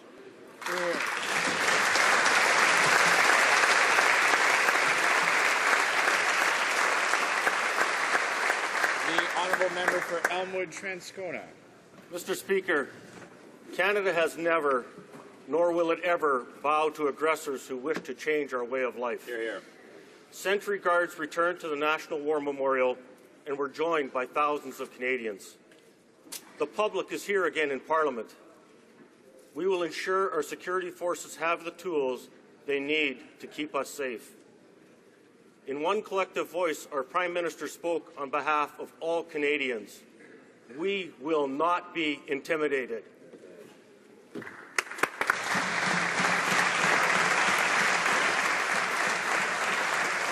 Oral questions. Questions orales. The honourable member for Vancouver East. That members of the House were in attendance at the funeral of Corporal Nathan Cirillo today, and I know we all were there in spirit, even as we continue our work today here in the House. Yesterday, the government tabled new proposals to expand the powers of CSIS. These measures require careful study, particularly the role of special advocates. But alongside providing more powers to CSIS, will the government also be moving forward on improving civilian oversight at the same time? The Honourable Minister of Public Safety. Je voudrais remercier I would like to thank the honourable colleague, the member for Vancouver Kingsway, for her tribute to Corporal Cirillo and Patrice Vincent. Our entire nation is shedding tears over this situation. If we can take action, it's because people have given their lives, because people have protected us. Today, from the bottom of our hearts, we want to extend a heartfelt thank you to them. The honourable member for Vancouver East. Mr. Speaker, I appreciate the Minister's word, but we also come back to the business at hand before the House. The Arar Commission concluded in 2006 that improved civilian oversight of CSIS was needed, but for 8 years, Conservatives have ignored this recommendation. In the 2012 budget bill, Conservatives eliminated the CSIS Inspector General, and now there are 2 vacant positions on the Security and Intelligence Review Committee. Mr. Speaker, after 3 consecutive years of cuts, is the Minister re-examining resources that are available to CSIS? The Honourable Minister. Mr. Speaker, regarding the 2 questions of the honourable member, there are provisions in the current bill that was tabled today to take into consideration privacy right, the right of individual, but it is a good tool to improve the safety of our country, and we intend to move forward. Regarding the oversight of our intelligence, we have a strong and robust oversight. We formerly had New Democrat members sitting on that advisory committee, on that oversight body, and I expect that our intelligence will follow up on their recommendation. The honourable member for Vancouver East. Mr. Speaker, the reality is that CERC is already overstretched and isn't getting the cooperation from CSIS that it needs. The Minister does know this, and in fact a report tabled on Friday noted that this small oversight body, now with only 3 members, they reported, quote, significant delays in receiving information from CSIS. In one case, they said they were, quote, seriously misled. So I ask again to the Minister, will he ensure that there will be enhanced civilian oversight to go along with any expanded powers for CSIS? The Honourable Minister of Public Safety. Mr. Speaker, I expect the committee that oversees our intelligence agency to be fulfilled. I would like to thank them for the report, the important report that they prepared on intelligence. It's important to maintain a level of confidence between the committee, citizens, and the committee with a view to protecting Canadians. We will continue to support the efforts of the Review Committee so that it can fulfill its mandate. Elmer. Honourable Member for Hull-Aylmer. The committee has said, the Security Intelligence Review Committee has denounced the lack of collaboration and said that CSIS had attempted to mislead them. The government, as we know, is already having trouble monitoring intelligence. So why not use C-44 to do something to strengthen CERC so that CSIS respects Canadian laws and Canadian values? The Honourable Minister. I'd like to thank my colleague for her question, Mr. Speaker. Bill C-44 will clarify the mandate for CSIS. That will facilitate the work for the oversight body. It will make the terms clearer, the terms of operation for the agency, and it will also be in the bill. Measures will cover off international action as well. Now, I have full confidence in CSIS to oversee the protection of Canadians and to fulfill its mandate. The Honourable Member for Hull-Aylmer.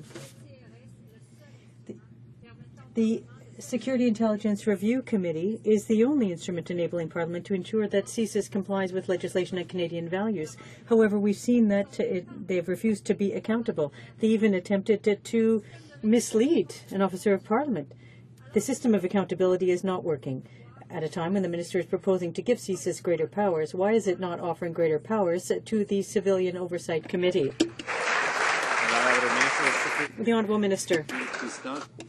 Mr. Speaker, I would like to remind my colleague that the bill will clarify authorities of CSIS that will facilitate the work of the Oversight Committee, and that's why I hope that we'll be able to benefit from their support in the quick adoption of that bill, which is an additional tool that will help us to protect Canadians from the terrorist threat, from the threats that we are currently facing.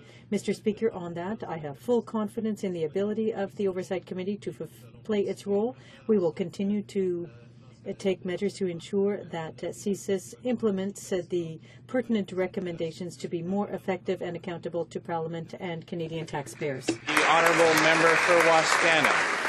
Mr. Speaker, we join with colleagues from all parties who are in Hamilton today paying solemn tribute to the late Corporal Nathan Cirillo. Our thoughts and prayers are with his son Marcus, his family, comrades and friends.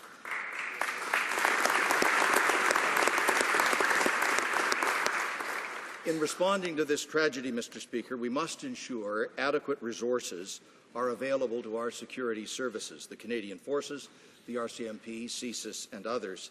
Is the government conducting a comprehensive analysis of security funding across all departments and agencies of the Government of Canada? The Honourable Minister of Public Safety. I'd like to thank the member for Wascana. And while we are here physically, our hearts, too, are with the people of Hamilton who are paying tribute to one of their honourable citizens who will go down in history for his courage and for having been a victim of such a heinous act. Mr. Speaker, as I already pointed out, the RCMP, CSIS, the police of the City of Ottawa and DND are currently examining the unfortunate events that took place last week. The RCMP has asked the OPP to take over an investigation, and we will direct our action based on the conclusions from that analysis.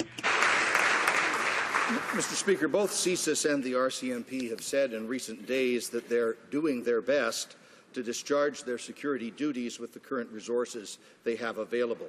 Commissioner Paulson said yesterday that 300 RCMP officers have been reallocated to security work, taken from units fighting organized crime and financial crime.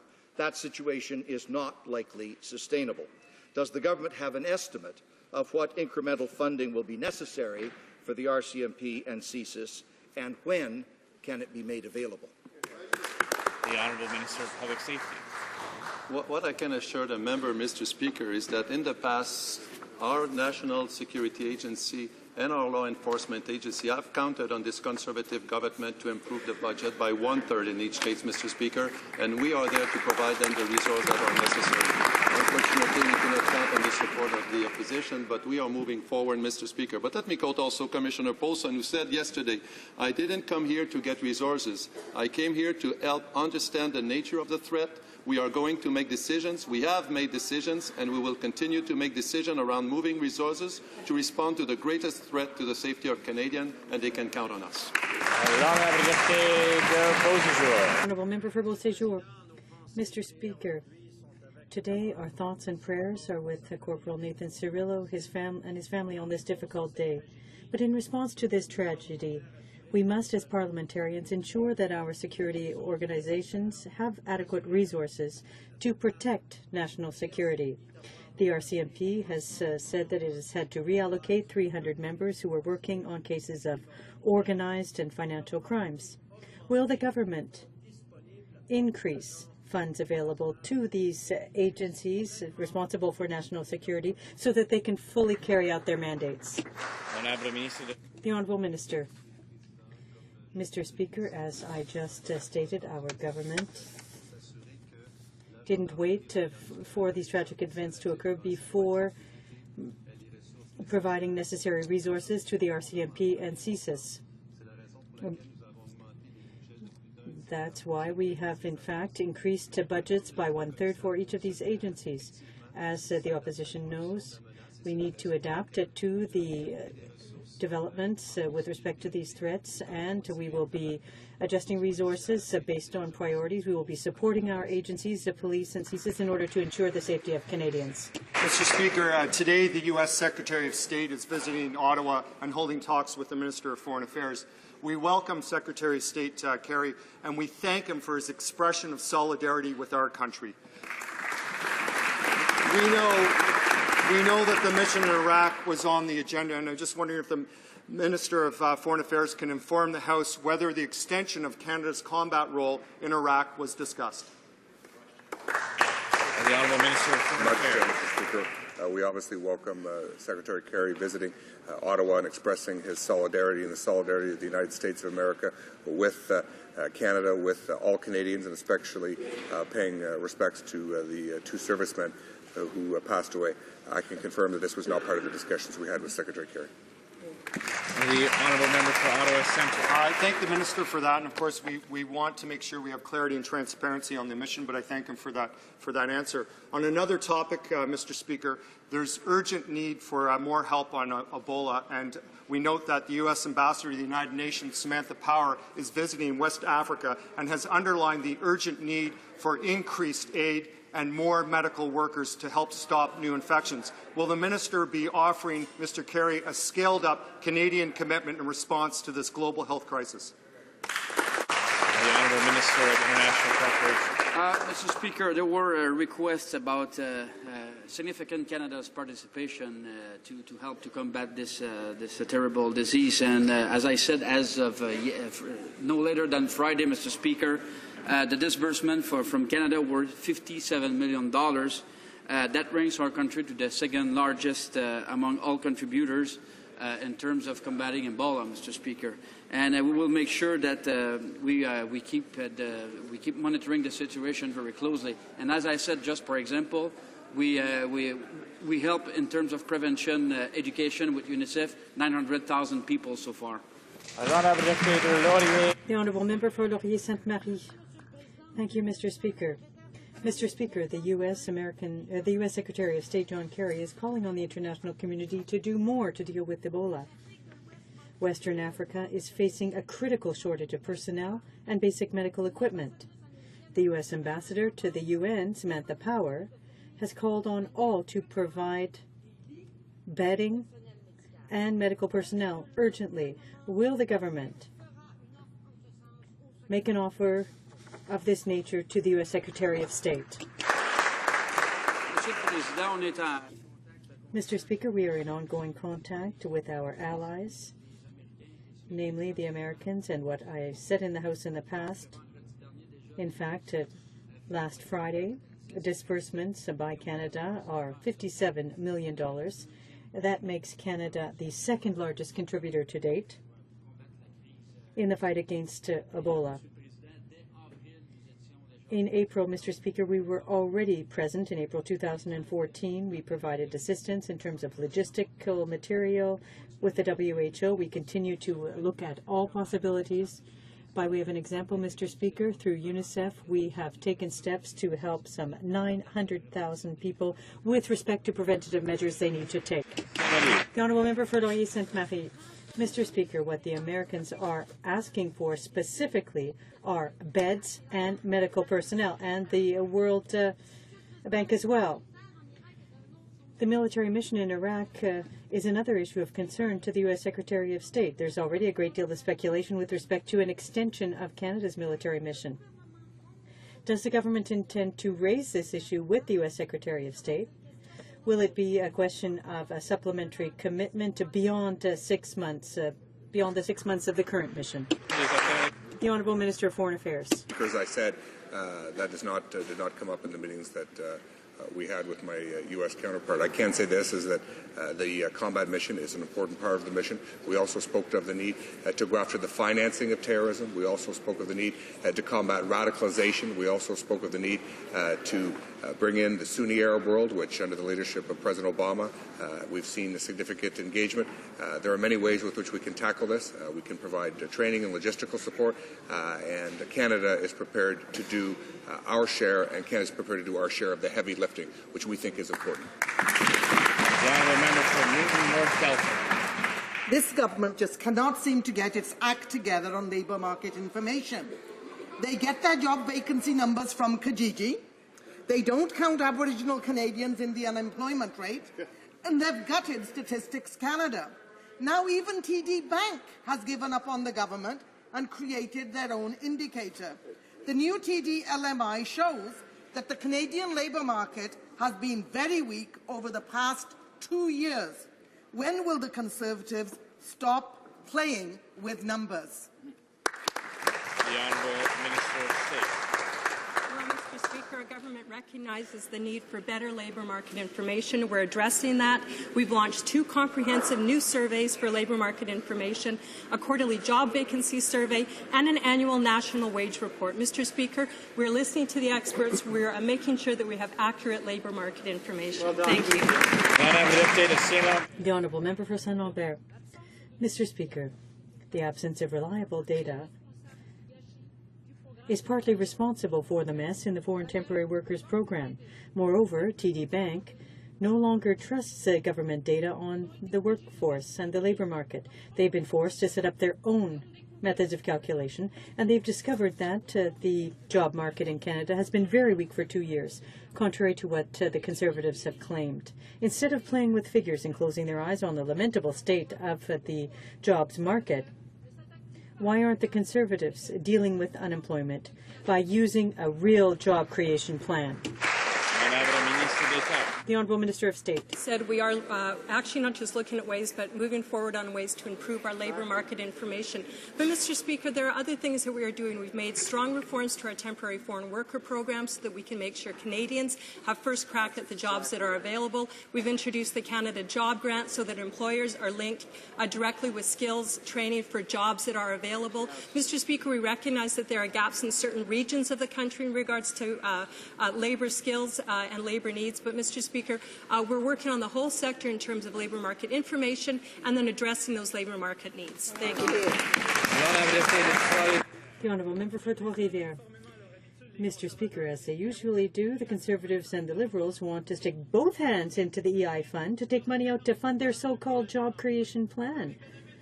An economist called the Liberal plan an election gimmick, and the PBO revealed that the Conservative so-called plan would cost $500,000 per job. 2 bad plans, both of them funded with money from the unemployed. How can the Conservatives justify using money paid in by workers to fund a program that will practically not create any jobs? The Honourable Minister. Mr. Speaker, the premise of that question is false. We have frozen premium rates at EI for 3 years, and that has saved job creators some $550 million for 2014. The new credit for small businesses is at a rate of 15%, and that will enable small businesses to save a great deal of money as well, and that too is a benefit that the CFAB has recognized. Christina Bulkley Valley. $550,000 a job. You can get 2 senators for that kind of price. But not only does this 460-page omnibus bill continue the raid on employment insurance, it's packed full of other measures that Conservatives want to hide from Canadians, like a Conservative private members bill that to strip Social Security from refugee claimants, to federal judges, to airports, to the elimination of the Canadian Polar Commission. Dozens of laws changed with a single stroke of a pen. So can the Finance Minister answer just one question? What do any of these initiatives have to do with the budget? The Honourable Minister of Finance. Mr. Speaker, our budget implementation plan goes to reducing taxes, creating jobs, and economic growth. And there are many measures that achieve that. It extends the existing tax credit for interest paid on government-sponsored student loans to interest paid on a Canada Apprentice loan. It introduces a new reporting standard to meet Canada's G8 commitment to increase transparency for entities operating in the extractive sector.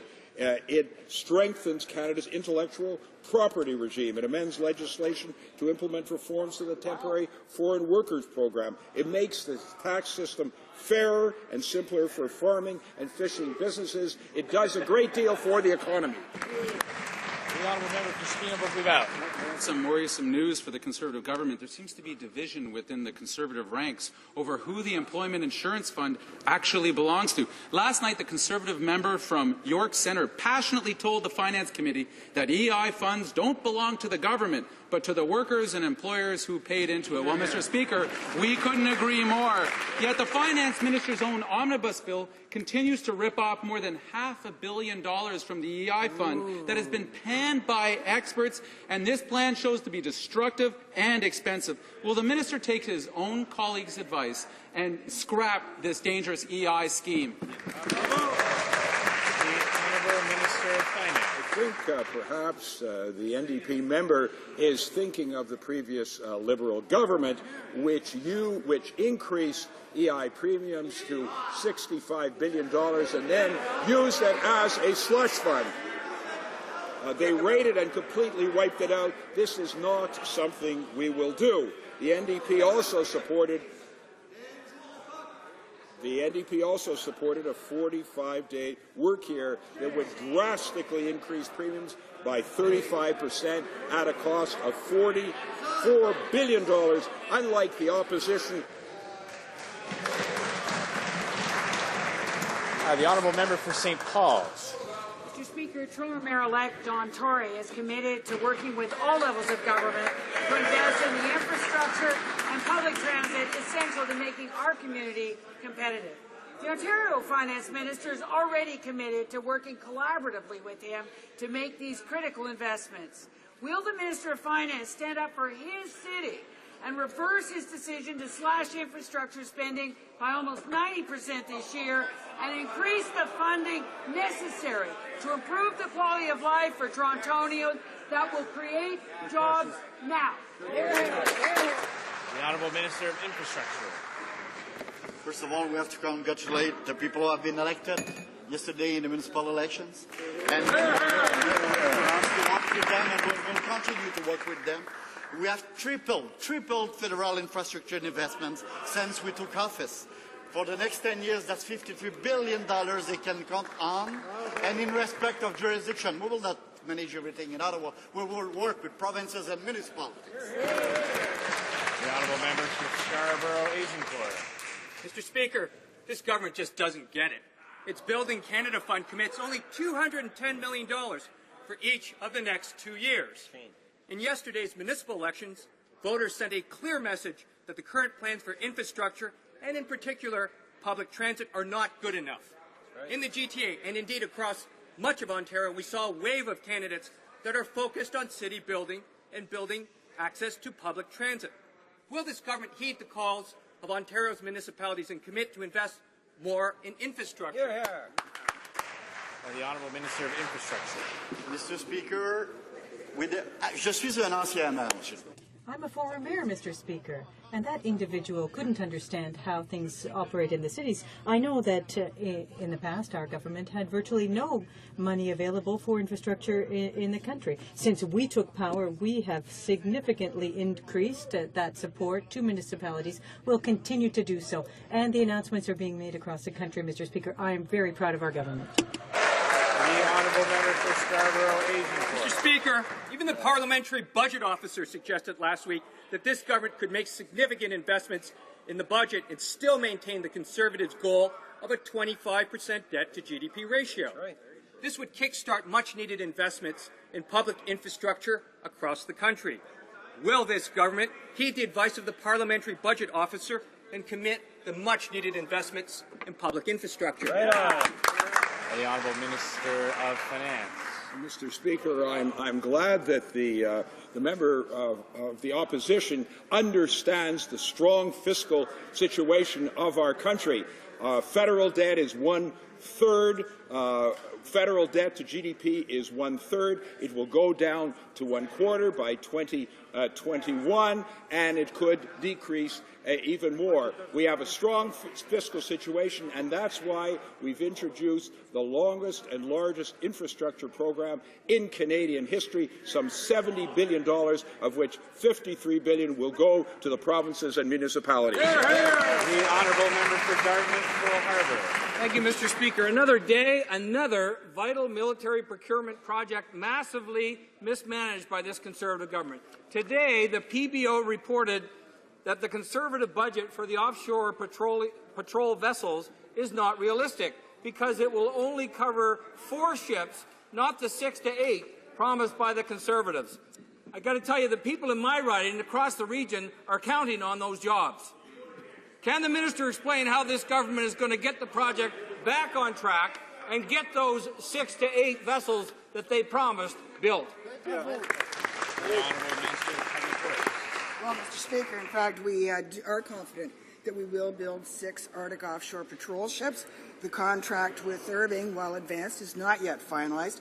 But, Mr. Speaker, I should point out that the numbers provided by the PBO are based on erroneous data, rough cost estimates of international vessels with varied capabilities, and they're derived using inaccurate specifications. In fact, Mr. Speaker, in one of his assumptions, the PBO said, and I quote, he was unable to locate reliable, sufficiently contemporary Canadian data on an acquisition of this nature. Mr. Speaker, our national shipbuilding procurement strategy will deliver the goods for our men and women. The honourable member for Dartmouth, Harbour.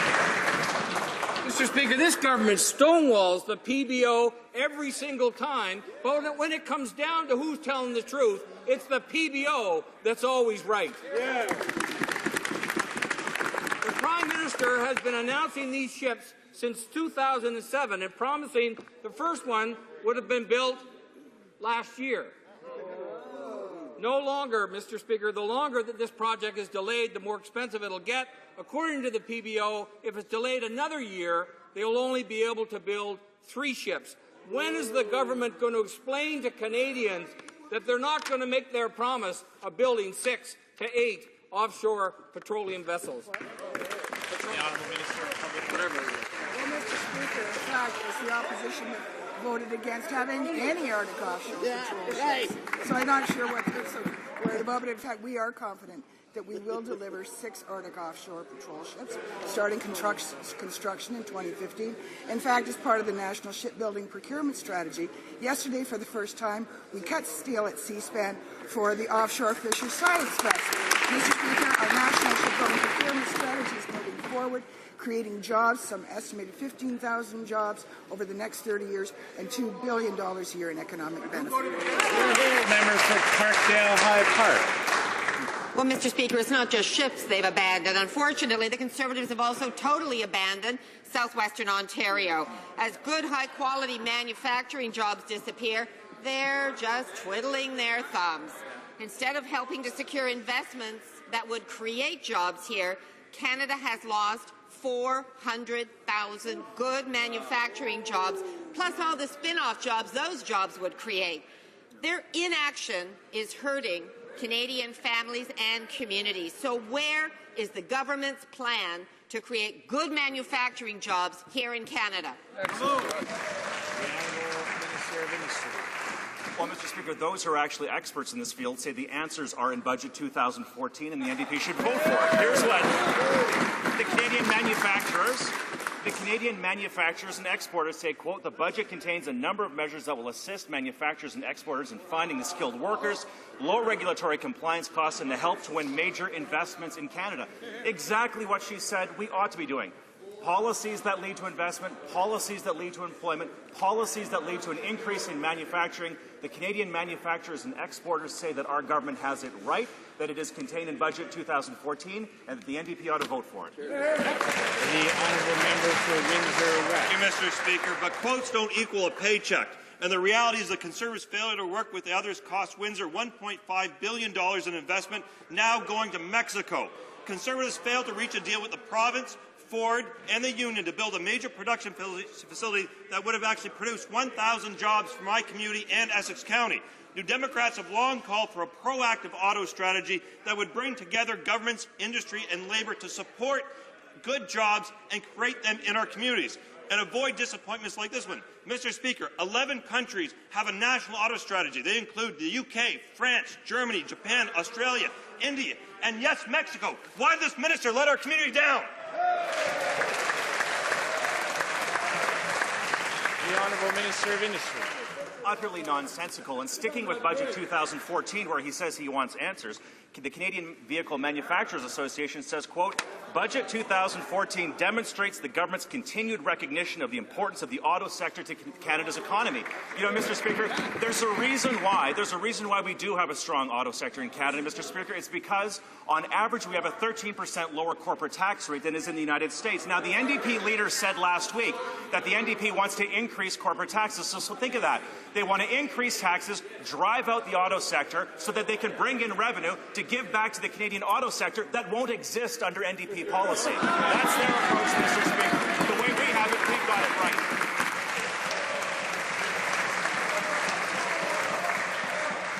The honourable member for order. The honourable member for Mississauga South. To fulfill St. Andrew's Society and the Sons of Scotland's vision of a Scottish regiment in Hamilton, the Argyll and Sutherland Highlanders stood up in 1903. Since then, this storied regiment has represented its Scottish roots, the city of Hamilton, and indeed Canada, in a manner fitting of the very men and women who serve among its ranks. Would the Minister of Public Works and Government Services please share a few reflections on this storied regiment and on Corporal Nathan Cirillo?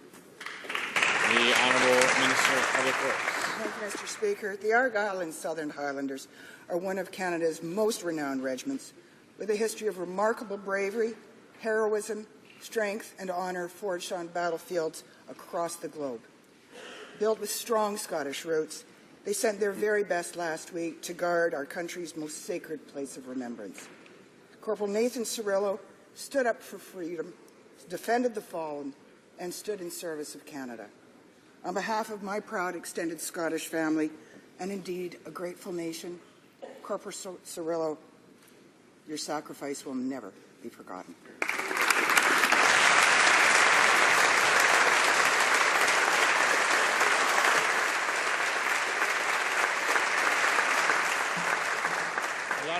The honourable member for Quebec. Mr. Speaker, there is nothing more frustrating than having to pay $2, $3, $4, $7 to receive your bill or your bank statement. This is highway robbery from the banks that make enormous profits. If the government agrees that it's unfair for the telecoms, they should apply the same measures to the banks. It seems to make sense. Why is the government allowing the banks to continue with pay-to-pay, unjustified pay-to-pay for Canadians who want to receive a paper copy of their bill? Mr. Speaker, the government is committed, or has committed in the throne speech of 2013 and the 2014 budget to end the pay-to-pay for Canadian consumers. Canadians should not have to pay more to receive paper copies of their bills for all credit card statements or other statements. The big banks send bills freely to clients. So then why the double standard, Mr. Speaker? Why is he allowing the banks to get away with charging it, but not in stopping the telecoms? It absolutely makes no sense, Mr. Speaker. The Conservatives promised to end these type of pay-to-pay policies, but if you read the fine print, the banks are exempted. Canadians have been loud and clear. These cash grabs are unfair, Mr. Speaker. So why are the Conservatives picking and choosing which Canadian consumers get ripped off by these fees? Why won't this minister stand up to the banks and end the gouging of Canadians? The Honourable Minister of Finance. Mr. Speaker, as I already said, for credit cards and other statements that show a payment owing, all major banks are mailing bills to their customers without charge. Let me quote John Lawford, Public Interest Advocacy Centre. Consumers are clearly opposed to paying for paper bills, and the federal government has clearly committed to eliminating these charges. The honourable member for Davenport. Well, actually, there's no clear commitment there when it comes to banks, Mr. Speaker. Actually, what they're saying is if you are being ripped off by banks who are charging pay-to-pay fees, this government is not going to stand up for you, Mr. Speaker. Now, on the subject of refugees, refugees are fleeing persecution and they arrive in this country with nothing but hope for a better life. And now the Conservatives are cutting them off, and they're hiding it in an omnibus bill, Mr. Speaker. So if the minister really insists on standing by this heartless attack, will he at least agree to a full and open debate? The Honourable Minister of Citizenship and Immigration. a day when this House is, for the most part, given over to non-partisan commemoration of one of our fallen soldiers. It would be nice if the NDP did not spread utter misinformation about the nature of this bill. Refugees are absolutely unaffected by the measures in this bill. We are simply establishing the authority for provinces to have a minimum residence time in this country for categories of persons, not including refugees, should they wish to use it. It's a provincial jurisdiction. We respect that, Mr. Speaker. Honourable Member for Pierrefonds-Dollard. Mr. Speaker, the Minister needs to stop hiding behind the provinces and take responsibility for his own decisions. Buried deep in the Omnibus Budget Implementation Bill, in the 478 pages, well, that's where the government has decided to hide a private member's bill that was controversial because it allowed the provinces to take away social assistance from refugees. The minister can't allow the provinces or anyone to attack refugees and their children in this way. He needs to take this inhuman measure out of the omnibus bill. Is he ready to do that? Honourable Minister of Citizenship and Immigration. The honourable member should instead set aside this incorrect rhetoric. We are establishing minimum residence periods for people other than refugees if the provinces or the territories wish to use those. This is provincial jurisdiction. We respect that, and the rules for welfare will continue to be established by the provinces.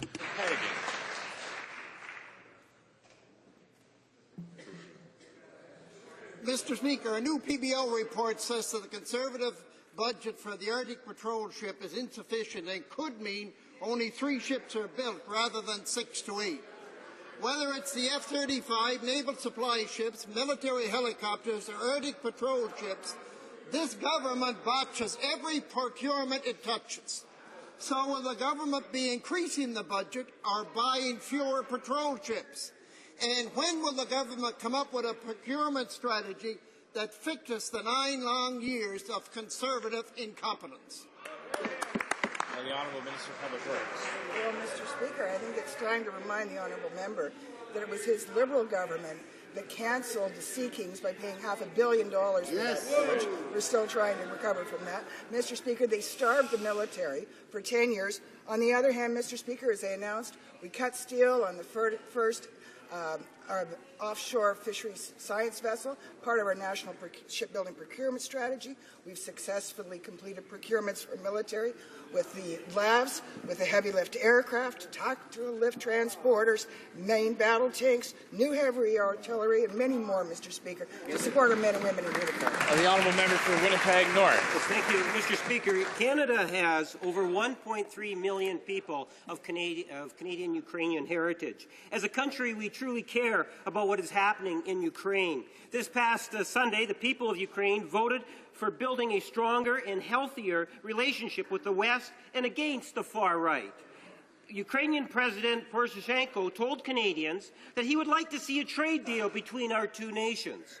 My question to the government is, can they provide a status report on the trade talks between Canada and the Ukraine, or in Ukraine? The Honourable Parliamentary Secretary. Mr. Speaker, in July, the Minister of International Trade led a trade and development mission to Ukraine aimed at deepening the economic cooperation with Ukraine. And our government is committed to supporting efforts to build a peaceful, democratic, and prosperous society in Ukraine. And Ukraine is a priority market under Canada's Global Markets Action Plan. The Honourable Member for Montmagny-Islette-Kamalaka-Rivière-du-Loup. Thank you. The Superior Court had to impose an injunction to stop drilling off Kakuna, but even worse, the Minister of the Environment of Quebec revealed that other work that was not mentioned has created noise in an area 540 meters larger than planned. The government is not asking for scientific opinions. When will the minister admit her incompetence when it comes to protecting belugas and end this unacceptable project? Thank you, Mr. Speaker. Protection of belugas is a priority for DFO. Mr. Speaker, the current court case is about provincial laws and involves provincial officials.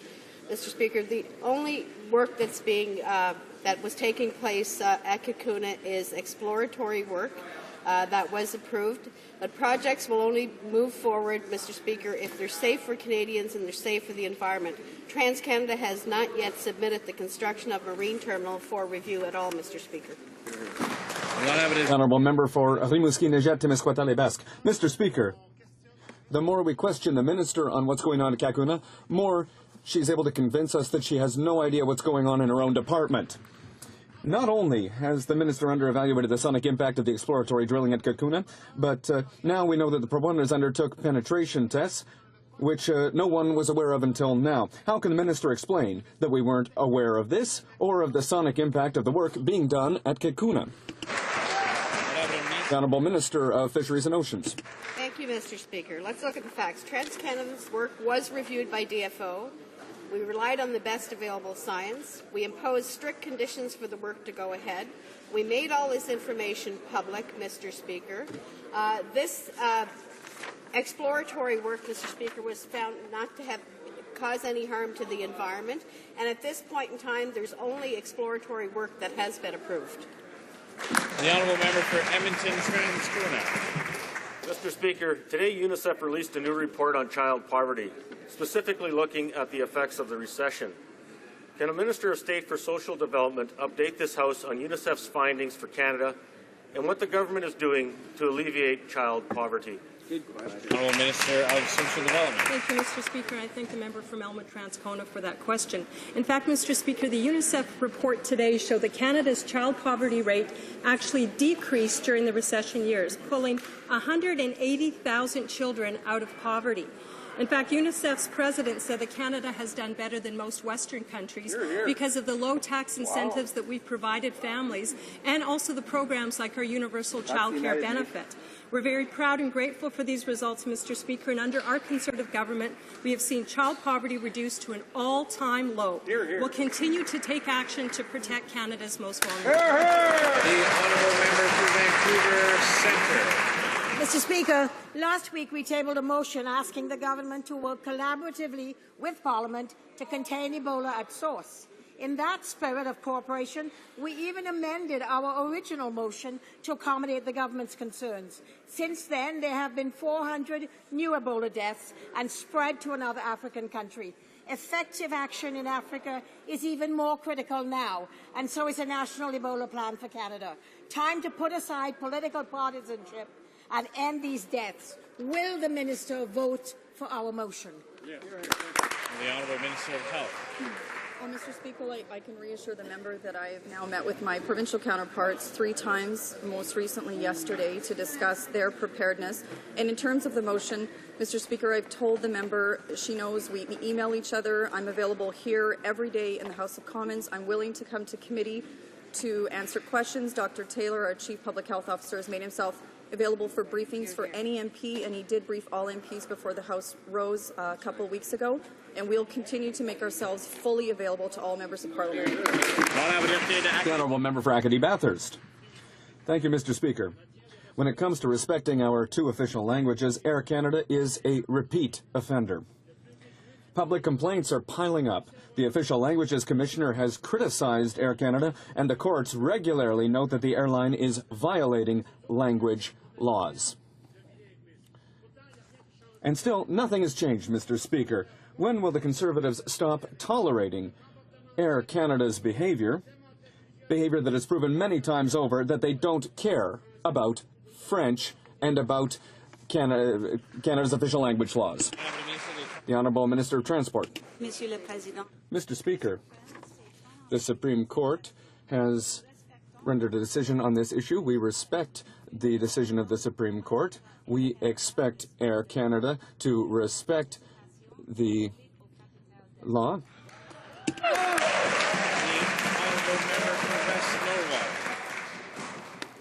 Mr. Speaker, when we were first elected, our government significantly increased the budget for the Canadian Armed Forces.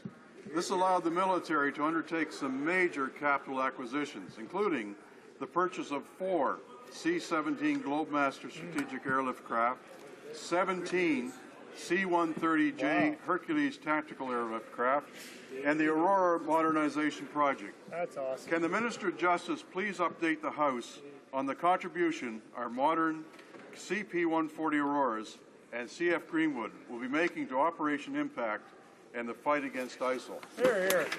The Honourable Minister. Thank you, Speaker. Last week I had the honour with the member from West Nova to visit 14-wing Greenwood in Nova Scotia, where two of our modernized Aurora surveillance aircraft were departing for Kuwait as part of Operation Impact to assist in the campaign against ISIL terrorists. The modernized CP-140 Aurora aircraft, work that was done, as he mentioned, in Nova Scotia, offer the Royal Canadian Air Force a world-class capability and are among the most effective manned surveillance and reconnaissance aircraft in the world. They bring a lot to the fight, Mr. Speaker, and on behalf of all Canadians, I want to thank the courageous men and women of the Canadian Armed Forces for the work they do defending Canada's interests at home and abroad. The Honourable Member for Thunder Bay, Rainy River. Thank you very much, Mr. Speaker. Canadians continue to be gouged at the pumps in Northern Ontario. Thunder Bay, Atikokan, and Fort Frances, they have some of the highest gas prices in the country. Despite gas prices falling in the rest of Canada, prices in Northern Ontario are not budging. In fact, some are inching upwards. When will this government finally support our proposal for a gas ombudsman to ensure the people of Northern Ontario are not being gouged at the pumps? The Honourable Minister of Industry. Mr. Speaker, of course, our government has taken action when it comes to prices of the pumps. We have put in place the Fairness of the Pumps Act. We've put in place the regulation after consultation with folks in Northern Ontario and elsewhere to ensure that that regulation is meaningful for everyday consumers. But if my colleague thinks that gas prices should somehow be regulated or there needs to be an ombudsman, of course, this is an area of provincial jurisdiction, and I would encourage him to call the provincial premier and suggest that idea. We on this side of the House, Mr. Speaker, believe in taking action to support consumers, put more money in their pockets by lowering taxes, which we've done, prevent any company from gouging consumers through our legislation, which we've done, and we continue to make sure that consumers are adequately protected at the pumps. The Honourable Member for Haute-Gaspésie-Lamity-Matane-Matapédia. Mr. Speaker, this weekend thousands of people demonstrated in Sorel to show their opposition to the increased use of the St. Lawrence River to export crude oil from the oil sands. They will not sit silently as the number of giant oil tanker goes up exponentially, and they will not assume the risk of a major spill. Unfortunately, neither the NDP nor the Liberals nor the Conservatives were there to listen to what elected officials, citizens and groups were saying. When will the government listen to the concerns raised by oil transport on the St. Lawrence River and listen to what people are saying? The Honourable Minister of Transport. Speaker, you know, our government believes in responsible resource development, and indeed that's why we are signing so many free trade agreements. But part of that as well is being ready for the increase in traffic. That's why we embarked upon about a year ago the world-class tanker safety system. And we've introduced a number of measures that do uphold the three pillars, which is to prevent a spill from happening, respond if it does unfortunately happen, and of course make sure that taxpayer dollars are kept safe. Under prevention, we have one of the best e-smart navigation systems in the world, and we will continue to invest in that. That concludes question period for today. I would like to draw to the attention of honourable members the presence in the gallery of Dame Rosemary Butler, presiding officer of the National Assembly for Wales.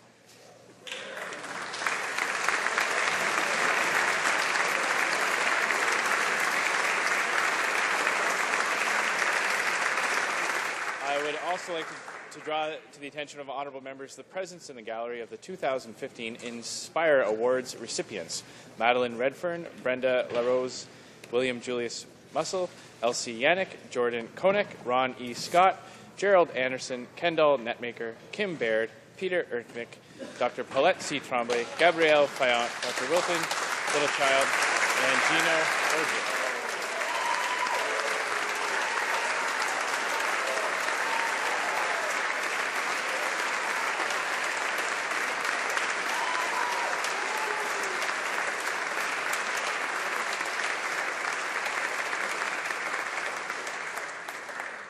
Orders of the day, ordre du jour.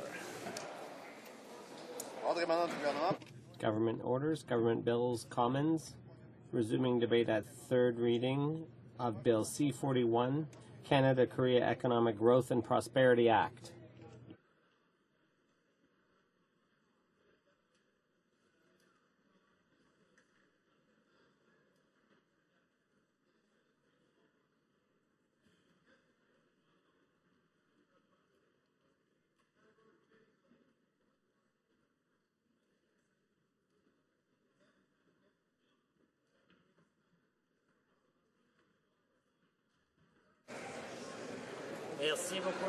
Thank you very much, Mr. Speaker. Once the agreement comes into force, many products will be duty-free, and others will be, the duties will be phased out in under 10 years. For example, South Korean tariffs on flight simulators, cosmetics, ferroalloys, gas turbines, and scientific instruments, which run as high as 8%, will be eliminated. This duty-free access will give Canadian products preferential access to the South Korean market and will create a level playing field with South Korea's current free trade agreement partners. Another key driver of economic activity in Quebec is the agricultural and agri-food products sector, which employs over 138,000 people, or did in 2012. From 2011 to 2013, Quebec's agricultural exports to South Korea were worth an annual average of $93 million, led by pork, malt extract, food preparations, and maple syrup. Quebec will benefit from expanding exports of these and a wide variety of other products, including animal fats, soybeans, animal feed, and fruits such as cranberries and blueberries. The CKFTA will eliminate many agricultural tariffs immediately upon implementation of the agreement and will eliminate tariffs in whole or in part on 97% of current agricultural exports when the agreement's fully implemented. For example, South Korean tariffs on pork and most processed pork products, which face a current rate of up to 30%, will be eliminated.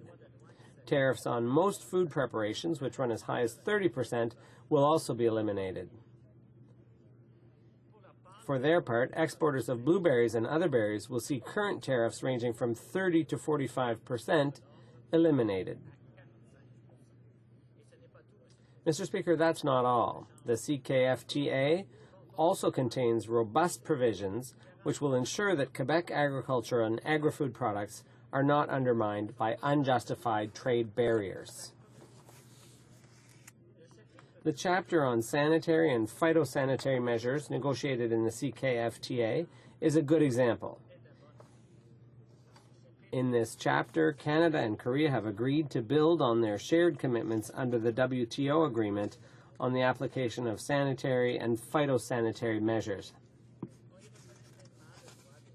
The chapter fully recognizes the rights of WTO members to take SPS measures necessary for the protection of human, animal, or plant life or health, as long as they're based on science and not used as disguised measures to unnecessarily restrict trade. Under the agreement, Canada and Korea will establish a new bilateral SPS committee through which experts can collaborate and consult on SPS measures to enhance bilateral cooperation and facilitate trade by discussing issues before they become problems. South Korea, being a large net importer of agriculture and agri-food products, importing nearly $20 billion in 2013, Quebec stands to benefit considerably from the CKFTA.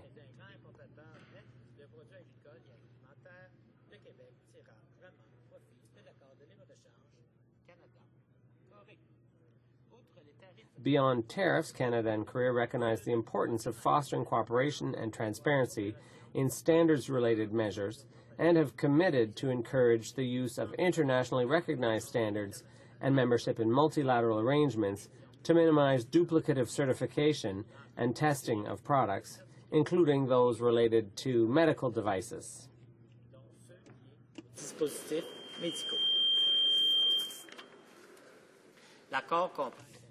The agreement also includes provisions aimed at minimizing the impact of technical barriers, which will in turn help maximize market access for Quebec's exports.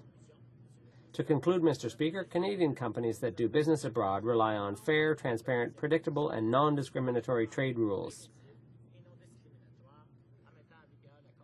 With the Canada-Korea Free Trade Agreement, we are looking to provide the rules they need so they can compete and win abroad and build a stronger economy here at home.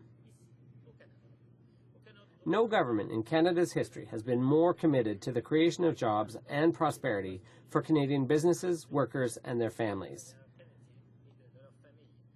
Deepening Canada's trade relations in dynamic and high-growth markets around the world is key to those efforts. Thank you very much, Mr. Speaker. Questions et commentaires, questions and comments. L'honorable député de... The honourable member for Algoma, Manitoulin, Kapuskasing. You've got to drop the Algoma. I never can get it right. Thank you very much, Mr. Speaker. I don't think we can drop Algoma because it's a really important part of my riding. Alors, Monsieur le Président. Mr. Speaker, the NDP certainly supports this bill to implement the Canada-Korea Free Trade Deal. There are 3 criteria for supporting free trade deals. 1, making sure the partner respects democracy and human rights, adequate environmental and labor standards, and Canadian values. If there's any problem in this respect, is the partner on the way to achieving those goals? Secondly, is the partner a potentially important or major trade partner? So when reviewing trade deals, those are the criteria we apply. So my question is that Canadian producers have lost substantial market share since 2012, and that is when the U.S. implemented their trade deal with South Korea and got preferential access for their businesses. Why did the government take so long to act, and why is the deal not as good as the American one? The Honourable Parliamentary Secretary. Thank you very much, Mr. Speaker, and I'd like to thank my colleague for her question. I think our government has taken reasonable steps to negotiate a trade deal in the interests of Canadians. It will promote job growth and opportunities in all regions for all Canadians. Questions and comments? Member for Winnipeg North. Yes, thank you, Mr. Speaker. And I do think it is important that we recognize that this particular agreement was not an initiative by this particular government. In fact, it was South Korea back in 2003 that put itself on track to go out to the world and sign up with free trade agreements. Within the year of that, Paul Martin, the former Prime Minister, actually put Canada in a position to begin the negotiations. My question is in regards to the amount of time that it has taken for this current government in order to reach an actual agreement. We often hear about the United States, but there's other countries, whether it's Chile, India, Peru, all those other countries have been very successful at getting an agreement in place prior. My question to the member is, or to the minister is, why does he feel it took Canada so long in order to actually achieve an agreement? The Honourable Parliamentary Secretary. Thank you very much, Mr. Speaker. If we talk about the Liberal record in concluding trade deals, I think it's really hard to compare because the Conservative government since 2006 and even before, we've entered into deals worth over 50% of the world's GDP. This is a huge amount of success, and they will never achieve that kind of success on the other side of the House. Questions and comments? North, a short question, please. Thank you, Mr. Speaker. Okay, I'll go to the short question. This is a lopsided deal. In 2013, there was an almost $4 billion deficit in trade with Korea. It's going to get worse than this. It's great for Korea. It's great for Hyundai. It's bad for Canadian automakers and auto workers. I'm surprised that the NDP not standing up for their auto workers. And so, Mr. Speaker, I'd like to ask the Conservatives, why are the Conservatives making Canada a colony, a resource exporting colony of South Korea? Honourable Secretary Parliamentary. The Honourable Parliamentary Secretary. Thank you very much, Mr. Speaker. All of our free trade deals with other countries promote growth in both countries, and I think in this case we can be very proud of what we've achieved with all of our free trade deals all around the world. Resuming debate. Honourable Member for Burnaby Douglas. Thank you, Mr. Speaker.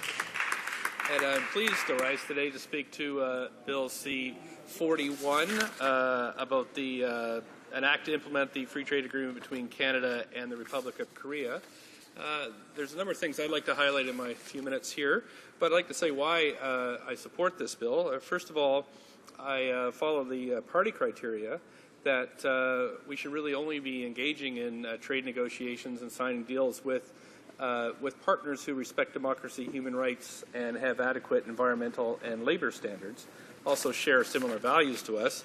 Secondly, we should also be only doing deals that really provide economic advantage to us. And thirdly, we can only sign deals, of course, that the terms are satisfactory. Now, our trade critic, the very, very hardworking member from Vancouver Kingsway, has really put his mind to this, as have all of us on this side of the House, and we think that this is worth supporting. So I'm proud to say that, Mr. Speaker, and we'll keep an eye on this as it moves forward. What I'm struck by is when I've reviewed the deal and looked at the history of the two countries is how different they are, and then perhaps thinking about the lessons that I've learned from having a very large Korean community in Burnaby, what we can hope to gain from this deal beyond just merely trade. And I'm hoping that we can take some inspiration of how the Koreans have built their economy. So if you we have a tale of two countries here, Mr. Speaker, that have come together to do a trade agreement. If you think about 20th century Korea, really the countries that were with North Korea between 1950 and 1953, and they had 375,000 civilian deaths. That is a massive loss of life, and essentially talking to Koreans, the country was more or less bomb flat. They had a very difficult rebuilding process, both economically and politically. I've talked to the scientific advisor to the president of Korea, who said that essentially with no energy resources, they had to be quite creative when it came to rebuilding their economy. South Korea, of course, became a full democracy in the 1980s when the constitution was changed to allow the direct election of the president, and then it held its first free parliamentary elections in that decade too, the same decade that they hosted the Olympics. South Korea also has a very troubled relationship with North Korea, as everybody does in the world, a very difficult neighbor to have. And in 1980, the GDP per capita in that country was about just over $1,700 per person. So if you think about 20th century Korea, very different than 20th century Canada. Of course, Canada participated in the Korean War. We sent 26,000 troops, and we had 512 casualties, which is a high number, but well worth the effort, Mr. Speaker. As, of course, we move towards Remembrance Day, we want to remember all those who fought in the Korean conflict. Where Korea, of course, had a massive loss of civilian life, there was no real domestic destruction here in that conflict, Mr. Speaker, in Canada. And, of course, where South Korea moved to becoming a full democracy in the 80s, we're one of the oldest democracies in the world. And our problem with our neighbors, of course, we have none. The U.S. is the U.S.-Canadian relationship is one of the strongest in the world.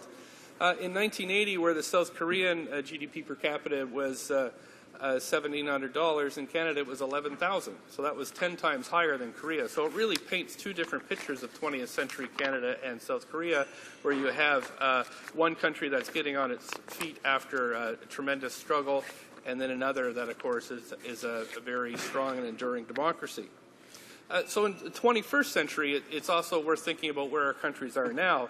In Canada, our GDP per capita is $52,000 per head. That's 5 times higher than 1980, so we've had significant economic growth. Our population is 35 million, and we're 15th in the world in terms of GDP at $1.5 trillion in our economy. However, what's remarkable is what's happened in South Korea. The GDP per capita in 2014 is $25,000, almost $26,000 per head, which is 25 times what it was in the 1980s. That is the fastest growing economy in the world, Mr. Speaker, over that period. Current population of 50 million, and they've passed us in terms of GDP with a $1.7 trillion economy. They're 13th in the world. We're 15th in the world. So the question is, Mr. Speaker, how did South Korea do this? How do they really pull off what you might consider, an economic miracle? In fact, Mr. Speaker, what they did is invest in science. They invested in science. They invested in research and development. And it's worth looking at how this investment has rolled out and compare it to what we're doing here in Canada with the hope that we'll take lessons from this. In 1991, Korea, both the public and private sector considered, they spent 1.8% of their total GDP on research and development, and it's very close to what Canada spent in 1991, which is 1.55% of total GDP was spent on research and development. That's about a quarter of a point gap there, a 0.25 percentage point gap in 1991. But in 2006, where we are electing Conservatives, unfortunately, and not investing in science, the Koreans certainly did. In 2006, where Canada was spending 1.96% of our GDP on research and development, the Koreans were investing over 3%. So a big jump. And the gap between the two countries became very sizable, 1.05 percentage point gap. And when you think about that in GDP terms, that is a massive amount of money, Mr. Speaker. The Korean people, the Korean governments committed to investing in research and development, and that's what they've done. And look where they are now, Mr. Speaker. In 2012, Korea is the top investor in research and development. 4.36% of their GDP goes into research and development. And we've fallen, Mr. Speaker. We've actually lost significant ground, not just to Korea, but many, many other countries in in the world. Canada only invests 1.69% of our GDP. That is a 2.67 percentage point gap. And if that is a huge gap, you think that they're almost trebling our investment in research and development, which is why we have very different economies. What is scary, Mr. Speaker, is that the Koreans have just recently committed to investing 5% of their entire economy back into research and development. Again, that's public and private sector spending. That is the way they pulled themselves out of the horrors of war, and it is the way they are going to continue to develop economically. Mr. Speaker, you just have to look at the companies that Korea built really from scratch. You look at Samsung Electronics, that's a $165 billion company when you look at the market cap or the market capitalization of outstanding shares. Hyundai Motors, $50 billion. POSCO, the steel company there, $33 billion. Kia Motors, $29 billion. Another Hyundai Mobis, which is an auto parts business, $26 billion. LG Chemical, which is $20 billion. The list goes on and on. If you compare that to what's going on in Canada, you can see that our major companies, Royal Bank of Canada is the biggest company in Canada by market cap, $88 billion, which is half the size of what Samsung is. Toronto Dominion Bank, Bank of Nova Scotia, Bank of Montreal, all, of course, within our top 10 companies. They're financial services, Mr. Speaker, not necessarily innovators. And that is really what you see when you look at what companies dominate the Korean economy. Samsung, Hyundai, Kia, LG, Hynix Semiconductor, all these big companies that have been really driven through a sustained and very focused effort on understanding economic drivers and making sure that the proper monies are put in to encourage research and development. And in Canada, of course, we've really been relying on finances and natural resources. Besides the banks, our big companies are Suncor, Enbridge, and TransCanada.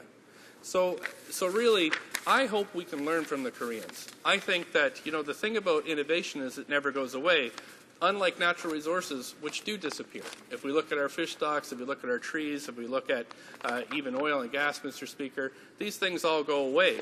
But what the Koreans have learned is that innovation is essential to the future. So, Mr. Speaker, I am pleased that we have decided to sign this trade deal in the hope that we will take lessons from the Koreans and build our economy, build our knowledge economy here. Thank you, Mr. Speaker. Questions and comments? Question et commentaire. The honourable member for Winnipeg North. Yes, thank you, Mr. Speaker. And you know, when we talk about free trade agreements, that's really important. It's great to see that the Democrats are now supporting free trade. One of the important issues that needs to be recognized is it's not only about trade agreements, it's overall trade. And what we have witnessed over the last number of years is a substantial decrease in trade in terms of having a trade surplus prior to the Conservatives coming into government and ultimately turning that into a major trade deficit. That means literally hundreds, thousands of jobs that have been lost because the government has not done well on trade, on the bigger picture. My question to the member is maybe if he would provide some comment, as important as it is that Canada look for and sign trade agreements, it's equally important, if not even more important, that we watch that bottom line. And this is something in which this government has been negligent in doing. They have failed to really meet the potential of our Canadian exporters by ensuring that countries around the world are participating in consuming our products. And that is, in essence, the real reason why it is that we now have a trade deficit as opposed to a surplus, which equates to jobs. Honourable member for Burnaby Douglas. Thank you, Mr. Speaker. I thank the honourable member for his question. How badly the Conservatives are managing the economy, it's hard to know where to start. We could work with trade deficits, and that's kind of where we are at this in this debate. But it's clear that the Conservatives have put all their eggs in one basket. They just want to triple the output of the oil sands, ram pipelines through British Columbia, ram pipelines through the rest of Canada, and hope that that kind of provides the jobs that they think it will. But of course, with predictions now of $70 a barrel oil, that of course may be a big folly. That it would be a mistake to not to diversify, not to invest in the knowledge economy, not to look for other means of exporting. For example, Mr. Speaker, you don't have to just have to export oil. You can export education. You can export culture. There's all kinds of different industries that could be grown, but this government has cut all of those industries and has put all its eggs in one basket, and I think it's a huge mistake, Mr. Speaker. You're hugely wrong. Question and comments. Question et commentaire. L'honorable député de Louis Hébert. The honourable member for Louis Hébert. Well, thank you, Mr. Speaker. I'd like to thank my colleague for his excellent remarks. He put his finger on a number of things that are very important in a free trade agreement, especially in this one with Korea, which is a society that has focused on advanced technology. But there's a negative aspect to that. I'm not sure that we can be compared to Korea in that regard. I'd like to hear my colleagues' remarks. Can we, or are we in a position to do things quickly so that we too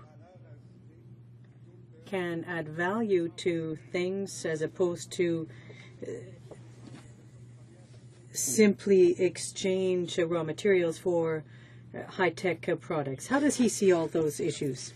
Mr. Speaker, well, it's a great question, and what we're talking about here is an economic vision. And this government has had almost 4 years to tell us what their vision is, in a majority, which is simply putting all your eggs in one basket. And what we need to do is learn from other countries like Korea that have national plans.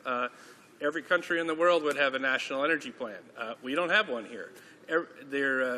All countries have housing plans. They have economic development plans. This government seems to be unable to put these together, and what it's doing is causing all kinds of chaos in different sectors of the economy. So what we can learn from other countries, Mr. Speaker, is get your house in order, have a clear vision, and present it to the public. And I guess we'll have battling visions next year, Mr. Speaker. Resuming debate, reprise de débat, the honourable member for Saskatoon-Humboldt. Well, thank you, Mr. Speaker. And I always enjoy getting involved in debates concerning trade, concerning the budget. because one of the things about these debates is it enables us as parliamentarians to speak to our constituents about broader principles. I don't currently sit on the International Trade Committee, Mr. Speaker. I have in the past, really enjoyed it, and don't quite have the detailed knowledge of this particular agreement that the members of the committee have. But, Mr. Speaker, trade is an important subject for Canada. And we can talk about the broader economic impacts, the principles, the understanding, because our debate here in this place is not just to convince each other of the merits of this particular legislation, which, interestingly enough, it appears all three major parties will be backing, but also to explain and educate Canadians on why the principles of free trade work, on why we support this in a broader sense. And for that, again, having as one of my degrees in economics degrees, I very much enjoy talking about these broad principles in trade. Now, I think one of the things that people instinctively understand in their individual lives is that trade is good. When I go to a grocery store, I trade. I may trade for a bag of chips. I may trade for a carton of milk. But I always trade something. And with every grocery store, every store actually in Saskatoon, where I come from, or Ottawa, I end up with a trade deficit with them. So to some of the honourable members who are implying that all trade deficits are bad, they need to think about that. For most people, when they go and they buy something, a trade deficit is actually a good thing. With my salary is the one place where I have the equivalent of a trade surplus. My wife, of course, has the same thing. But we instinctively understand that trade between individuals and businesses, individuals and each other, is good. But sometimes we don't always understand that the exact same principle goes from country to country, from nation to nation. Because let's face it, Mr. Speaker, what is a country? It's a collection of peoples that for some reason have been drawn together. Perhaps they have a common history, a civic identity like we have in Canada here. Perhaps they have a common ethnic identity as some countries in the world. But whatever it is, a group of individuals who've got together. And it's not just trade as those individuals, but individuals across boundaries and from one nation to another. So the principles actually fundamentally apply. It's just that with the complexity and the distance and everything, we begin to argue different principles. But it's really the same. Free trade, from an economic perspective, is always and everywhere in everyone's economic interest. Now, there may be political interests. There may be other reasons why you may not want to trade with a particular country. We have trade sanctions against various regimes, not because we think that that benefits us economically. In fact, we even acknowledge it hurts us economically. But we do it because we want to make a broader political point, and we're prepared to take whatever pain to be able to advance a broader cause. And that's why it gives me pleasure today to talk about the agreement that we have with the Republic of Korea, commonly known as South Korea. Now, having read a little bit, not too much, of Asian history, I find it fascinating how the people of the Republic of Korea, South Korea, have been able to advance and build their country over the last decades in particular.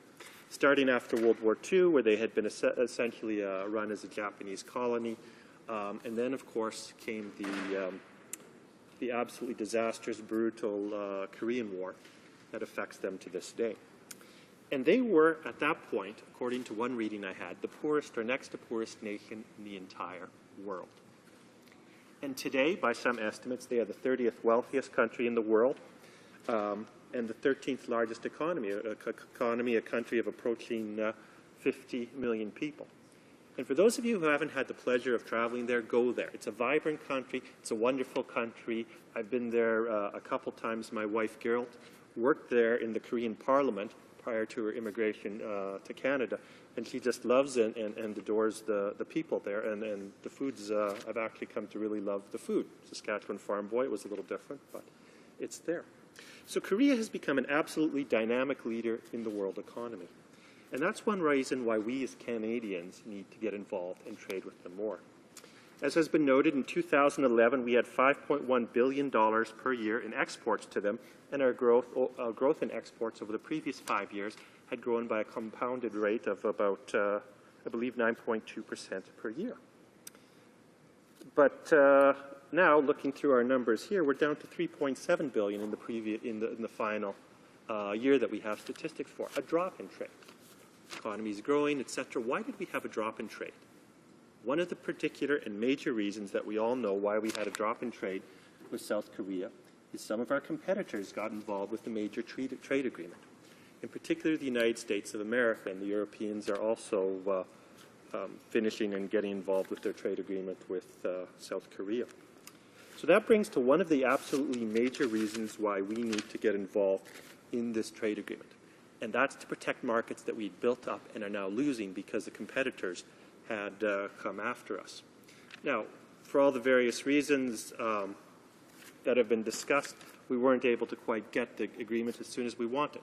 We don't quite have the same leverage. We don't have the geopolitical strength in that area that the United States does.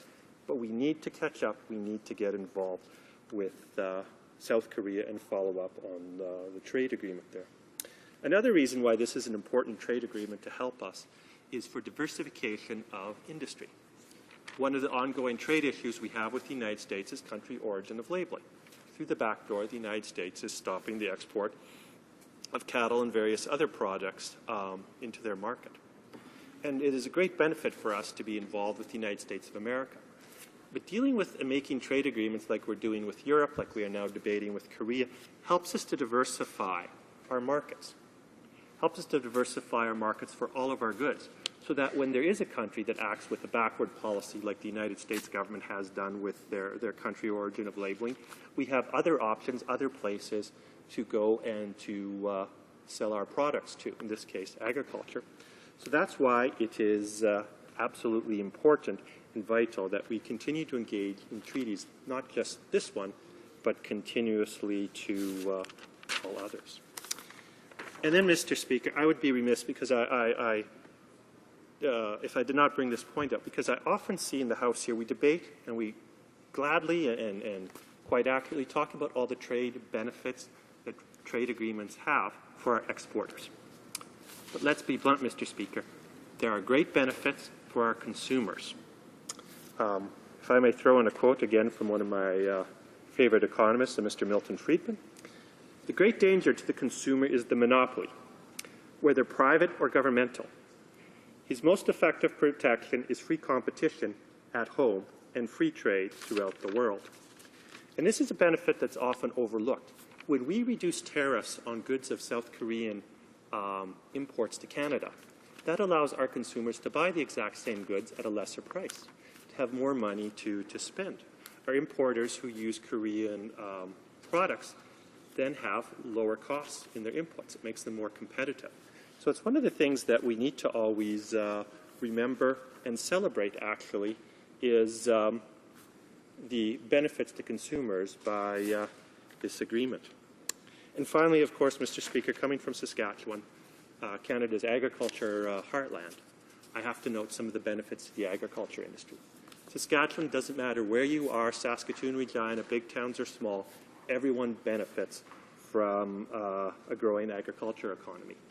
My riding in particular, with 1/3 being a rural area and the College of Agriculture at the University of Saskatchewan, we benefit fairly directly.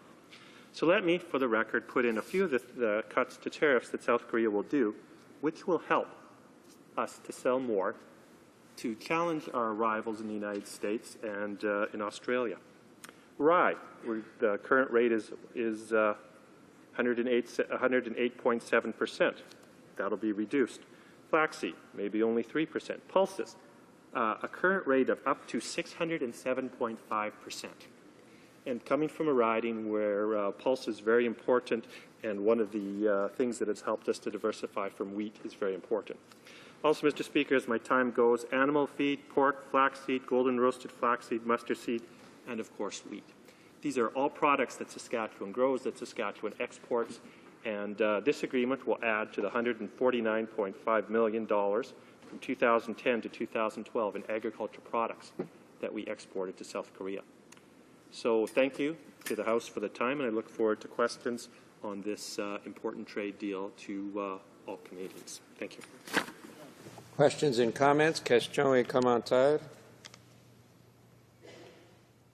Honorable Député d'Alfred. The Honourable Member for Alfred Belin.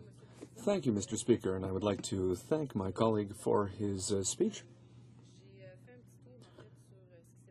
I been looking closely at what's happening with the C-41, the Canada-Korea Free Trade Agreement. And in the most recent reports that I've read, it seems as though the committee only had one meeting to deal with this free trade agreement. Despite the fact that we agree with the bill and that we will be supporting the government in the implementation of this free trade agreement, the NDP proposed 6 agreements, and I've been looking at the amendments that the NDP proposed, and there were some simple things that would have protected jobs here, particularly our manufacturing jobs in the automotive sector. The 6 amendments, unfortunately, were rejected, and I don't know if my colleague across the way had an opportunity to look at the amendments proposed by the NDP, and if he feels that they weren't good amendments. Saskatoon, Humboldt. Yes, thank you, Mr. Speaker. As I noted in my speech, I no longer sit on the Trade Committee. I did before the prior to the last election. But I would just want to say one of the things that we often talk about when it comes to trade deals, and the honourable member talked about protections. Protections for industry, for etc. in trade deals often are damaging to the consumer. So what we protect with one hand, we take away from other Canadians with the other. I'm not sure if that's what the amendments the honourable member is referring to did, but I think it's something we should be cautious. We often talk about protecting industries. What we're often meaning is we're putting hidden taxes on consumers. Thank you, Mr. Speaker. Questions and comments? Question commentaire. The honourable member for Winnipeg North. Yes, Mr. Speaker, I'd like to pick up on the member's opening comments when he was talking about trade balance. He inferred in his example that there are certain situations where a deficit is a good thing. And so it's a very specific question. When you think of the trade deficit that was created, in fairness, by the Conservative government, I am interested in knowing his arguments as to how he believes that that trade deficit was a good thing for the Canadian economy. The honourable member for Saskatoon, Humboldt. Yeah, I think the honourable member makes an interesting point.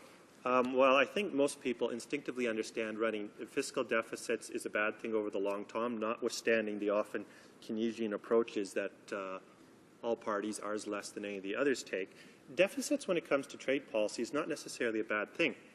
Because, Mr. Speaker, you have to understand the numbers that are often given are not totally encompassing. Canada has long run a trade surplus with the United States, but it doesn't include things like Canadian tourist trips to Florida. So these numbers are often incomplete. And the only way that you can run trade surpluses with one part of the world is if you end up trade deficits with the other. Of course, there are ways around it if you borrow and don't pay your bills, etc., but assuming all bills are paid. So if we in some parts of the world do run trade deficits, we bring in cheaper or more goods. These goods can be used then, of course, to manufacture, to produce things, and to ultimately provide goods. Because again, assuming everyone pays and there's no borrowing or theft or something, just as with a human being, countries are the same things, you ultimately have to pay your bills. So one man's surplus is another man's deficit. And in the end, the books should balance themselves out. Questions and comments? Question commentaire. The honourable member for Thunder Bay, Superior North. Mr. Speaker, I've been listening to this member talk about how all free trade is good, balance of trade deficits aren't bad. Now I'm hearing that the other two main parties in this House are drifting over to this, I guess that's out of fear that if they don't appear to be pro-business, pro-development, they'll lose votes in the next election. I'd like this member to explain to me about how a balance of trade deficit, when we get Hyundais and kill our auto industry and our auto worker jobs here in Canada, how that's a good thing for Canada, how that promotes growth of innovation and trade in our country. The honourable member for Saskatoon, Humboldt. Yes, Mr. Speaker, but as I pointed out, the honourable member needs to understand, if you run a deficit in one place, you'll end up running a surplus in the other. I run a deficit with every car dealership I've ever bought a car from. I run a surplus with the federal government because I'm employed by the federal government. So that's where the balance ultimately comes out. You have winners, you have losers. That is very true. But in the end, everyone is a winner with free trade in an economic sense. As I qualified before, we don't always do things for the best of the economy because there are other priorities. But in an economic sense, everyone wins because ultimately it's about the specialization of labor. It's about the most efficient way you can exchange goods and services and produce them for the benefit of all. Resuming debate, reprise de débat, the honourable member for Winnipeg North. Yes, thank you, Mr. Speaker. And I do plan on addressing the benefits versus what I think are lack of benefits if you do have a train deficit right away. But first, I want to provide some sort of a context of when we talk about trade with Korea, what are the type of items that we're really talking about? When you think in terms of Korea and the type of exports that they have, Mr. Speaker, we should be looking at things such as motor vehicles, trailers, bicycles, motorcycles, electrical machinery and equipment, boilers, mechanical appliances, iron and steel articles, plastic and plastic articles, rubber and rubber articles, optical, medical, scientific, technical instrumentations, mineral fuels, oils, copper and copper articles. These are, in essence, the top things that Korea actually exports to Canada. What comes to my mind, and I trust the mind of many Canadians on this particular issue of concern, is always going to be within the automobile industry. There are a great deal of interest in what will happen with this particular agreement in our automobile industry. Obviously, Mr. Speaker, the automotive industry as a whole in Canada employs directly tens of thousands of good quality jobs for many, many Canadians. When we think in terms of what it is that Canada exports to Korea, top on the list is got to be your minerals and fuels and oils and so forth. Next to that, you're looking at ores, slag and ash, wood pulp, boilers, mechanical appliances, wood and wood articles, charcoal, aluminum and different types of aluminum articles, electrical machinery and equipment, optical, medical, scientific, technical instrumentations, cereals, and a very important one for me, Mr. Speaker, something that I have the opportunity to talk a great deal about inside the House, is the issue of meat and edible, I should say, meat. And in particular, Manitoba's, what I would say, one of our wonderful industries, that being our pork industry. So it kind of gives you a sense in terms of what's coming in and what's leaving Canada. And we're talking, literally hundreds of millions of dollars on an annual basis, Mr. Speaker. So it is important to recognize that South Korea does play a very important role when it comes to trade with Canada today. And the expectations are that with a trade agreement that we will be able to enhance that trade between both countries. And there are some industries, whether it's the pork industry or aerospace industry, two very important industries for my own province, but obviously important industries across Canada, Mr. Speaker, will in fact benefit by this particular trade agreement. Even though, having said that, we do need to recognize that there are areas in which we do need to be concerned about, and we need to be careful in terms of monitoring and supporting in whatever way or fashion that we can. Having said that, Mr. Speaker, when you think of Korea, South Korea, as I've pointed out in the questioning that I've put forward to a number of members, that this has not been a conservative government-driven agreement. This goes back to 2003.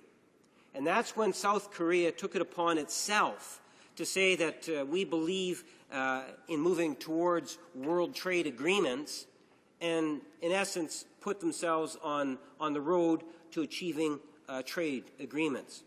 Canada has actually been very slow in terms of pursuing that agreement.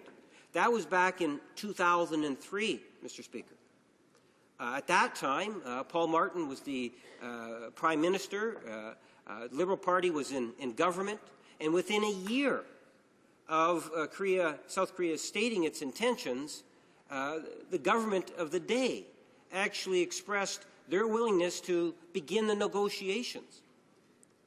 It's frustrating as to why it is that the Canadian government made this particular country such a low priority. It did sign some other agreements, Mr. Speaker, which are a fraction of the amount of trade that was being done between Canada and Korea. So let not the Conservative government try to give the impression that this is this Prime Minister who's been going out courting and trying to get this agreement, because that's not the case, Mr. Speaker. Yes, they did sign the agreement, but it has a lot more to do with South Korea than it does with this particular government. The Liberal Party has always been and consistently recognized the value of trade. And we can go through a litany of Liberal Prime Ministers, Mr. Speaker, going all the way back. One of the ones that I will often refer to is during the 60s, where we had the AutoPac agreement, and how Canada benefited economically and ultimately socially as a result of that. And through the years, we have continued to support the idea, the principle of free trade agreements where possible and where it does, in fact, make sense. In the last 15 or so years, there has been a lot more interest around the world to develop and promote free trade agreements. And that's the reason why we've seen a lot more activity. In the early 90s, it wasn't the thing of the day, Mr. Speaker, or in the late 80s. It just wasn't, and I made reference to this before, because it's something in which I recall firsthand when I was sitting inside the Manitoba legislature when Prime Minister Chrétien at the time talked about how important trade was to Canada, and he wanted to go to Asia. In particular, he wanted to go to China and other countries, and he wanted this Team Canada approach where he invited other provinces and so forth, stakeholders, to go and participate in trying to capture new growing markets and try to benefit from world trade. If you look at Jean Chrétien's government and Paul Martin's government, you will see that we had consistent trade surpluses, Mr. Speaker. And that is important. This is where I disagree. And I have studied some basic economic courses and had the opportunity to talk economics throughout the last 20 years in many different capacities, playing a role of critic at a Manitoba provincial legislature. And I can tell you the bottom line is that a trade deficit is not a positive thing. At the end of the day, it's not. If you take a look at trade in a very holistic fashion, what better way than to look at the bottom line? The trade balance is important, because if you're on the right side of the balance on the ledger, what you will find, Mr. Speaker, is that you're in a better position to be able to generate good, quality-paying jobs. And that's what Canadians want. This is a fight for the middle class, Mr. Speaker. We need to emphasize more of our policy and setting policy that's going to benefit our middle class, because the middle class has been hit hard over the last number of years. And one of the ways in which we can deal with that is to be more progressive on the whole trade file. And that means don't be dismissive, don't be passive, well, it's just a trade deficit. We don't have to worry about a trade deficit. I disagree, Mr. Speaker. If the Conservatives gave the attention that was needed and warranted in dealing with the trade deficit, we would have had more employment in Canada. The manufacturing industry would not have been hit as hard as it has been hit in Ontario, where we have lost tens of thousands of good quality manufacturing jobs, Mr. Speaker. You cannot tell me, you are not going to be able to convince me that has nothing to do with the trade deficit. It does. There is many things in which the government could be doing that would in fact make a difference. And as a small point, we ask questions about infrastructure. Invest in infrastructure allows our companies here in Canada to ultimately even get their product to market that much better, Mr. Speaker, that much faster. It allows them to be even that much more competitive. Investing in infrastructure is a good, sound economic policy. We should all be concerned about the overall trade balance. We all support, the only party I understand that's opposing this trade agreement is the Green Party. It's encouraging to see the flip that the New Democrats have made on trade policy, Mr. Speaker. I see my time has expired, how quickly that time goes by, and I look forward to any questions if there are any. Questions and comments? Question et commentaire. Honorable Député. The honourable member for Louis-Hébert. Thank you, Mr. Speaker, and I would like to thank my colleague for his speech. There's one thing that always surprises me. Certainly, diversifying markets is a good thing, but there's a question that I ask when I listen to the member speak, and it's the following. Even before seeing what kind of treaty it was, he said, "I'm in favor of it." He didn't see what was in the agreement. He really hadn't seen it at all. And he's surprised that the NDP is supporting a free trade agreement, but at the NDP, as we've said many times, we have a structured approach that allows us to determine whether or not a free trade agreement or a treaty is good or bad for Canada. So my question for my colleague is the following one. Given that we have a structured approach and that one of the elements of that approach is that the proposed partner's economy has to be of significant or strategic value to Canada, does he think that thinking that way could help us have better agreements? Honourable member for Winnipeg North. Yes, Mr. Speaker, I think that there was a time in which there was more difference between the New Democrats and the Liberals, but the New Democrats are trying to become Liberals on the trade issue. Mr. Speaker, we need to recognize when he said, well, whether it's the European Union, in principle, we support the concept of free trade. Much like when Jack Layton was the leader of the New Democrats, he would say very candidly, we oppose free trade agreements, even if the free trade agreement wasn't even on the table or no context to the agreement at all. The NDP at one time knew it didn't matter the content. It was totally, absolutely irrelevant, the content. They just opposed trade agreements. It's only under their new leader which they've made this flip. That's a good thing.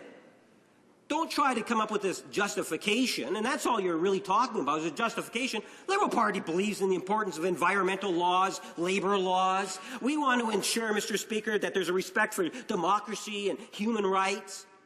The New Democrats are just coming up with a justification for their flip-flop. That's really all it is. Thank you, Mr. Speaker. Questions and comments? The honourable member for Dartmouth Cold Harbor. Thank you, Mr. Speaker. I listened with interest to the member from Winnipeg North as he talked about what Jack Layton said and what the NDP stands for, and I think that maybe he should stick to his to what his own party stands for, Mr. Speaker, when he stands on his feet. And the problem that we have on this side is that in regards to what the Conservative government has been doing in their trade policy, the Liberals' policy tends to be me too. They just go along with it. They don't think about it. They don't question it. They don't analyze it. They just want to agree. And what we've talked about here with respect to the Canada-Korea trade agreement, like we have with every other agreement that's been brought into this House that we've talked about, are the merits of it, are the provision, what is contained within the agreement, and how does the agreement actually benefit Canadians and Canadian businesses, Canadian workers, Mr. Speaker. So I guess I'd like to ask the member from Winnipeg North why it is he gets so offended when the NDP stands up and actually looks at a deal from a logical point of view and from a principle point of view before it is that we decide yay or nay. The honourable member for Winnipeg North, you have about 45 seconds. Well, Mr. Speaker, in short, it's because I just don't believe, and no offense is meant to the individual, I just don't believe the New Democrats are, in fact, being fully transparent on this issue. The reality is quite different in terms of what they've done in the past versus what they are saying that they're doing today. Because if you use the same logic that the member just talked about in terms of how they thoroughly investigate and they base their decision strictly on the merits of a trade agreement, did that same principle apply when Jack Layton or Ed Broadbent was the leader of their party? Are they saying that Jordan and this agreement are the only two agreements that Canada has ever signed that are worth actually supporting? I think they need to look in the mirror and reflect in terms of what it is they're actually saying if they want to be consistent, Mr. Speaker, and honest with Canadians.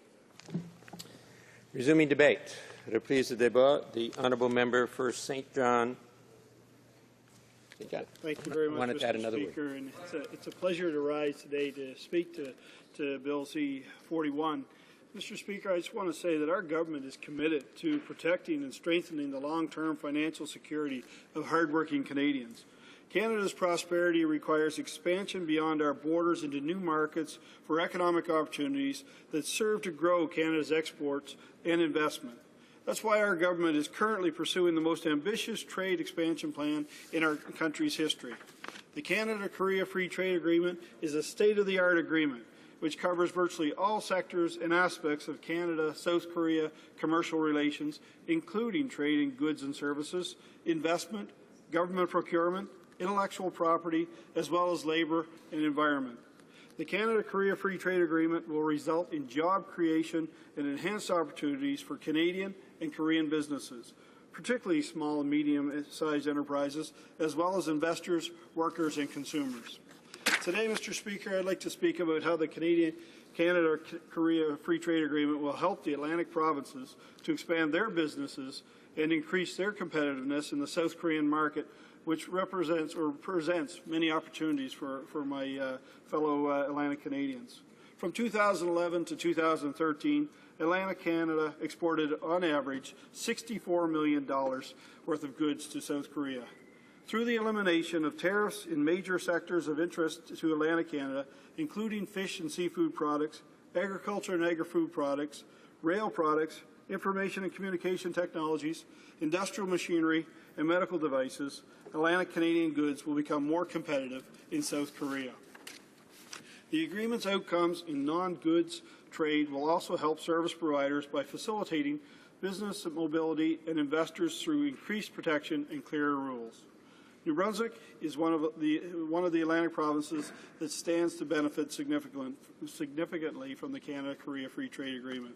The agreement will bring numerous benefits to New Brunswick, including the province's industrial goods sector. Our industrial goods sector is an important driver of the economy for New Brunswick, and it employs about 6,700 hardworking New Brunswickers each year. From 2011 to 2013, New Brunswick exports of industrial goods to South Korea were worth an average of $7.8 million. The Canada-Korea Free Trade Agreement will eliminate tariffs on all of New Brunswick's exports of industrial goods to South Korea, including tariffs on information technology products, which currently face tariffs of up to 13%. It will also eliminate tariff rates on industrial machinery and power-generating machinery with a current tariff rate of up to 8%. Tariff elimination will level the playing field for New Brunswickers relative to key competitors from the United States and the European Union and bring substantial export gains to the province. Nova Scotia, Mr. Speaker, is another Atlantic province that will gain considerably from the Canada-Korea Free Trade Agreement. I'd like to touch upon the agreement's benefits for the fish and seafood product sector, which provides jobs to more than 9,200 Nova Scotians. Between 2011 and 2013, Nova Scotia's fish and seafood exports to South Korea were worth an annual average of $23 million. Nova Scotia will benefit from tariff elimination on products such as live and frozen eels from a current rate of up to 27%. Tariffs will also be eliminated on live and frozen lobster, frozen crab, and scallops, which have a current rate of up to 20%. And on a point of interest, Mr. Speaker, shipments of lobster from Halifax International Airport to Seoul have already begun, with loads this past summer of nearly 40,000 kilograms. Mr. Speaker, throughout the negotiations, the Canada-Korea Free Trade Agreement, our government has actively engaged stakeholders to ensure that the agreement best reflects their needs. Stakeholders have provided strong support for the agreement, including the Nova Scotia Fishpackers Association, who has congratulated our government on the agreement and with the following statement: "The free trade agreements to eliminate tariffs will seriously open up the markets." I very much applaud the efforts of the government to reduce the trade barriers. I'm very excited for the many benefits that the Canada-Korea Free Trade Agreement will bring to the Nova Scotians that we work with. That's a pretty strong statement in itself, Mr. Speaker. Prince Edward Island also has a lot to gain from the Canada-Korea Free Trade Agreement, including PEI's agriculture and agri-food product sector. In 2012, this sector employed about 5,600 people in the province. And from 2011 to 2013, PEI's agricultural exports to South Korea were worth an annual average of $2.6 million. Frozen French fries and pork products were the top export items. PEI will benefit from the agreement's elimination of tariffs on frozen potato products, which includes frozen French fries from a current rate of 18%. The agreement will also eliminate tariffs on all pork and pork products of export interest, which range anywhere from 3 to 30%. Mr. Speaker, I would like to share with you a quote from the Vice President of Cavendish Farms, a producer of frozen potato products. He said, "A free trade agreement between Canada and South Korea presents a golden opportunity for us to grow our presence in the South Korean market and in the Asia-Pacific region as a whole. Free trade helps to support our industry, the workers we employ, and the sale of the high-quality products we've been producing for more than 30 years. Finally, Mr. Speaker, the Canada-Korea Free Trade Agreement will bring numerous benefits that will help to boost the economy in Newfoundland and Labrador. The province's services sector, for example, will benefit significantly from the Canada-Korea Free Trade Agreement. This is an important sector for Newfoundland and Labrador, employing some 180,400 Newfoundlanders and Labradorians in 2012 alone, and accounting for more than half of the Newfoundland and Labrador economy. The province's key export interests in the services sector include retail and wholesale trade, environment, travel and tourism, construction, and real estate services. The Canada-Korea Free Trade Agreement will provide services suppliers from Newfoundland and Labrador with greater and more predictable access to the diverse South Korean market. The Canada-Korea Free Trade Agreement contains temporary entry commitments that are the most ambitious South Korea has agreed to in any of its free trade agreements and will go a long way in boosting services exports to the province. Mr. Speaker, we are standing with Canadians on the Canada-Korea Free Trade Agreement by ensuring that investor protection provisions remain as the cornerstones. As has been the case in all modern trade and investment agreements. We take tremendous pride in our record on free trade agreements, which has put Canada back in the game of trade negotiations. Canadian workers and businesses were at risk of falling behind in this era of global markets, but thanks to the aggressive agenda of our government, we're giving our citizens a competitive advantage. By continuing to actively pursue broader markets and access to new investment opportunities, our government is providing Canadian businesses and exporters with access on preferred terms to the largest, most dynamic, and fastest-growing economies and regions around the world. No government in Canadian history has been more committed to the creation of jobs and prosperity for Canadian businesses, workers, and their families.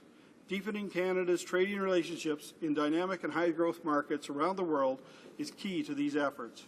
Without a doubt, the Canada-Korea Free Trade Agreement promises many benefits for Atlantic Canada. It will level the playing field for the Atlantic Canadian businesses relative to their competitors in the U.S. and the EU. It represents a concrete next step in bolstering the Atlantic Canada's presence in the fastest-growing and dynamic Asia-Pacific region. Today, Mr. Speaker, I'm asking that all members of this House to ensure the speedy ratification of the Canada-Korea Free Trade Agreement so that hardworking Canadians can start reaping the benefits of this agreement and solidify their presence in the Asia-Pacific region as soon as possible. Thank you very much, Mr. Speaker. Questions and comments? Questions et commentaires? Honorable Député d'Alfred Pellant. The honourable member for Alfred Pellant. Thank you very much, Mr. Speaker, and I'd like to thank my colleague opposite. We sat on the Fisheries Committee for a time, and it was very collegial. It was very pleasant being on the same committee with him. So the NDP will be voting in favor of this bill, C-41, at third reading, but there are a few things about the bill that catch our attention. I'm thinking about manufacturing jobs in Canada. I wonder if my colleague could explain what protections will be in place for the auto industry, because with South Korea, they have a big auto industry. So will there be any protections put in place by the federal government so that Canada's auto industry can compete in the auto industry internationally? The honourable member for St. John. And Mr. Speaker, I want to say I did enjoy my time on the committee with the honourable member. It certainly is a committee that I believe is very collegial and certainly continues to be to this day. Mr. Speaker, to the member's question, I spoke today about what I saw as the benefits to Atlantic Canada in this agreement. And I saw a lot of opportunities. I spoke about a lot of opportunities that are there for Atlantic Canadians. And in every agreement, there has to be some areas where one sector will do better than the other. We see great opportunity in Atlantic Canada, whether it comes from the seafood and fish products that we produce, the agriculture and agri-food products that we produce, some of the services that we come forward with and we market around the world, industrial machinery. There are different opportunities that present themselves in this market. This is a rich market. This is a growing market, and we see huge potential for Atlantic Canada and for my province alone, Mr. Speaker. The potential is so great. We see a growing market, and with as I said earlier, I just ask all members to ratify this agreement so we can get on with it and start taking advantage of the opportunities that lay ahead for us. Thank you, Mr. Speaker. Questions and comments? Questions et commentaires. The honourable member for Scarborough, Agincourt. Thank you, Mr. Speaker. I want to follow up on the question that my colleague from the NDP raised to the member for St. John's. And I too want to express my particular concern, given that I come from Ontario, and the potential impact that this Canada-South Korea Free Trade Agreement may have also on the auto sector, notwithstanding the fact that our party will be supporting this particular deal. And particularly, I would like to get my friend's comments with respect to the ultimate accessibility that that Canadian manufacturers will have into South Korea, particularly as it relates to the auto sector. The honourable member for St. John. Well, thank you, Mr. Speaker. And to the member opposite, it's the riding of St. John. I just want to clarify that. People in my area are very particular about that, so I just wanted to make sure that they understood very clearly. I want to thank the member for his question as well. And as I said very clearly, we see a lot of potential with this trade agreement, Mr. Speaker. And from my area in particular, from Atlantic Canada's perspective, from New Brunswick's perspective, we in New Brunswick we have one of the largest, the most export-oriented province per capita, per percentage of GDP per capita in the entire country, Mr. Speaker. We're very dependent on trade, and we see a huge potential here. We have opportunities that go far beyond what most could imagine. As I said, we see a growing marketplace and with the great demands, and certainly we look forward to meeting those demands. Thank you, Mr. Speaker. Resuming debate. Reprise de débat. The honourable member. Sorry, just give me a moment. Order. It is my duty pursuant to Standing Order 38 to inform the House that the question to be raised tonight at the time of adjournment is as follows. The honourable member for Thunder Bay, Superior North on national defence. Resuming debate. The honourable member for Newton North Delta. Thank you, Mr. Speaker. It's my pleasure to rise today in this House to speak in support of C-41, the Act to implement a free trade agreement between Canada and the Republic of Korea. And, Mr. Speaker, it's whenever we're looking at free trade agreements, no matter which country they're with, it behooves the parliamentarians and those who are negotiating those to ensure the due diligence is done. The due diligence is done, and that the agreements that we end up with are good for Canada, but we also want them to be good for the other country as well, because that's how strong relationships are built in the long run. On balance, this trade agreement with a democratic, high-standards country is a good deal for Canada, and one that the NDP can support. South Korea is an established democracy with high standards for labor rights, human rights, and environmental protections. Its large market that offers us significant opportunities for Canadian businesses to gain a foothold in important Asian markets and diversify our trade. And just so you know that we believe there are, not everything is perfect, and we will say that this agreement is not perfect. There are things we would have liked to have seen changed in it, but on balance, we believe that this is a good deal, and it will benefit Canadians and will benefit Korea as well. And one of the things that we often look at as the NDP, unlike another party that sits on this side of the House, where when we see a free trade agreement being announced, without seeing the details, that particular party said, we approve, we like it. Us too. We actually believe in doing the work of parliamentarians, actually studying actually waiting to see what the deal is, reading it, studying it, and then trying to make it better before we go out and make grand pronouncements. And I think that's what the people who elect and send us here expect of us. They expect us to do the kind of hard work that the NDP is prepared to do. And at this point, Mr. Speaker, let me acknowledge the stoic work done by an amazing Member of Parliament from Vancouver Kingsway, who has taken on this file and has been very thorough and very balanced and very measured as he has looked at the policies, looked at the agreements that have been presented to this House, and has put forward thoughtful amendments at committee, and now that it's here, has recommended to the caucus that after his thorough investigation, this is a good deal. That's the kind of work parliamentarians expect from all parties, not the Me Too attitude of the party at the other end of this House. And, as you know, Mr.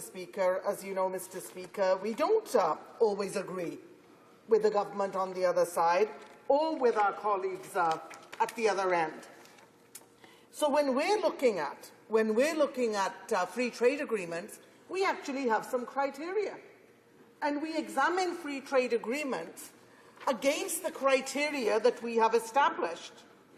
And the first one being, is the proposed partner one who respects democracy, human rights, adequate environmental and labour standards and Canadian values? And if they don't have those rights quite yet, are they in a trajectory that is moving them towards human rights and labour rights and environmental rights? The second criteria, and my colleagues at the end of this, on this side, could actually learn from doing this kind of homework, is the proposed partner's economy of significant or strategic value to Canada? All very, very important. The third one, are the terms of the proposed deal satisfactory? So we do have a very measured approach, and I'm very, very proud of the way we do it. Now, it is important to note, Mr. Speaker, that we did have some concerns with this particular agreement, and I want it to be noted that once again at committee, it's the NDP that did their homework and did the hard pulling. It's the NDP. It's the NDP that moved amendments, around our concerns about the investor-state dispute settlement. And we were very, very concerned, but however, we were pleased, Mr. Speaker, that in this case, unlike the Canada-China FIPA, this agreement does not tie this government's hands for 31 years, or any government's, and can be renegotiated or cancelled after 6 months. Unlike the FIPA, the Korean Free Trade Agreement has guaranteed transparency rules for ISDS tribunals. Hearings must be in public. But we still expressed our concerns about that, but as you know, the other party said, me too, and were quite willing to live with that.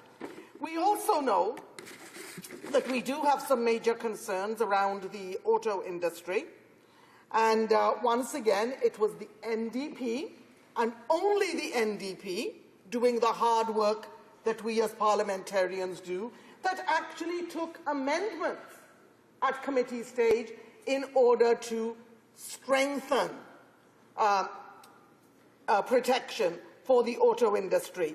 And I was interested in my colleague across the way, new to Parliament, and welcome him to the House, who raised that question as if to say that we had abandoned the auto industry, when in fact it was the NDP members who were bringing forward amendments that would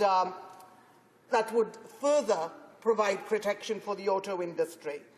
And, you know, Mr. Speaker, I also have to go on to say that we do have serious concerns about other free trade agreements, but on balance, we are prepared to live with this one because, you know, it does have a 6-month kind of an opt-out rule.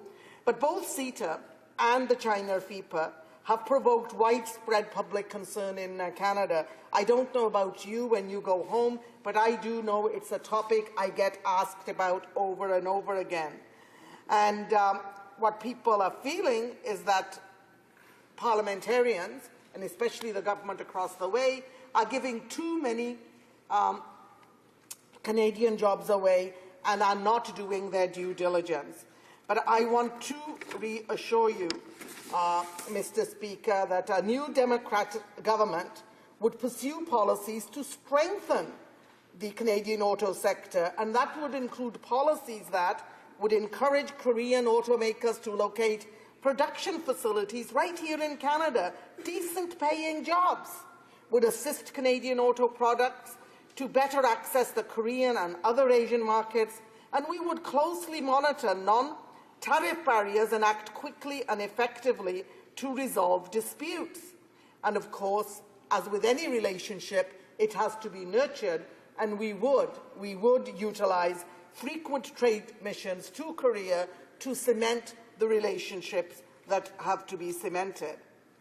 We realize, Mr. Speaker, that this agreement with Korea is a major agreement for us, and it does give us an entry level into the Pacific Gateway. And we also agree with the Canadian Chamber of Commerce and others that the government needs to do more than sign trade agreements. Thank you, Mr. Speaker. We need to more than sign trade agreements. We actually need to do our due diligence and make sure they will actually benefit Canadians and not put some of our sectors at risk. And we must do more to promote Canadian exports as well. That's a major job. Attract investments and help Canadian companies penetrate the South Korean and other Asian markets. And, you know, Mr. Speaker, as you know, the UFCW, one of our major public sector unions, has come out and spoken in favour of this particular trade agreement because we can see the benefits for our fisheries industry, whether it's lobster or whether it's tuna or whether it's salmon, that we will make financial gains. But we as a government, we as the NDP, and one day I hope to, when we do form government, we do know that we will work to strengthen this free trade agreement so it benefits everyone. Thank you, Mr. Speaker. Questions and comments? Question et commentaires. The honourable member for Saskatoon-Humboldt. Thank you, Mr. Speaker. When the honourable member was going through her three criteria that the NDP have for whether or not they support trade deals, one of the things she was saying about, are they a significant strategic partner for Canada? And my question to the honourable member is this. Judging from the way she describes strategic and significant partner, Canada would not engage with any low-income nations, smaller nations around the world. So my question to the honourable member is this. Free trade helps countries. We engage in trade to boost our relationships with them and boost other countries' standards of living. Why is the honourable member denying or opposed to a significant Canadian foreign policy tool that can help countries in places like Africa, Latin America, countries that are not large, wealthy, and strategic in the usage the NDP are using? The honourable member for Newton North Delta. I want to thank my colleague across the way for his very thoughtful question, and I want to say this to you, and I'm going to read what the second criteria is, and then you will see that you don't have to have that concern. Okay. Sorry. Member, direct the comments to the chair, please. Oh, Mr. Speaker, how could I have forgotten that I have to share my intimate thoughts with you? Okay, so the second criteria that I read out is the proposed partner's economy of significant or strategic value to Canada. That does not just mean economic. That covers other parameters. Questions and comments? The honourable member for Winnipeg North. Yes, thank you, Mr. Speaker. And I'm very much interested in what the NDP would have to say in regards to the amendments. They said that they brought forward in committee, and I'm sure that she realizes, or the member realizes, Mr. Speaker, that had these amendments passed, there would have had to have been more negotiations with Korea to make sure that they were in compliance with the amendments that were being passed by the New Democrats.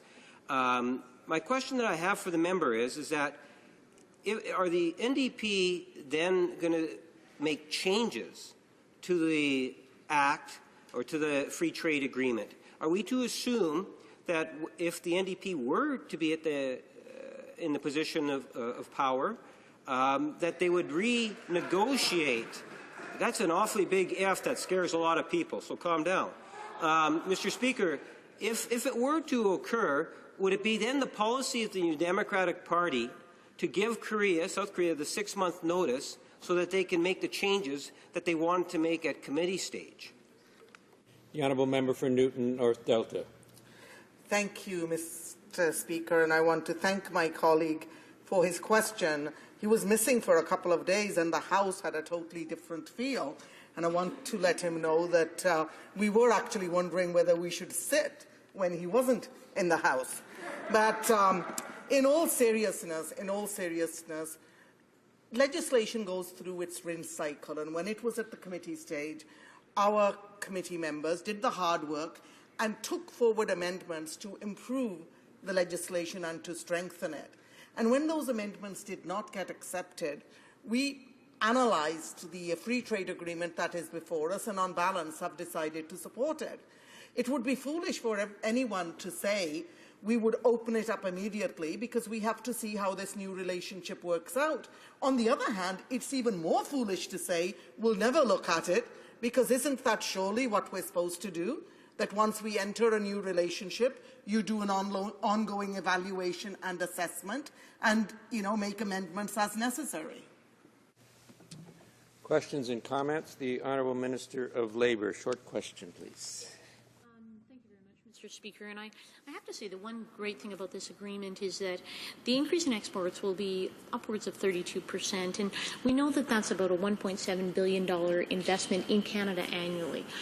The other component part of this is obviously the removal of duties and to the point of essentially 98% of them being removed on the goods and services that will be moving back and forth. Now, that means a lot of investment and opportunities for Canadian businesses.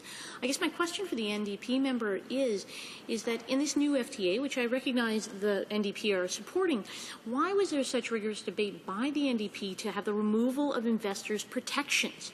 And essentially support for an anti-trade activist movement. You know, we want Canadians to be investing overseas. We want Koreans to be investing in Canada so that we can grow our Canadian economy here and create jobs. So why the attitude at committee of removing investors' protection? The honourable member for Newton North Delta. Short answer. We're out of time. Once again, very proud of the NDP members who did their due diligence, and they have some concerns, as do I, around investor-state dispute settlement and the lack of transparency in so many of our agreements, and you never exactly know what's happening behind closed doors. But in this case, that 6-month window does give us some comfort. Reprise de débat. Resuming debate. La députée de Laval. The honourable member for Laval. Thank you very much, Mr. Speaker. I'm pleased to rise to speak to Bill C-41, the free trade agreement with South Korea. And I'm happy to say, as my colleagues have said in the past, that our caucus will be supporting this bill at third reading. I would also like to clarify some situations with respect to the amendments that our caucus proposed and put forth at committee, but which were unfortunately rejected by our Liberal and Conservative caucus colleagues. First of all, I think it's important to emphasize and reiterate the important criteria used by the NDP to assess trade agreements. There are 3 points. It can be summarized this way. Short points, but very significant in their scope.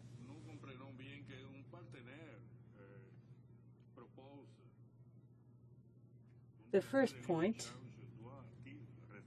is a question: is the proposed partner one who respects democracy, human rights, adequate environmental and labor standards, and Canadian values? Because those are Canadian values, Mr. Speaker, clearly. The second point is this: is the proposed partner's economy of significant or strategic value to Canada? Clearly,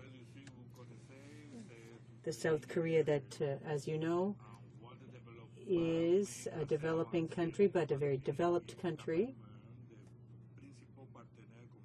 It's one of the main trading partners, one of Canada's main trading partners in Asia. And Canada has diversified its trade with South Korea and is moving in the right direction.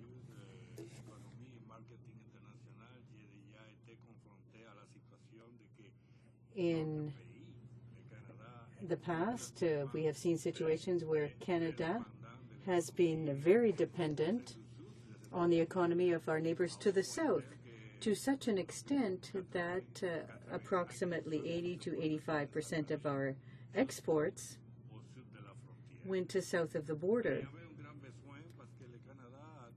But the need was there because Canada has always focused on technology, natural resources as well, and the development of new markets. And that's why you will understand that at one point our international trade strategy focused on signing free trade agreements. Now, we started with NAFTA in the 80s, and there are more and more treaties signed with countries, developing countries, where on the one hand we disagreed, and in other cases we agreed with those agreements. In some cases, we disagreed with the terms of the proposed agreement. And that's a very important point, Mr. Speaker, because one of the main problems that we raised in committee through the amendments that we proposed and changes to some of the points of the free trade agreement dealt with the fact that South Korea is a democratic country. However, the settlement mechanism for disputes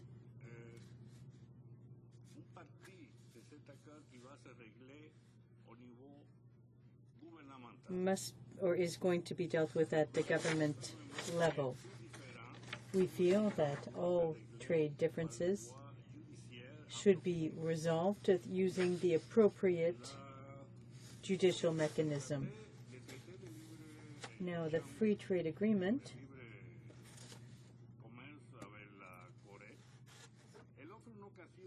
is an opportunity, an important opportunity to diversify Canada's economy. Now, that too is a step in the right direction, because we focus a great deal on natural resources. We count on natural resources here, and that was one of the sticking points, if you will, in other free trade agreements that we criticized a great deal, because Canada was simply exporting raw materials without processing or adding value to the products.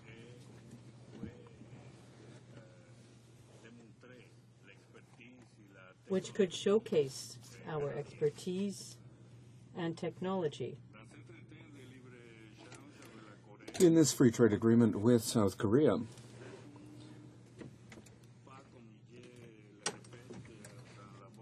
well, as we've said, this is a step in the right direction, and it will benefit a great deal of economic actors in Canada. Our partner has solid democracy. Human rights are respected. And it has adequate environmental standards and labor rights. Unions are well established.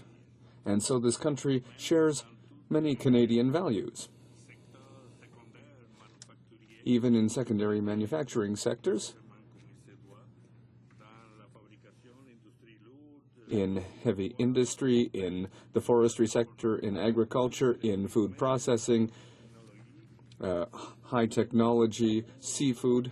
These are all areas where we can share the expertise of each country, and we can find win-win situations.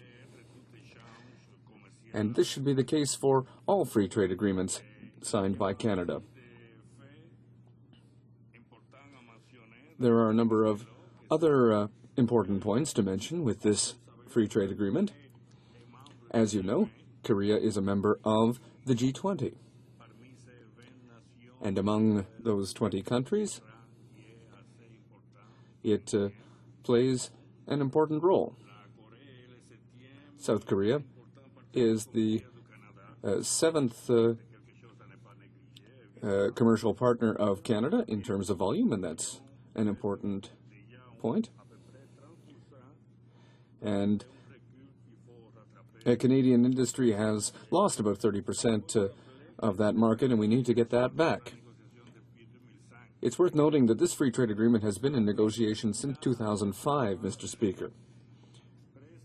So it's been almost a decade, at least 9 years, that we've been waiting, and it's hard to understand why we haven't been able to go forward with this earlier. But undoubtedly this was due to the poor management and laissez-faire attitude of the Conservatives when it comes to the economy of our country. It's one thing to talk about job creation, but often there are no concrete actions to go with those words. Now, South Korea is the fourth largest economy in the region. And I will conclude, Mr. Speaker, by saying that we have a certain affinity with the South Korean opposition parties. They, like our caucus, believe that the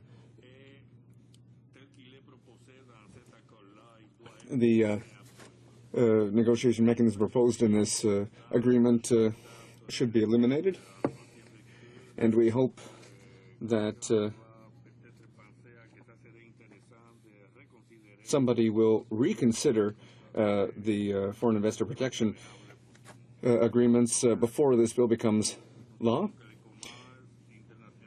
However, we know that international trade is important to Canada, and we are certainly proud to have commercial relationships with all the regions of the world, and we will support this. Thank you, Mr. Speaker. Come on. Questions and comments?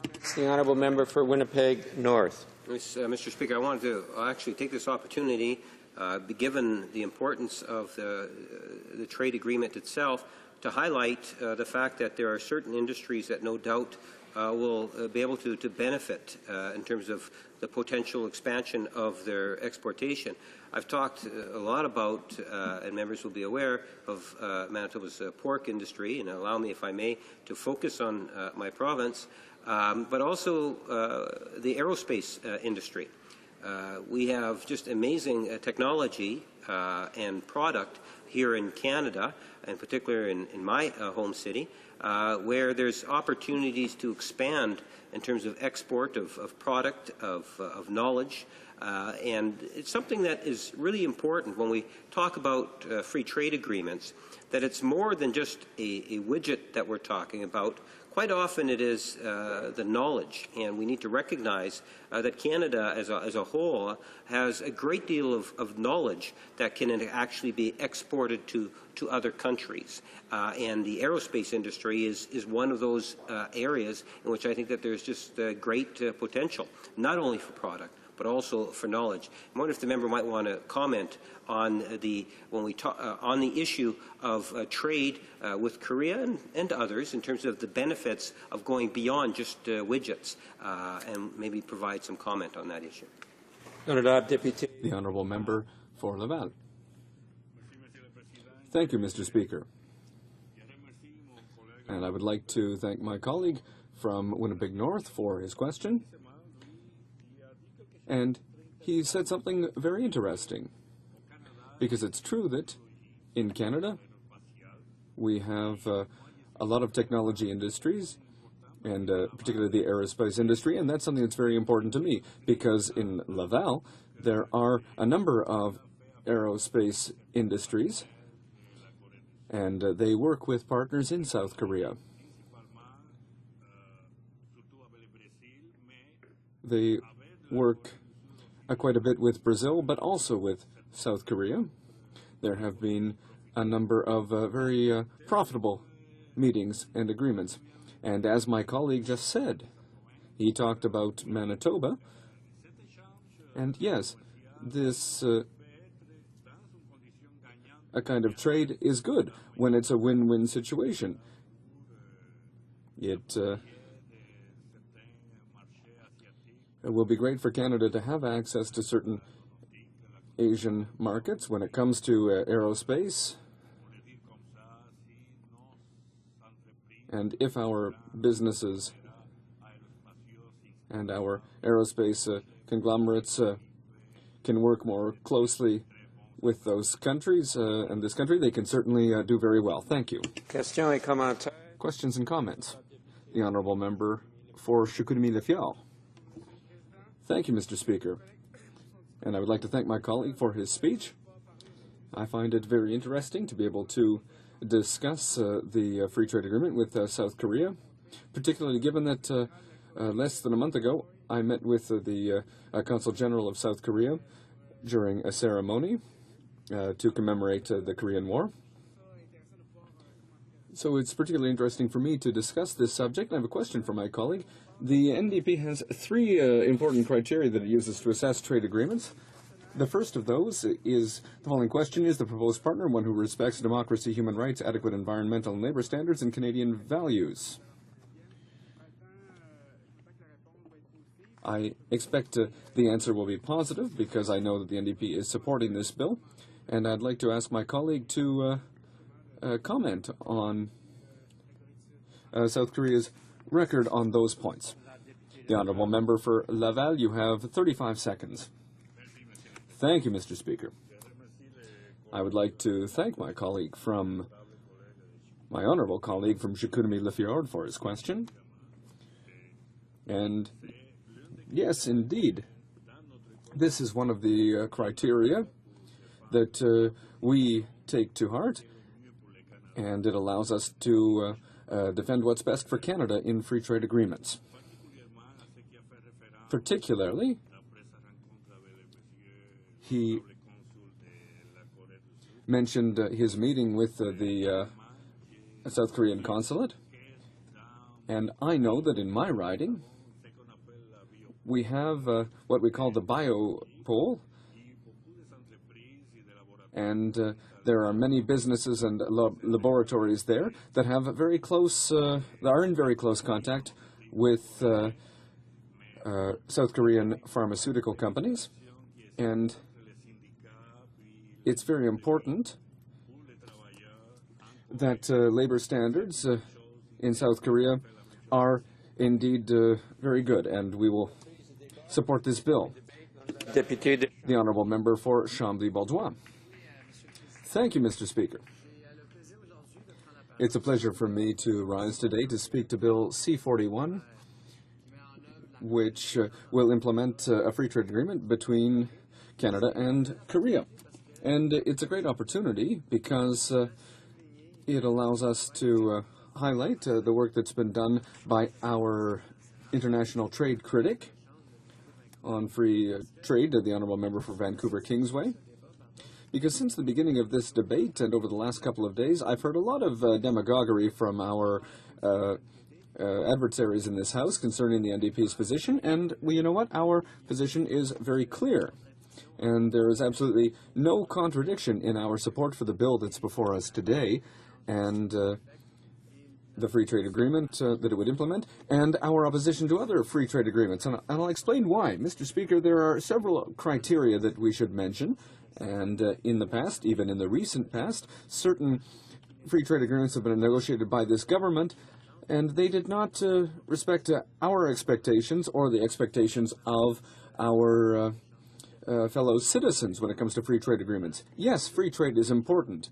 Yes, free trade has a positive impact on our communities, and that's why we're supporting this agreement. But we shouldn't also be leaving the government with a carte blanche to do whatever it wants. There are a number of criteria that should be considered. I remember taking part in the debate on the free trade agreement with Panama, for example. And at the time, we were talking about an information sharing agreement concerning tax evasion. And at the time, I remember the government's response was to say that, well, listen, it's not up to us to interfere with another government's affairs.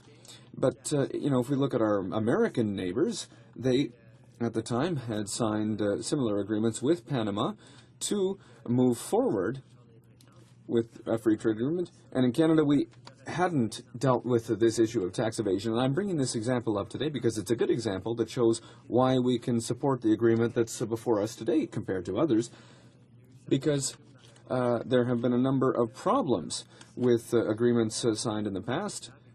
And in this case, we don't see those same problems, and the agreement is good for Canada.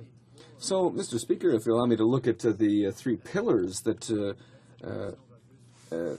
that support the NDP's strong position on international trade, the first of those is, well, we have to ask the question, is the proposed partner one who respects democracy, labor rights, the environment? Do they have strong democracy? These are questions that are important to ask. And I heard a colleague, a conservative colleague earlier say that free trade agreements are good for countries where there is perhaps a deficit of democracy, where there isn't adequate environmental protection standards, because an agreement forces them to adopt those standards. And that can be true, but it's only true if the Canadian government negotiates that and requires it in the agreement, and that's not always the case.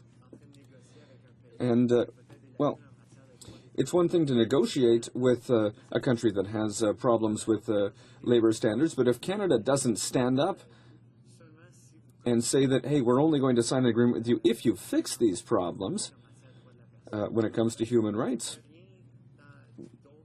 well, if we don't do that, then the other countries won't be forced to do that. So if they can profit from our economy without fixing their problems at home, well, that's just going to push them to continue as is. So certainly free trade agreements can have a positive effect, but only if Canada stands up for those rights during negotiations. Now, it's the same thing when it comes to environmental protection standards. One of our amendments, one of the 6 amendments that we moved in committee that, and all of them, I should note, were rejected. And I should note, Mr. Speaker, that yesterday, the member for Vancouver Kingsway, our critic, was accused of trying to delay the bill or to prevent this bill from being adopted in committee, but all we did in committee was move a series of amendments, and one of the amendments was to ensure that we weren't going to be reducing environmental standards in the future because this agreement is in place just to facilitate certain investments, because yes, the agreement is before us. We are going to support it, but that doesn't mean that in a few years later we won't see some problems with this agreement that weren't apparent when we negotiated it. So I think that's the sort of rigorous approach that we would expect from our government. It's the sort of rigorous approach that an NDP government would follow in power when negotiating free trade agreements. We want to make sure that we negotiate these agreements in a responsible way. The next criteria, Mr. Speaker, is, of course, the issue of whether or not the proposed partner's economy is of significant or strategic value to Canada. And it goes without saying that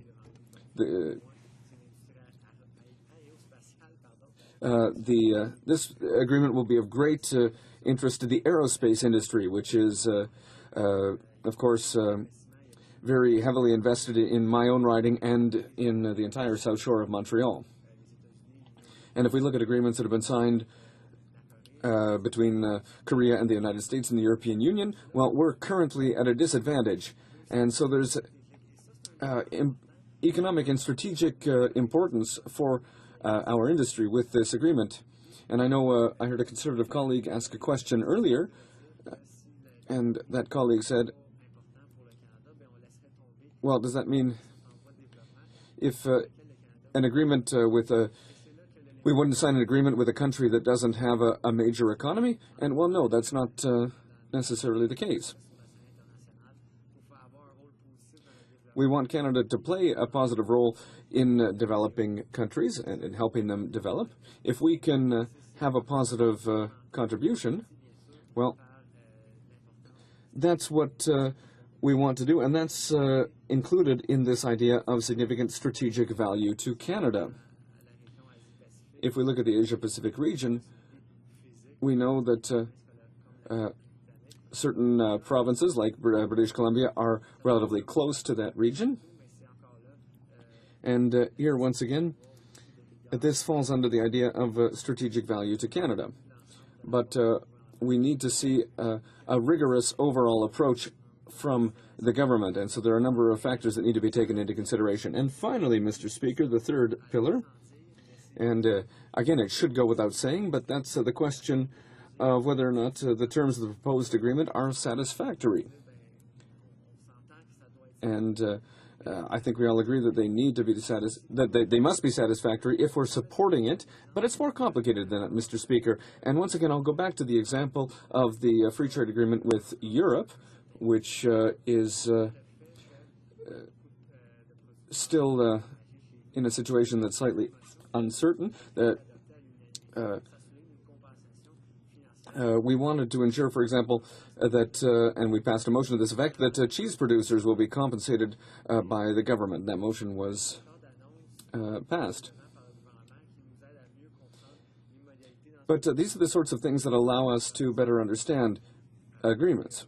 So, for example, I have a conservative colleague, and I agree with him, and it's funny to say that, but a colleague who said that with these free trade agreements, some sectors will win and some others will lose, and we need to look at that, and that's why we have to look at the details.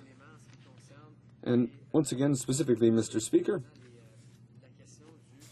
if we look at the ISDS mechanism, the Investor State Dispute Settlement Mechanism. Now, that's something that we wouldn't have put into an agreement. It wouldn't be in an agreement negotiated by the NDP.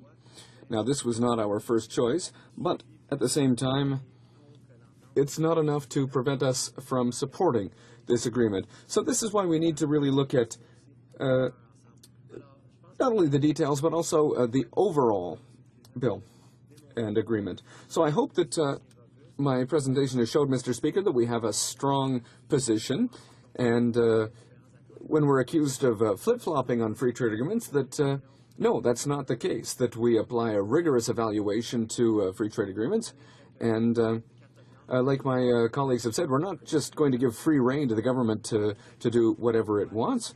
We, however, are open to agreements that will help our country. So I'll conclude on that, Mr. Speaker, and I await with impatience the questions that will be asked by my colleagues. Thank you. Questions and comments. Comments. The honourable member for Winnipeg North. Yes, thank you, Mr. Speaker. I appreciate the comments. And one of the things that I have noticed as more and more New Democrats stand up is that they do have this shiny new speaking notes of 3 items, which is great. Make sure that everyone's consistent and singing from the same book in terms of here are the 3 principles that we believe are important. Then we will support a free trade agreement. And I do applaud the fact that they have changed their views on it. Now, today inside the House of Commons, there's only one opposition or one party, the Green Party, that actually opposes free trade agreements, or at least on the surface, straight out. The question that I have for the member is that if he were to take the principles that he has referred to and apply them to previous trade agreements that have been signed over, let's say, the last decade, does he feel that maybe using that principle that they might have wrongly voted in the past, which is okay, but I'm wondering if he might want to provide some comment on that. The honourable member for Chambly-Bordua. Thank you, Mr. Speaker. I'd like to quickly correct all my colleagues' mistakes. First, the speaking points he's talking about, those aren't exactly things we got from the leader's office. These are policies that we developed together, and they're a bit more rigorous than the blank check the Liberals constantly want to keep giving the government without even reading the deal. The other thing is that in the past 10 years or so, would we want to change any of our votes? Well, I can only speak for myself, but every vote I've cast here in the House when it came to free trade was with that in mind, the points I raised in my speech, and I'm very comfortable with my voting record in the Hansard. He said that there's only one party opposed to free trade. I don't really want to get into that. I think everyone's in favor of things that will be good for the economy, but what we want in the NDP is a bit more rigorous analysis when studying these bills, as with any other bills put forward by the government. I think that that's what's important. Let's look at what the deal says, and let's do our jobs and decide in the interests of the economy. Questions and comments? The honourable member for Alfred Pellan. Thank you very much, Mr. Speaker. I'd like to thank my colleague from Chambly-Bordua. He did a great job of explaining our position on free trade deals. Just a quick question. There's one thing in this bill that leads us to think that there might be some concern for manufacturing jobs in Canada. I don't know if my colleague has any comment on that, i.e., is this deal the kind of deal we wanted to see? Does he have any fears for the auto industry, too? The honourable member for Chambly-Beaudouin. Thank you very much, Mr. Speaker. Clearly, there are some concerns about the auto industry, and I'd like to thank my colleague, by the way, for her question. These are concerns we tried to address through amendments at committee, but unfortunately those were rejected. Despite those concerns, we do support the bill, but there is some work to be done beyond this specific deal. For example, in question period, there were questions from some of my colleagues from Windsor West, for example. He asked questions about a strategy to support the auto industry. These are broader issues. They go beyond one trade deal. So we support the bill on the whole, but we do expect the government to do more to support certain industries. Same thing for the Canada-Europe deal and the dairy industry. So it goes beyond a single deal, but there are other things that need to be done to protect vulnerable industries so that these deals don't have negative impacts in various places. Resuming debate, the honourable member for Alfred Pellan. Thank you very much, Mr. Speaker. It's truly a pleasure for me to stand in the House today to speak to Bill C-41, the Canada-Korea Free Trade Agreement. Before I begin, Mr. Speaker, I'd just like to thank all the staff on the Hill after what happened last week, be it the constables, the RCMP, the pages, staff working in the kitchen services, people all over the Hill. They've always been there to support us in our work as parliamentarians. Thank you so much. Thank you for supporting us the next day when we decided to come back to the House. Thank you for protecting our Parliament and our lives last Wednesday. It's hugely appreciated. I'd like to make a few brief comments on Bill C-41 because there have been some excellent speeches in the House today on this. I think we've set out what the problems are.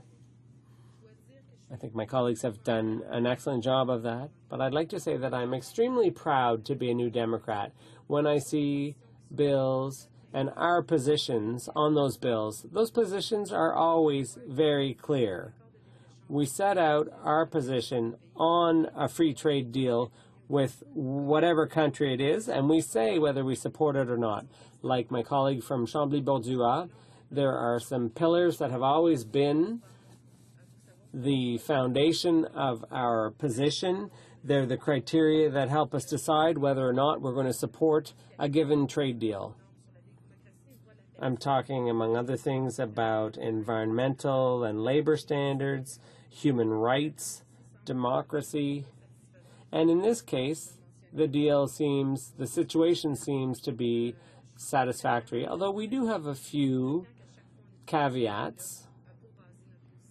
But we have those criteria to fall back on to justify the position we ultimately take. I asked one of my Conservative colleagues today, and we've repeatedly asked this when debating C-41, I have a few reservations. I have a few reservations because, as we know, South Korea is a big player in the auto industry, and they're a competitor. It's healthy competition, but when you look at what the Conservative government has done with the manufacturing industry in Canada, I do have some concerns about our auto industry and manufacturing more generally. Our colleague for Parkdale Hyde Park mentioned that thousands of jobs, manufacturing jobs, have been lost in recent years on the Conservative watch. So that's why I have some concerns, and I think they're well-founded concerns about this bill. I also have to say that with other trade deals, past trade deals, it always saddens me, for example, that we can't have the same kind of things that we had. For example, with the Canada-Europe trade deal, we couldn't even see the text of the deal. We were basically prevented from taking a closer look at the deal because we didn't even have the text.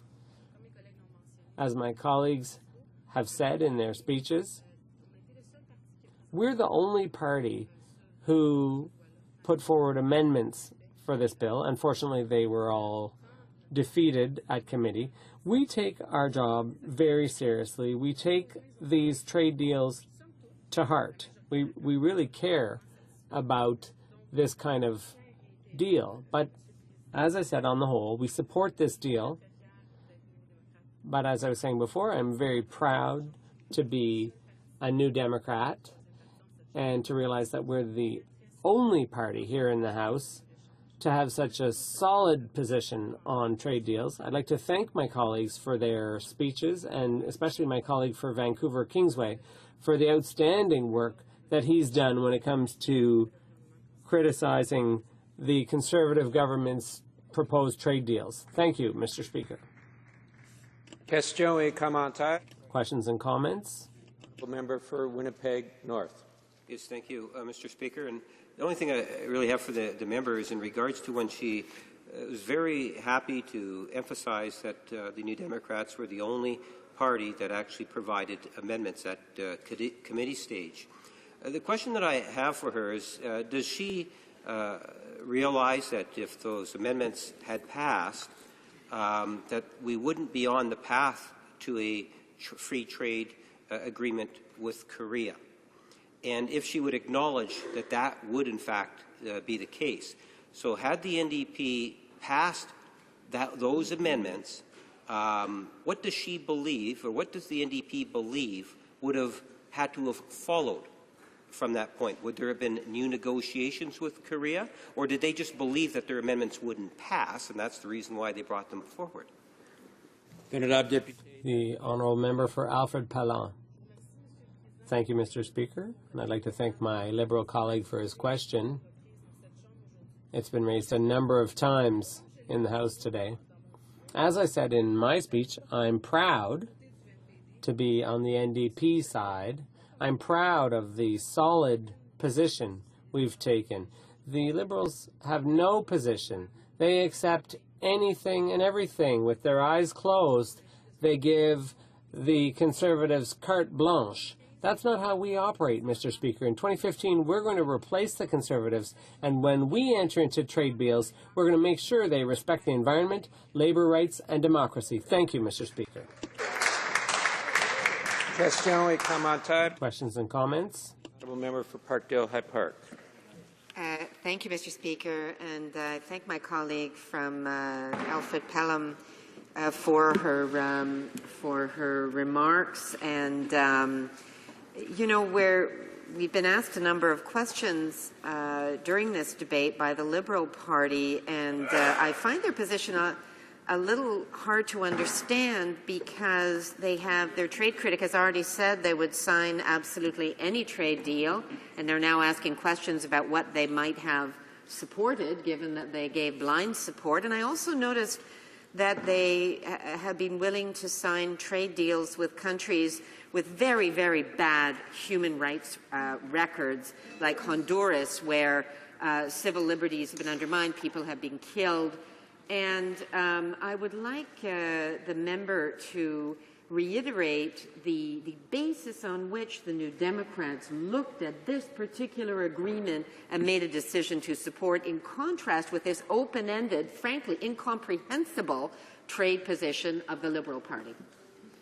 The honourable member for Alfred Palan. Thank you very much, Mr. Speaker, and I'd like to thank my colleague from Parkdale Hyde Park for her excellent question.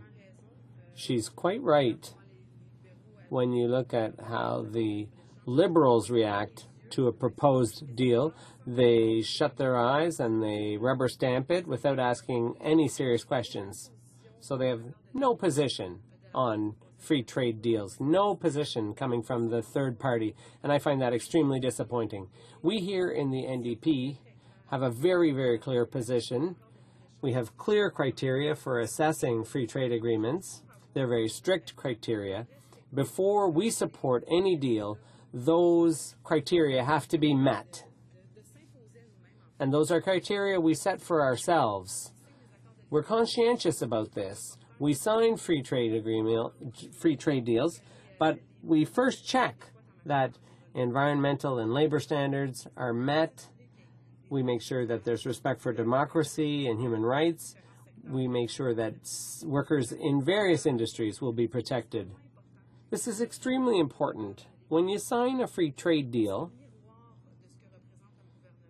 it reflects the values of the government signing the deal. This is who we are projecting ourselves to be internationally. So that's why I'm proud that we have a clear, defined position and we respect our own assessment criteria. Resuming debate. Resuming debate.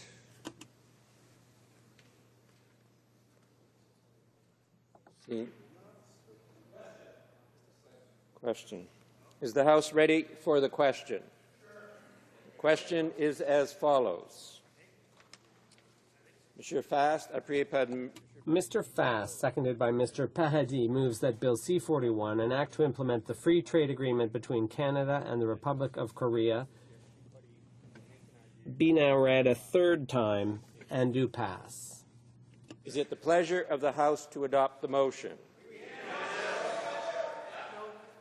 All those in favor of the motion will please say yea. All those opposed will please say nay. In my opinion, the yeas have it.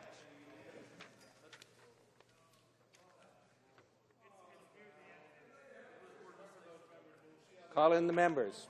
Convoquez les députés. The honourable member for Halifax. Thank you.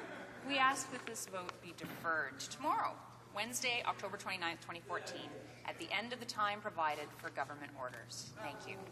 So ordered. The Honourable Chief Government Whip. Yes, Order. thank you very much, Mr. Speaker. I would seek consent to see the clock at 5:30. Does the Chief Government Whip have unanimous consent to put the motion? Although you've heard the motion, all those in favor of the motion? Unanimous consent. Orders of the day. Affaires émanant des députés. Private members' business. 5:30. The House will now proceed to the consideration of private members' business as listed on today's order paper. Affaires émanant des députés. Étude en deuxième lecture. Private members' business. Second reading, Bill C-603, an act to amend the Motor Vehicle Safety Act, vehicle side guards, in the name of Mr. Mai. Mr. Mai, seconded by Ms. Quash, moves that Bill C-603, an act to amend the Motor Vehicle Safety Act, vehicle side guards, be now read a second time and referred to the Standing Committee on Transportation, Infrastructure, and Communities. Debate. The Honourable Member for Brossard-La Prairie. Thank you, Mr. Speaker. Mr. Speaker, it's an honor for me to rise in the House and present my first bill since I was elected in my young career as a Member of Parliament, Bill S-603, supported by my colleague from Parkdale High Park. This is a very important bill to me, Mr. Speaker. Unfortunately, there have been too many pedestrians and cyclists killed after accidents or collisions with big rigs. Mathilde Blais died last year. That really upset people in the Greater Montreal area. That death could have been avoided. and those deaths in general can be avoided. The Quebec coroner's report said clearly that the death was avoidable. This is very upsetting for the family. It's upsetting to know that things could have been done to save lives. Mr. Speaker, what we're asking for in this bill is the installation of side guards on tractor trailers, on big rigs. Those side guards would prevent cyclists, pedestrians, and motorcyclists from going under these trucks and getting killed. Many studies have shown that these guards are effective. In the UK, side guards reduced the number of deaths by 61%. In accidents where cyclists hit the side of a truck, more generally, when cyclists are involved in accidents with heavy trucks, side guards help reduce rates of death and injury by 5.7% and 13.2%. Monsieur le Président, c'est clair. Mr. Speaker, it's clear lives can be saved. Studies have shown this to be the case, and the reason I stress those studies is because the government used the lack of studies as a pretext for not going ahead with this, but studies have been done. In 2012, there was a recommendation that went back to 1998, a recommendation that side guards on trucks could save lives, could provide for greater public safety. So it's hard for me today to understand why the government has done nothing. I'll try to be a bit more measured and calm in my approach because I don't want to attack the government. As members here, there are things we want to encourage the government to do. This is why I presented this as a private member's bill. Everyone can vote independently on this that might save lives. They don't have to follow party lines. The Ontario coroner made his report, but then when Mathilde Blais died this summer, the Quebec coroner once again studied the situation. A young cyclist went under the wheels of a truck, and what's really striking when you read the coroner's report is when the coroner said this death was avoidable. Now, when I asked the government some questions about what measures the government wasn't taking, the government said, well, the provinces can legislate on that. Well, and that's true. Yes, the provinces can take action. But there is an area of federal jurisdiction here because this is federal legislation, Mr. Speaker. This legislation falls under federal jurisdiction. The Motor Safety Vehicle Act is federal legislation, and it regulates the import of vehicles into Canada. And its objective is to reduce the damage. And the point that I want to focus on here today is that we can take action at the federal level. Now, if people still wonder why we wouldn't take action, I think we should simply look at what's happening elsewhere. And look at what's happening in the European Union, for example. In 1999, almost 25 years ago, Mr. Speaker, this changes were made in this regard. Vehicle side guards were made mandatory because in Europe they knew that lateral side guards saved lives. So that's why in Europe they went ahead with legislation and made that measure mandatory. In the UK, Mr. Speaker, now when I mentioned a study that was conducted, once the lateral side guards were made mandatory, the number of deaths and serious injury decreased significantly. These side guards are also mandatory in Japan. So we don't need to look all that far away, Mr. Speaker. We can simply look at what's happening in Canada. When the government says that the provinces can take action, yes, there has been action taken in Newfoundland and Labrador, for example. where vehicles have been equipped with side guards, vehicle side guards. In Quebec, following the death of several people in Montreal, the city of Westmount took steps to equip its vehicles. Now, when I talk about vehicles, I'm talking about heavy trucks and vehicles that belong to the city. So the city went ahead and made side guards mandatory. The same is true in Ville Saint-Laurent, because the mayor implemented that measure. Why? Because they know full well that side guards can save lives. And when I'm talking about people, I'm referring to people who are very close to us, and there are some very touching examples, Mr. Speaker. I have a story for you. Holman Price. So on December 19, 2005, 21-year-old Jessica Holman Price lost her life while preventing her 10-year-old brother from being crushed by the wheels of a snow removal truck in Montreal. The two were standing on a snowbank at a busy intersection, waiting to cross the street. When the light turned green, the truck came around the corner and caught the edge of the mound, causing the boy to slid under the vehicle. Jessica reached for him, but she too lost her footing and slid under the wheels of the truck. In a split second, she managed to push her brother out of harm's way before the massive truck fatally injured her. I had the chance to meet with Jessica's mother, Miss Janet Holman Price. And since Jessica's loss, she's been campaigning very hard. And to be honest, I've had the chance to meet with her, and I found her courage, her strength, so powerful. It really moved me. And I think here as member of parliament, we have to listen to people who are close to the tragedy, who are calling for us to act. And they've been calling for a long time now, Mr. Speaker. Ça fait plusieurs années qu'on met de l'avant ce projet de loi.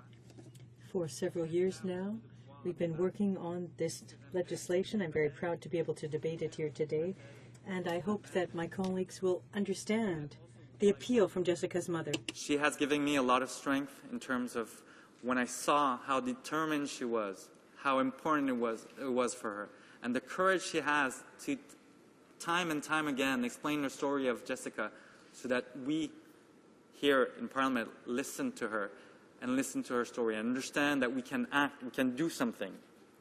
Et encore une fois, Monsieur le Président, je le répète, c'est une... And once again, Mr. Speaker, this is one of the reasons why I went into politics, because I know that we can change things. Now, sometimes, faced with a majority government, we wonder what we can do. But in this case, and I put out an appeal to all of my colleagues, we must take action. We have to force the government to take action. This is a concrete situation.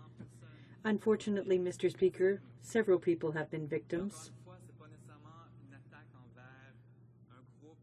And it's not necessarily, this isn't an attack on truck drivers. No. All we're saying here is that there are types of equipment that can help. Now, look at seatbelts, for example. Why pay more for seatbelts, for airbags? These are types of equipment that are standardized. The government can increase standards by adding this measure.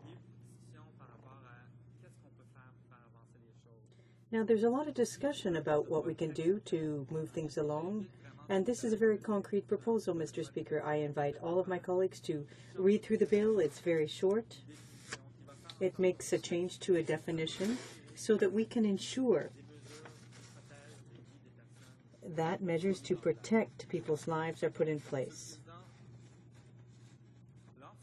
Mr. Speaker, when the Quebec coroner and the Ontario coroner speak out, we have to bear in mind that they have examined the situation, and when they make recommendations after recommendations, it's difficult to understand why the government hasn't acted on this.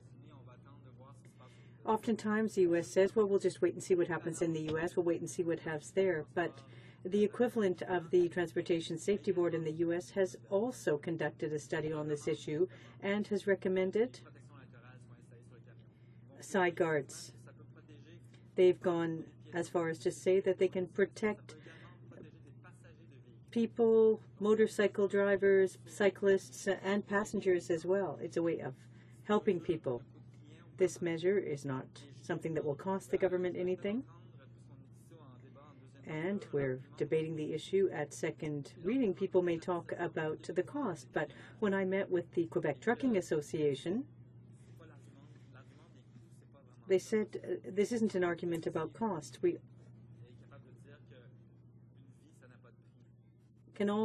all agree and can say that a life doesn't have a price tag attached to it, a cost attached to it.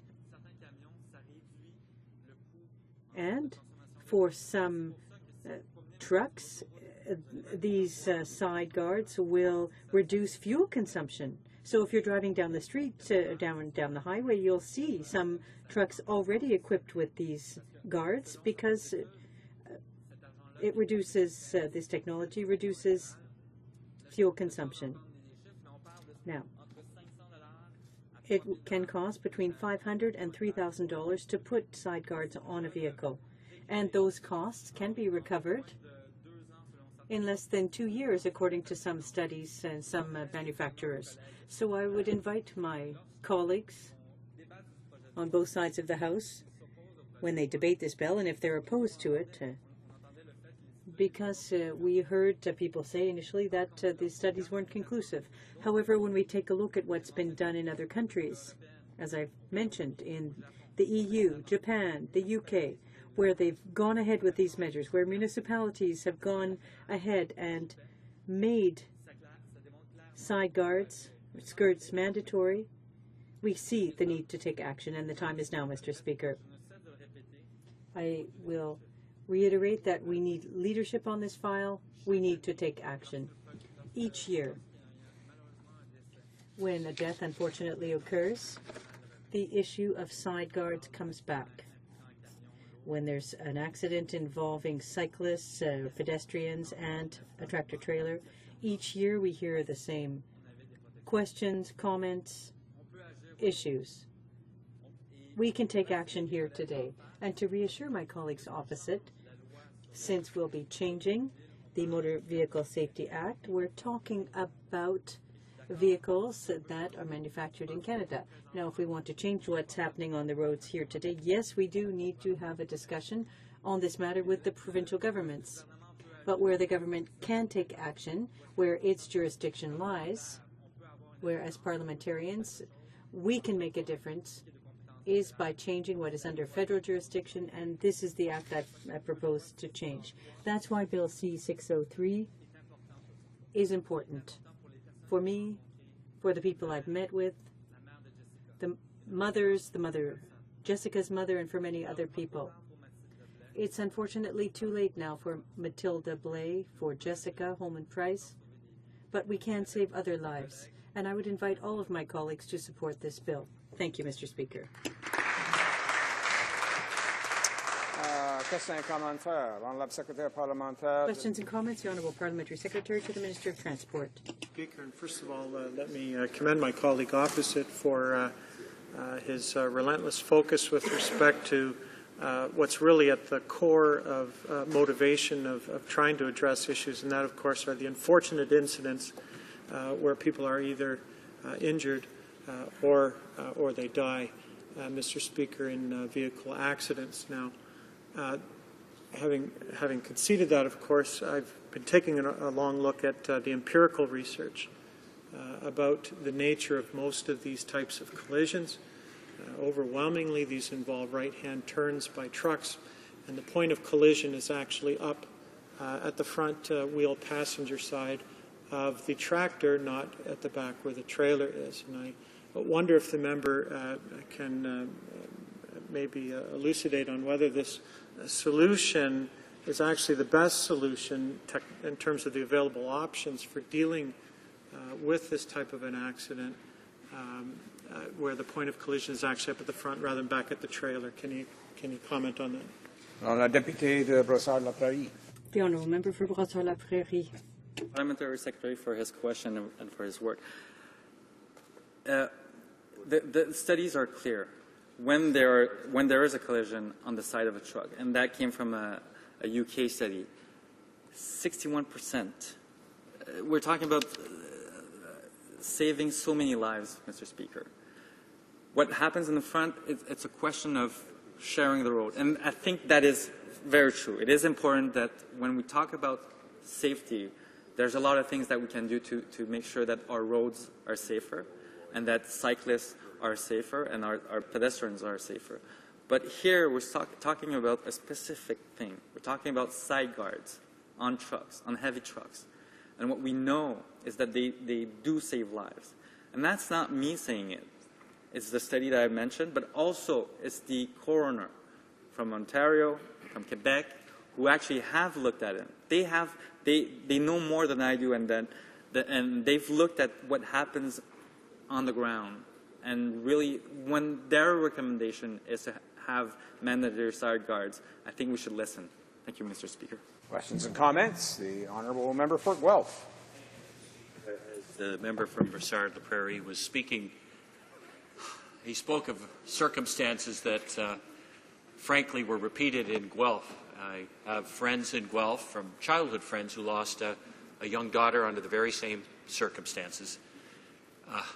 The grief upon that family, the entire community, was immeasurable, Mr. Speaker. And I thought about the same thing, side guards. Mr. Speaker, and I think most of us in this House are people that really believe that you come to conclusions after all the evidence is presented, not before. And my experience in this House is that committee is really the proper venue where evidence is put before many members, not just one member or the other, but many members from all parties. And I'm wondering if the member from Brossard-La Prairie would agree with me that at the very least, to do justice to those who've lost their lives, their families, and frankly to people who may lose their lives under similar circumstances in the future, to do them justice, this bill at least requires a fair hearing with the proper evidence, all the evidence of which he speaks, being brought before that committee so that we can have a better view of that evidence, ask probative questions so that we know and are better informed. Thank you, Mr. Speaker. The Honourable Member for Brossard-La Prairie. From Guelph for his question. And yes, I agree that we have to move forward, and I agree that we have to look at all the, and again, being on the Transport Committee, I understand how important it is to actually look at bills and to hear from witnesses and to understand what can be done and how it helps. And definitely, I think if we can move forward and we'll listen to all the witnesses that will come before the committee, and then we can make a decision on it. To be honest, maybe I think that if you look at what happened or what's being done in UK or in Japan or in the European Union, for politicians to have gone forward and to have made them mandatory, I think the example is already there. I think they did the study also, but I agree. I mean, if we have to, and I think we do have to look at it, and we too have to listen to witnesses. So yes, I'm happy to hear that the Liberal, or at least a member, will support it so that we can actually look at it at second reading. Thank you. Resuming debate, the Honourable Parliamentary Secretary to the Minister of Transport. Thank you, Mr. Speaker, and obviously I'm always pleased when I get to rise in this House, participate in an important debate. Of course, we're talking today about a private member's bill, Bill C-603, which is an act to amend the Motor Vehicle Safety Act pertaining specifically to vehicle side guards, presented, of course, by our colleague who is the opposition, official opposition transport critic, the member for Brossard-La Prairie. Mr. Speaker, let me say off the top, I think what I had begun with my intervention in the question to the member, that obviously we are always looking at the health and safety of Canadians and how we ensure the best way that we can that Canadians will remain safe and secure. Obviously, deaths the government takes seriously as a result of collisions, whether they are cyclists or pedestrians. We also have to be careful, Speaker, when we are looking for solutions, that we follow the evidence, especially when we're talking about the heavy hand of legislation or regulation being used. We want to ensure that, of course, we are pursuing measures which are, in fact, the right solution and not just action, Mr. Speaker, that may not be the solution. As I said, we obviously believe and we're committed to the safety and security of Canadians.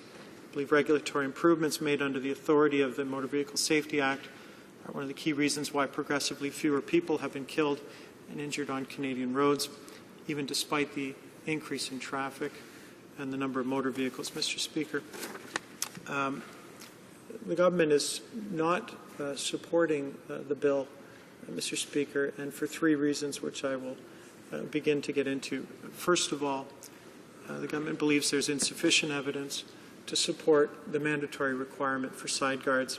Second, the government believes that there may be promising advanced technologies currently under development that have the potential to actually improve the safety of cyclists and pedestrians around heavy vehicles, thereby ultimately reducing the number of deaths or injury as a result of collisions with heavy vehicles. And finally, the inadequacy of amending an act to include a technical requirement. Canadian motor vehicle safety regulations apply to all vehicles designed to operate on public roads, from motorcycles to heavy trucks, as well as some off-road vehicles that are occasionally driven across or along the sides of roadways or on trails. Vehicle use on Canadian roadways falls under the jurisdiction of the provinces and the territories. Now, the government, though, has been heavily involved in improving vehicle safety for many years.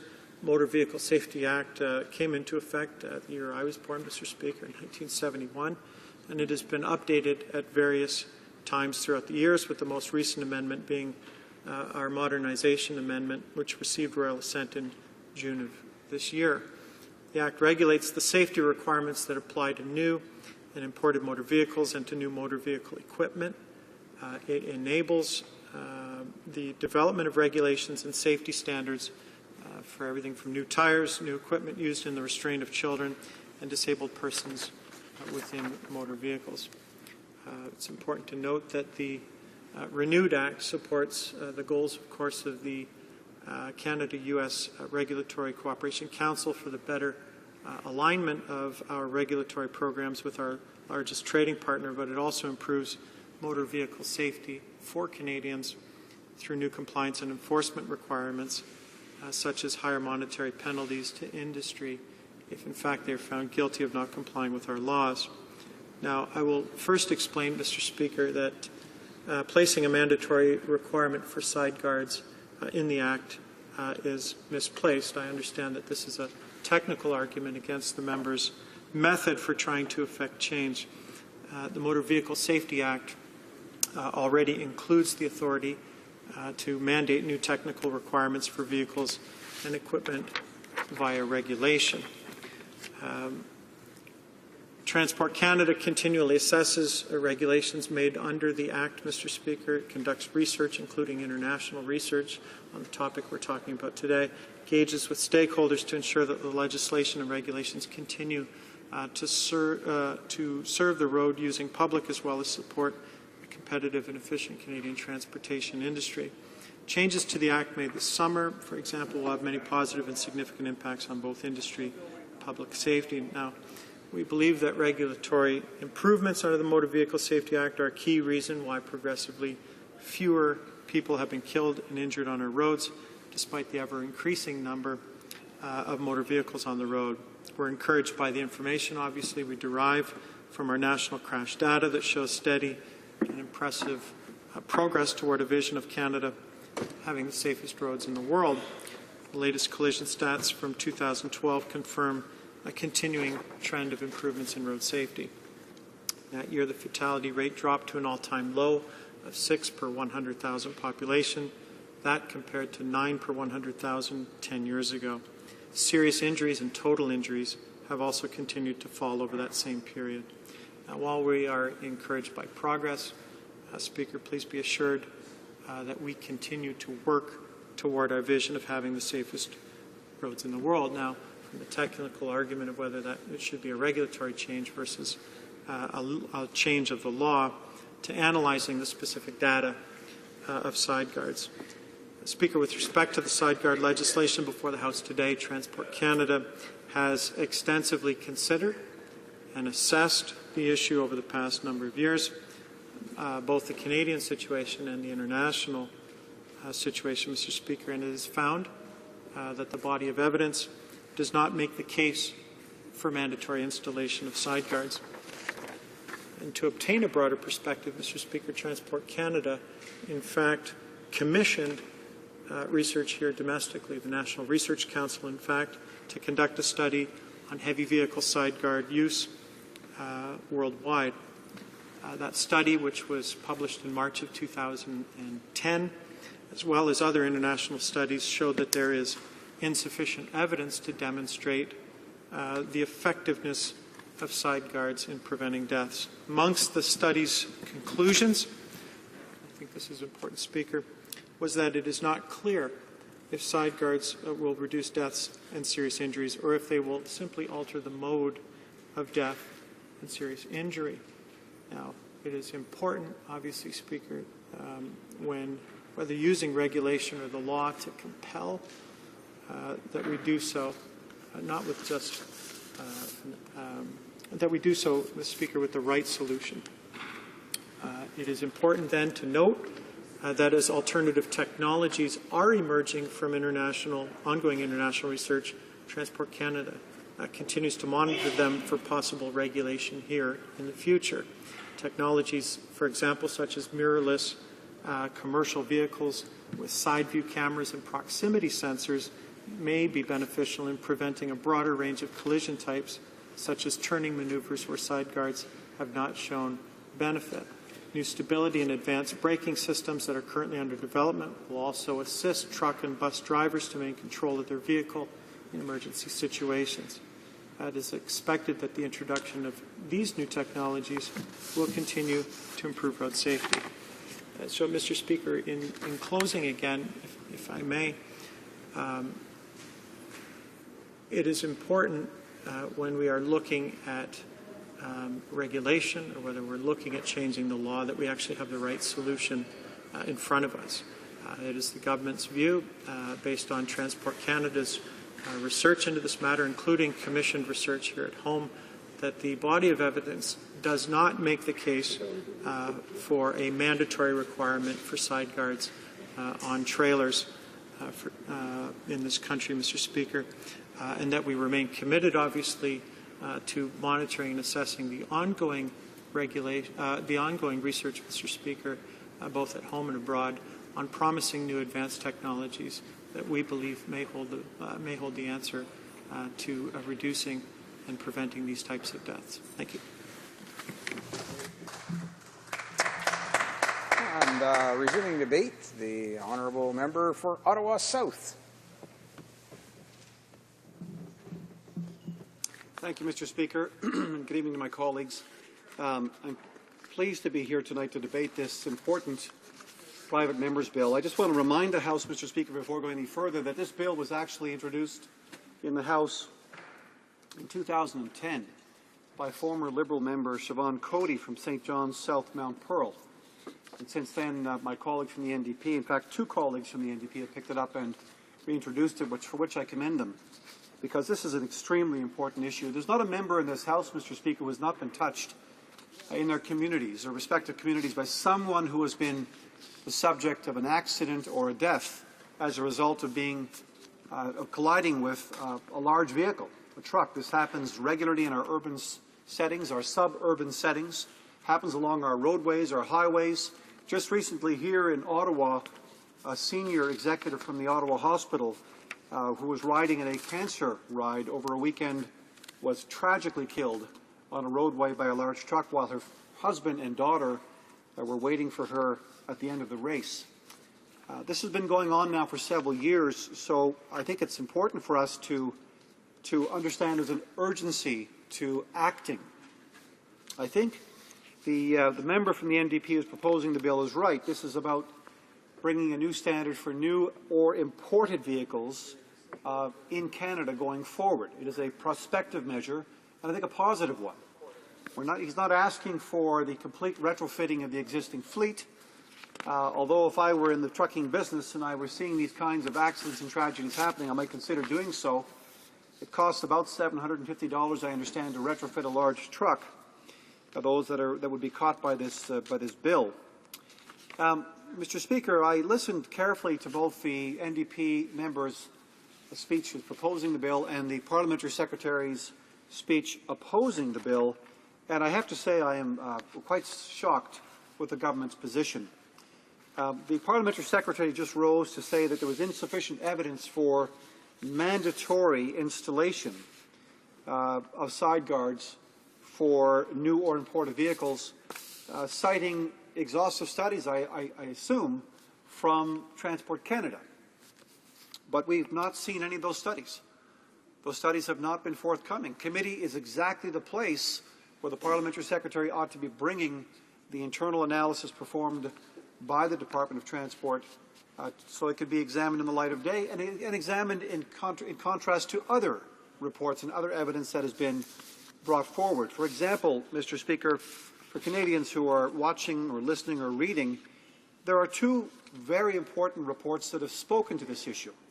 The first is the 2010 National Research Council report, which called for mandatory side guards on trucks to prevent accidents. The idea, the National Research Council said, was to keep cyclists, pedestrians and scooters from being dragged underneath a large vehicle, a large truck, should there be a collision. And then yet again, an even more exhaustive study and analysis was performed, Mr. Speaker, by Ontario's Chief Coroner's Office.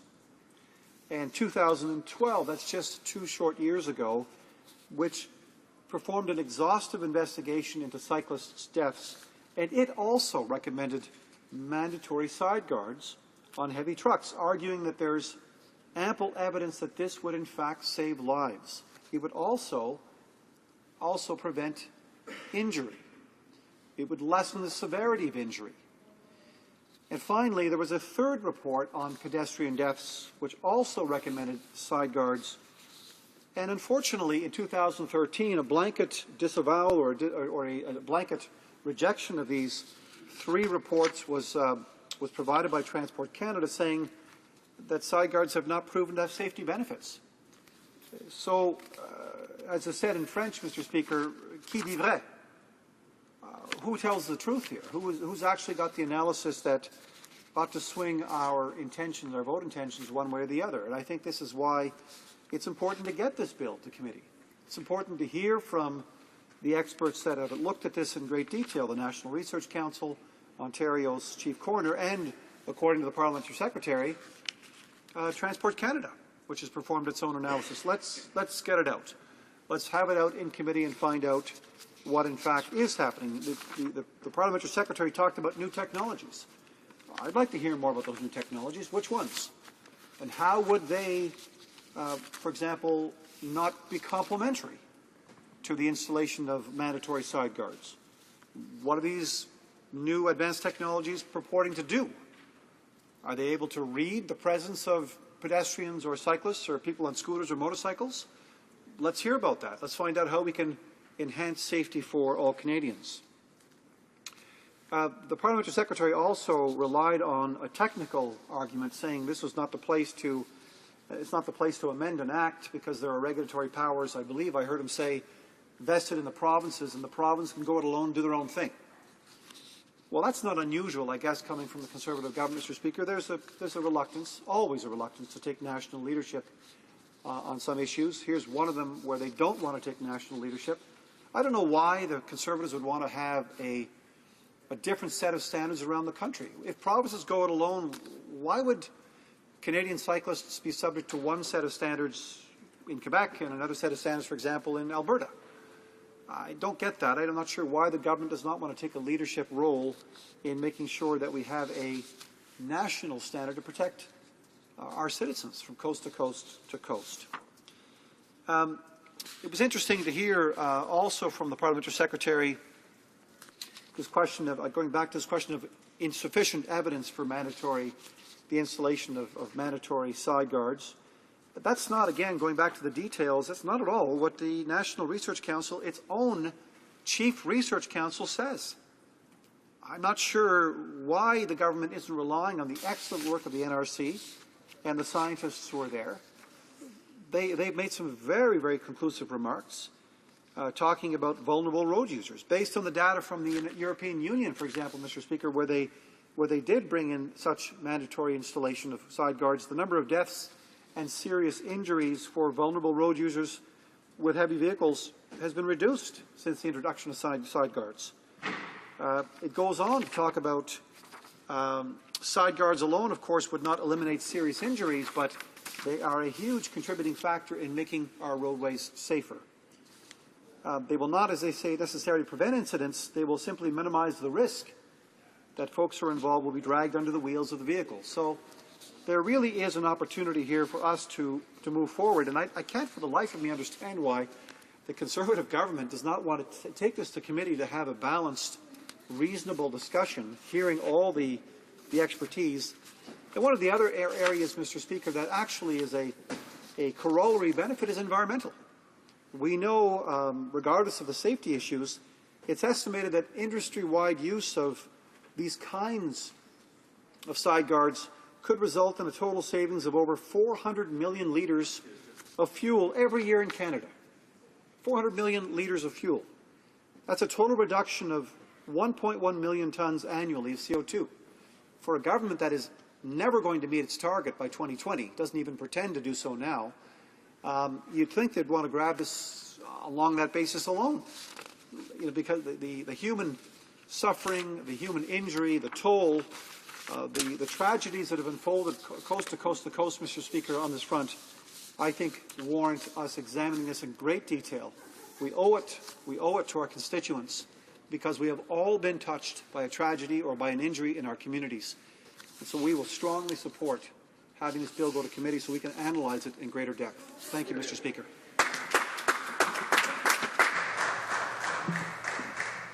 Resuming debate, the Honourable Member for Beaches, East York.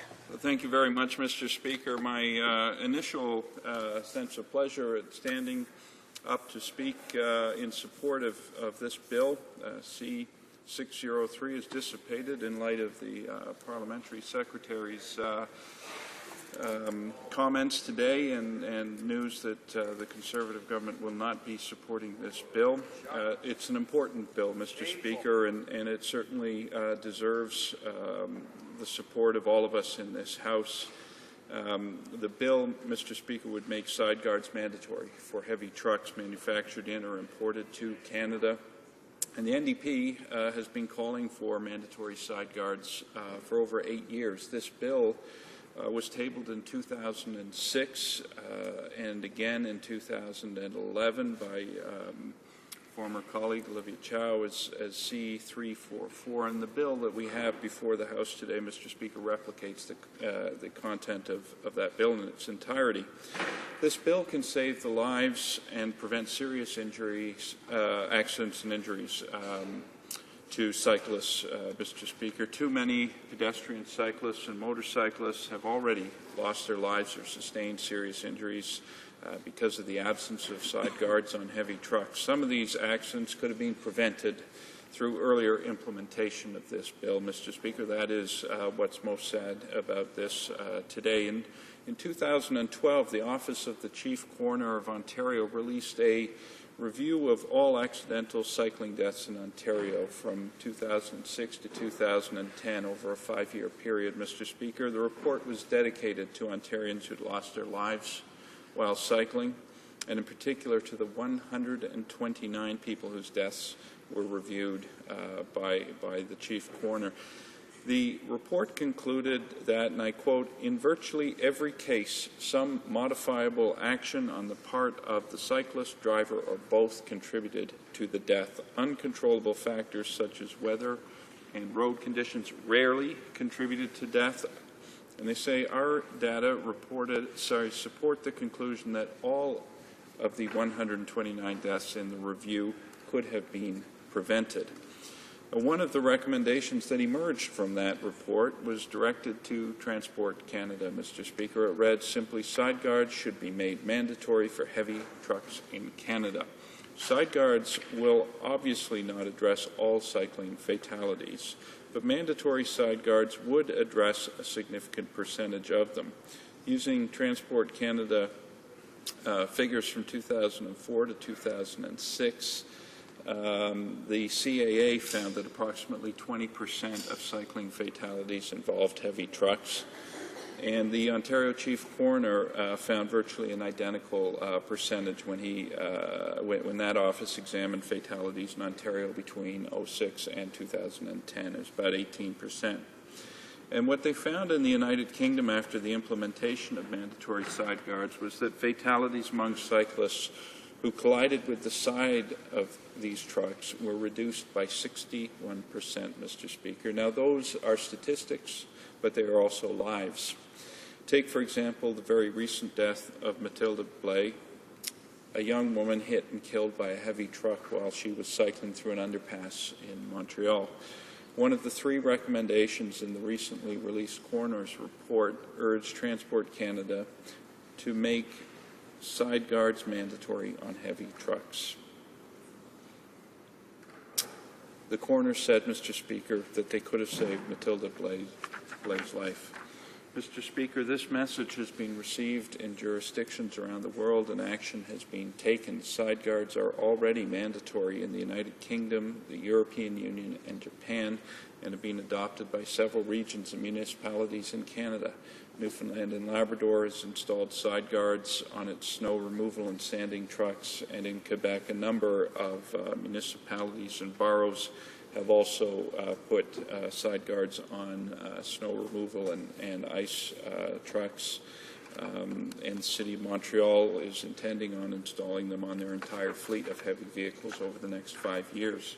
And change appears to be around the corner in other jurisdictions too, Mr. Speaker. In April of this year, the United States National Transportation Safety Board, the equivalent of our Transportation Safety Board of Canada, recommended, and I quote, that both newly manufactured truck tractors and trailers be equipped with side underride protection systems to better protect from fatalities and serious injuries. They are doing so because, as Ontario's Chief Coroner's report says, and I quote, "It is important to note that deaths resulting from cycling collisions, just like motor vehicle collision deaths and pedestrian deaths, are not accidents in the sense that all of these deaths were predictable and therefore preventable." Here in Canada, however, this government remains stubbornly and irresponsibly opposed to their implementation. In fact, just 2 years ago, Transport Canada put a halt to a study by the National Research Council evaluating whether side skirts attached to trucks would reduce fuel consumption, but would also prevent cyclists and other vulnerable road users from injury or death. Now, Mr. Speaker, we've heard quotes from that study today. But in the conclusions to the first phase of that study, the National Research Council cites data from the European Union and from the United Kingdom showing that significant reductions in the number of bicyclist fatalities were an outcome of side guards introduced onto heavy trucks. That's similar to both the EU and the UK. Now, granted, the Research Council's conclusions were inconclusive. They said it wasn't clear that people's lives would be saved if there were side guards because they could have died in other ways. There was certainly enough positive information and research in that report, Mr. Speaker, to warrant proceeding with the second phase, but this government saw fit to stop that. Now, mandatory side guards on heavy trucks are, of course, by no means the only way to prevent cycling injuries and fatalities, Mr. Speaker. There are a number of things that we ought to be doing to improve cycling safety and encourage this mode of active transit. With 2/3 of Canadians considered inactive and a quarter considered obese, cycling is a great, healthy antidote. With estimates of lost productivity due to traffic congestion around $6 billion and rising in my city, City of Toronto alone, cycling makes sense for the economy. And with anywhere between 40 and 60% of urban greenhouse gas emissions coming from transportation, it makes sense to encourage people to get around by bike. Let me share a quote with you, Mr. Speaker. Imagine if we could invent something that cut road and rail crowding, cut noise, cut pollution and ill health, something that improved life for everyone quite quickly without the cost and disruption of new roads and railways. Well, we've invented it 200 years ago, the bicycle. End quote. That, Mr. Speaker, is how the Mayor of London, England, begins the foreword to the document entitled The Mayor's Vision for Cycling in London. Thank you. London is a city, Mr. Speaker, with its own cycling commissioner, with significant cycling infrastructure and with plans for more. Copenhagen, another city, Mr. Speaker, that stands out. It's set for itself a goal of becoming the world's best bicycle city. They say that investment in cycling is part of their goal of having a good city life and making Copenhagen CO2 neutral by 2025. For Copenhagen, and I quote from their cycling strategy entitled Good, Better, Best, cycling is not a goal in itself, but rather a highly prioritized political tool for creating a more livable city. Moreover, and importantly to this debate, Mr. Speaker, studies in Denmark have shown that providing segregated bicycle tracks or lanes alongside urban roads reduce deaths among cyclists by 35%. So this is why I was so pleased to second not just this bill, Mr. Speaker, but also motion M527 tabled in this House by my colleague for Parkdale High Park. It's a motion that calls for a national cycling infrastructure strategy, Mr. Speaker. And it would make our cities, if ever implemented, more livable places, and importantly to this debate today, safer places. Mr. Speaker, anyone with access to the Internet can find on there a memorial map for fallen Toronto cyclists. That map shows 31 fatalities across my city since this bill calling for mandatory side guards was tabled in 2006. The bill is one part, but a necessary part, Mr. Speaker, in ensuring that we do what we ought to be doing in this House, protecting the lives of Canadians. Let me give the last word to the wife and daughter of Ulrich Hartmann, who lost his life in Toronto under the wheels of a cement truck in the year that this bill was first tabled. Said his wife, Karen, quote, "The Canadian government has a responsibility to ensure the safety of its citizens. Side guards are a no-brainer like seatbelts and airbags," end quote. Ulrich's daughter, who was just 9 at the time of her dad's death, said this: "If side guards had been mandatory, I might still have my dad, but we as a country still have an opportunity to save other people's lives. We can prevent that life-altering phone call for other families." Thanks, Mr. Speaker. Resuming debate, the honourable member for Bruce Grey, Owen Sound.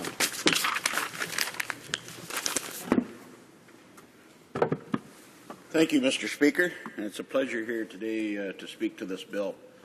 While the government cannot support the side guard bill before us, we want to reassure all Canadians that we take the issues of vehicle and road safety very seriously. We continue to seek opportunities to improve safety on Canada's roads. Due to their size, we especially take the issues of trucks and bus safety seriously. Today, I'd like to share some information with you on some of the important work that we have done and will be doing in the future to continue to improve the safety of heavy vehicles operating on Canadian roads. Our government strongly believes that regulatory improvements made under the authority of the Motor Vehicle Safety Act are a key reason why progressively fewer people have been killed and injured on our roads, despite the ever-increasing number of motor vehicles on the road. We are encouraged by the information from our national crash data that shows steady and impressive progress toward a vision of Canada having the safest roads in the world. And our most recent data show that fatal motor vehicle collisions are at their lowest since we began maintaining collision statistics some 60 years ago. And Mr. Speaker, it would be, in a perfect world, we could eliminate all accidents. But unfortunately, that just isn't the case. Doesn't matter what you do. But we must keep to the road and keep road safety in Canada responsibility that is shared between the federal and provincial territorial governments.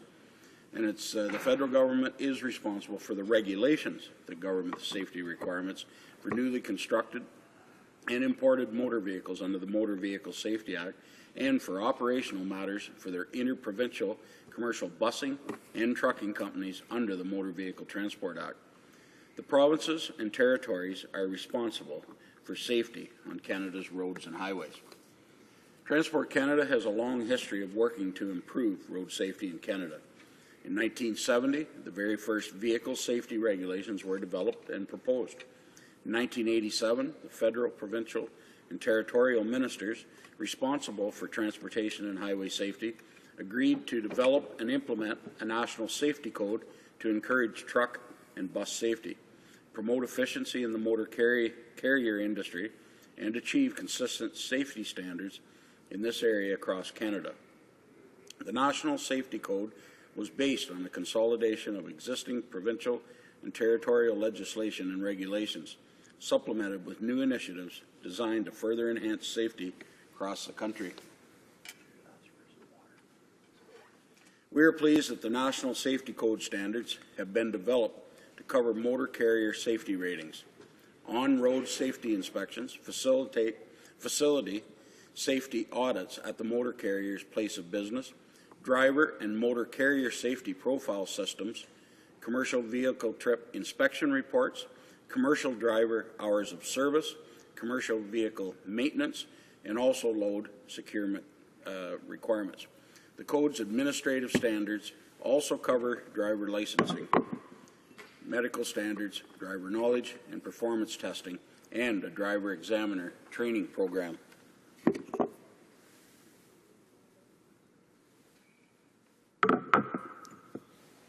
The Motor Vehicle Transport Act allows the provinces and territories to act on behalf of the federal government to enforce the federal hours of service regulations for the operation of trucks and buses that operate between provinces and territories as well as internationally. The hours of service regulations govern the maximum driving times and minimum off-duty times for trucks and bus drivers.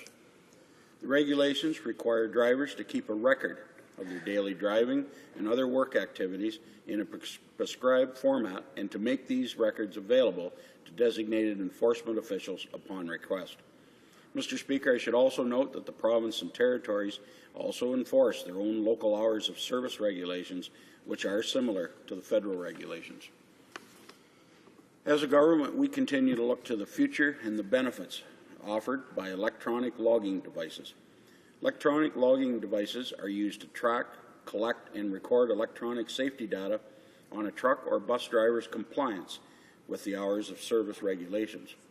These hours of service rules are designed to limit a truck driver's driving and working hours to reduce the possibility of driver fatigue.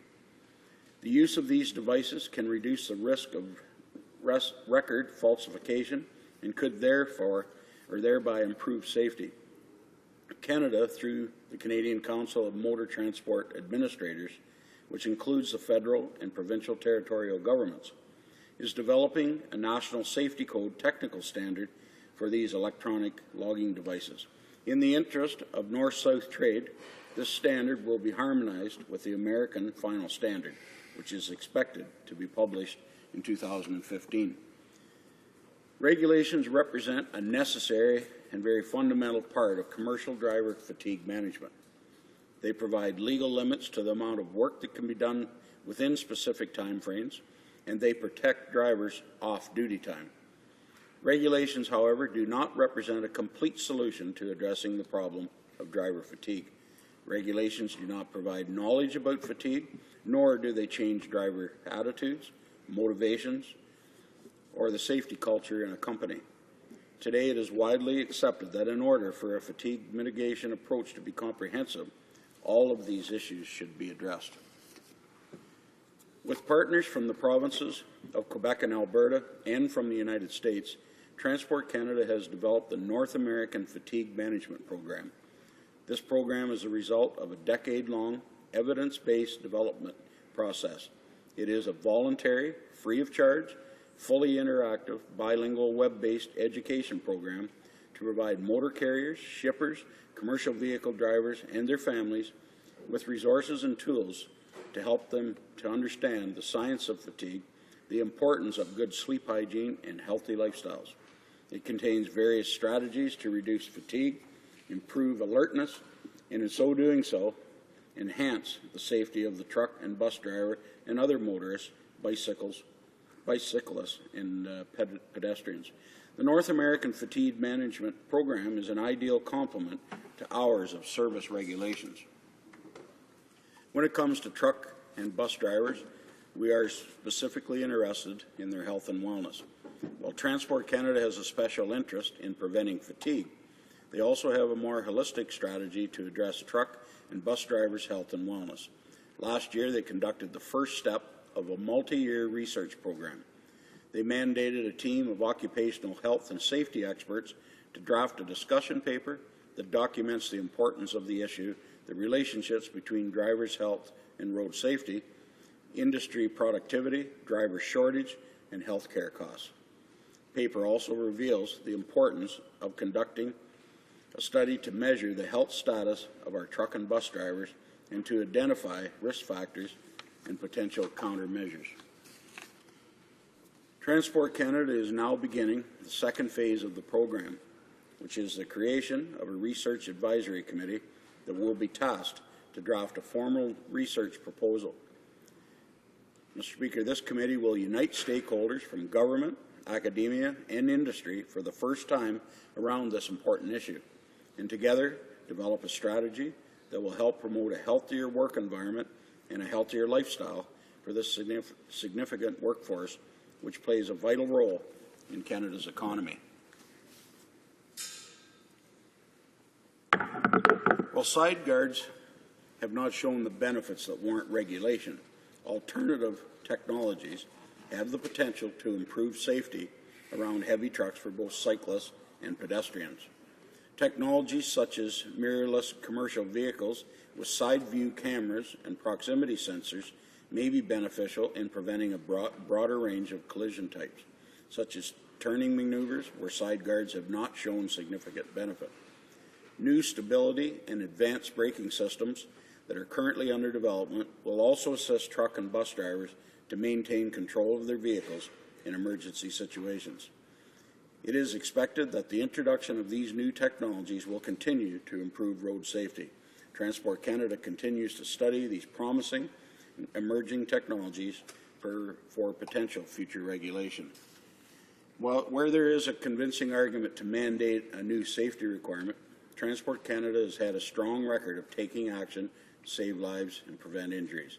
And for example, Canada has the most stringent world requirement for rear underride guards, a device that helps protect vehicle occupants in the event of collision with the rear end of a trailer. Unlike the case for side guards, rear underride guards have clearly demonstrated safety benefit. And I know, Mr. Speaker, that I'm running out of time, so I'm going to leave it at that. There's lots more I could say here, but very pleased to be able to comment here.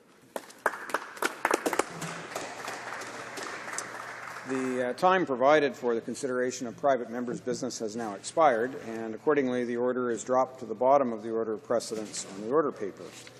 And now, in accordance with Standing Order 38, a motion to adjourn the House is deemed to have been made and seconded at this time. Therefore, the question is that this House do now adjourn. The Honourable Member for Thunder Bay, Superior North.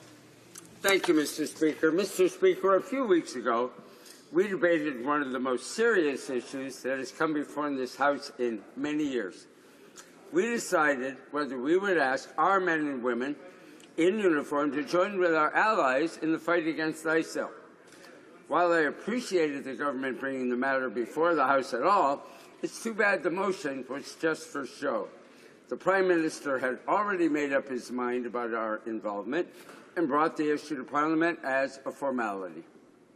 But let's set that aside for a moment, Mr. Speaker. The real issue here, and the broader issue, is often the Conservative pattern of limiting debate whenever and wherever they can and silencing their critics at all costs. The government moved their motion on a Monday afternoon. By Tuesday evening, the debate was over, and clearly they had already decided and had made their commitments. That day marked the 79th time that this government has used time allocation or closure to curtail debate. The Conservatives have set the record for limiting debate in this House. Their use of time allocation and closure is totally unprecedented in the history of Canada. It used to be the Conservatives who spoke out against this. When he was in opposition, the member for Calgary Southeast, now the Minister for Employment, Social Development and Multiculturalism, gave quite an impassioned speech. Quote, "It is regretful that the government has failed to restrain its liberal use of what really should be a rare level to limit debate in this place," he said, calling it the sledgehammer of debate, end quote. I wonder if he still feels that way, Mr. Speaker. I know I do, and I know many Canadians do. These tactics have an especially undemocratic effect for independent MPs and members of small parties. It's difficult to get a chance to speak on time-allocated bills or motions where closure has been used. I had planned to speak to this motion about entering Iraq war when closure was moved. Our role in Iraq is important to me and to my constituents in Thunder Bay Superior North. I was prepared for that debate, but I was denied the chance to speak on behalf of my constituents. We're discussing defense here tonight, so perhaps the reason the Conservatives seek to limit debate is to distract from their repeated blunders in this area. This government promised to provide the light after the Liberals' decade of darkness and revitalize our military, but they failed miserably. It's taken over 20 years for both the Sea King and the fixed-wing search and rescue replacements, still not accomplished. As a former pilot myself, the status of our search and rescue fleet is particularly worrisome to me. Canada is the second largest country on the planet, and we have the longest coastline in the world. Much of our population is remote and spread across vast regions. This makes our search and rescue planes critically important. But over 12 years after the planes were supposed to be replaced, we're stuck with the same outdated, underperforming fleet. The same goes for Canada's Coast Guard, Mr. Speaker. Just this morning, the Parliamentary Budget Officer revealed that the Conservatives haven't budgeted enough to pay for the Arctic patrol ships, even after they've scaled back their plans. So much for our Prime Minister's Arctic sovereignty boasting. Mr. Speaker, the Conservatives should stop using time allocation and closure to such incredible excesses. They're not succeeded in hiding their mistakes, particularly when it comes to their mismanagement of defense procurement. So, Mr. Speaker, will this government please stop unilaterally shutting down debate, whether on defense or dozens of other issues crucial to Canada? Thank you, Mr. Speaker. The Honourable Parliamentary Secretary for Multiculturalism. Thank you, Mr. Speaker, and I thank the member from Thunder Bay Superior North and posing a question. Let me set the record straight and clarify the situation for the member. Mr. Speaker, the Government of Canada has remained committed to keeping Canadians appraised on our mission against ISIL. Unlike the previous Liberal government, it has always been the practice of government to consult Parliament on combat missions and to hold a vote. As such, I will remind my esteemed colleague that Canada's contribution to the fight against ISIL was in fact debated in the House of Commons on the 6th and 7th of October.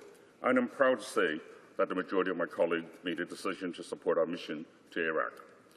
Since this time, the government has held technical briefings on this issue and has also introduced a motion at the Standing Committee on National Defence, requesting national defence officials to provide committee members an update on our mission. This motion was adopted by the committee on October 7, 2014, and the briefing will take place in the coming weeks. Mr. Speaker, the government and our men and women in uniform are taking strong action to respond to an obvious security and humanitarian crisis created by ISIL. Sadly, this terrorist group continues to commit horrific acts and cause untold suffering Canada will not stand by indifferently while ISIL operators continue to prosecute ethnic and religious minorities and drive more and more Iraqi civilians from their homes into uncertainty. The humanitarian and refugee emergency in the region continues. The brutal crime committed against women and girls continue. The government has already dedicated $10 million to fight crimes that are targeted against girls and women, especially sexual violence, in addition to other humanitarian aid measures. Recent events have shown that extremism and terrorist sentiments can affect Canadians on our home soil. If permitted to remain in Iraq, ISIL will continue to inspire more hatred toward peaceful and democratic values. We have seen this recently when ISIL called for the targeting of Canadians in their own homes. There can be no greater responsibility for a government than the safety and security of its citizens. That's why the government has decided, supported by a vote in this House, to meet the threat of ISIL at its source. In August, the Canadian Armed Forces commenced airlifting military supplies from donor countries to the Iraqi forces.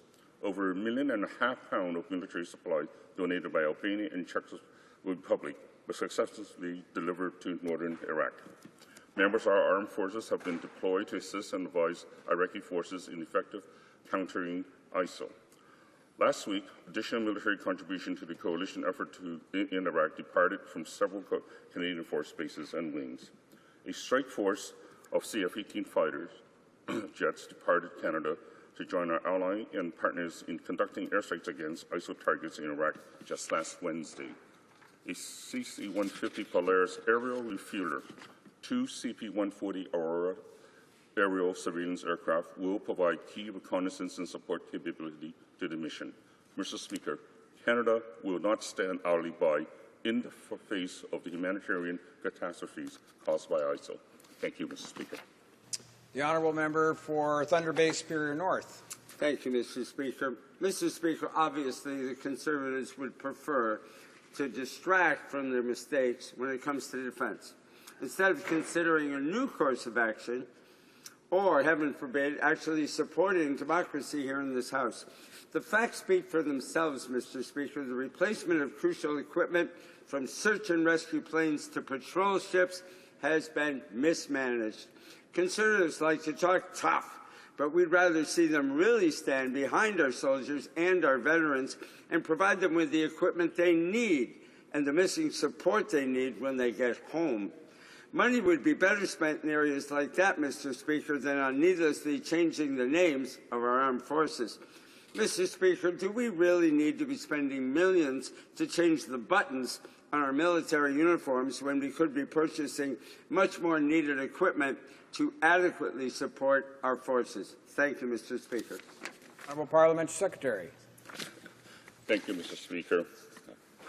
And thank you for the question for the member opposite. Mr. Speaker, Canada is taking action with our allies and partners to confront the serious threat posed by ISIL in Iraq and beyond its borders. ISIL's continued presence in Iraq is the main obstacle to getting help to the people who desperately need it. More than 1 million people have been displaced in Iraq, and their struggle to survive continues today. Let's all recall that humanitarian workers and journalists have been indiscriminately murdered by ISIL, and for those reasons, Canada will continue to work with our allies and partners in a coalition of over 40 countries to conduct airstrikes against ISIL in order to degrade their ability to threaten us and to terrorize the people of Iraq. Mr. Speaker, the government has not taken these actions lightly. They have been carefully debated in an open forum in this House of Commons. In closing, I would like to thank the brave men and women of our Canadian Armed Forces who stand ready to protect Canada and face the greatest of challenge with honour and dedication to duty. Thank you, Mr. Speaker. The motion to adjourn the House is now deemed to have been adopted. Accordingly, this House stands adjourned until tomorrow at 2 p.m. pursuant to Standing Order 24-1.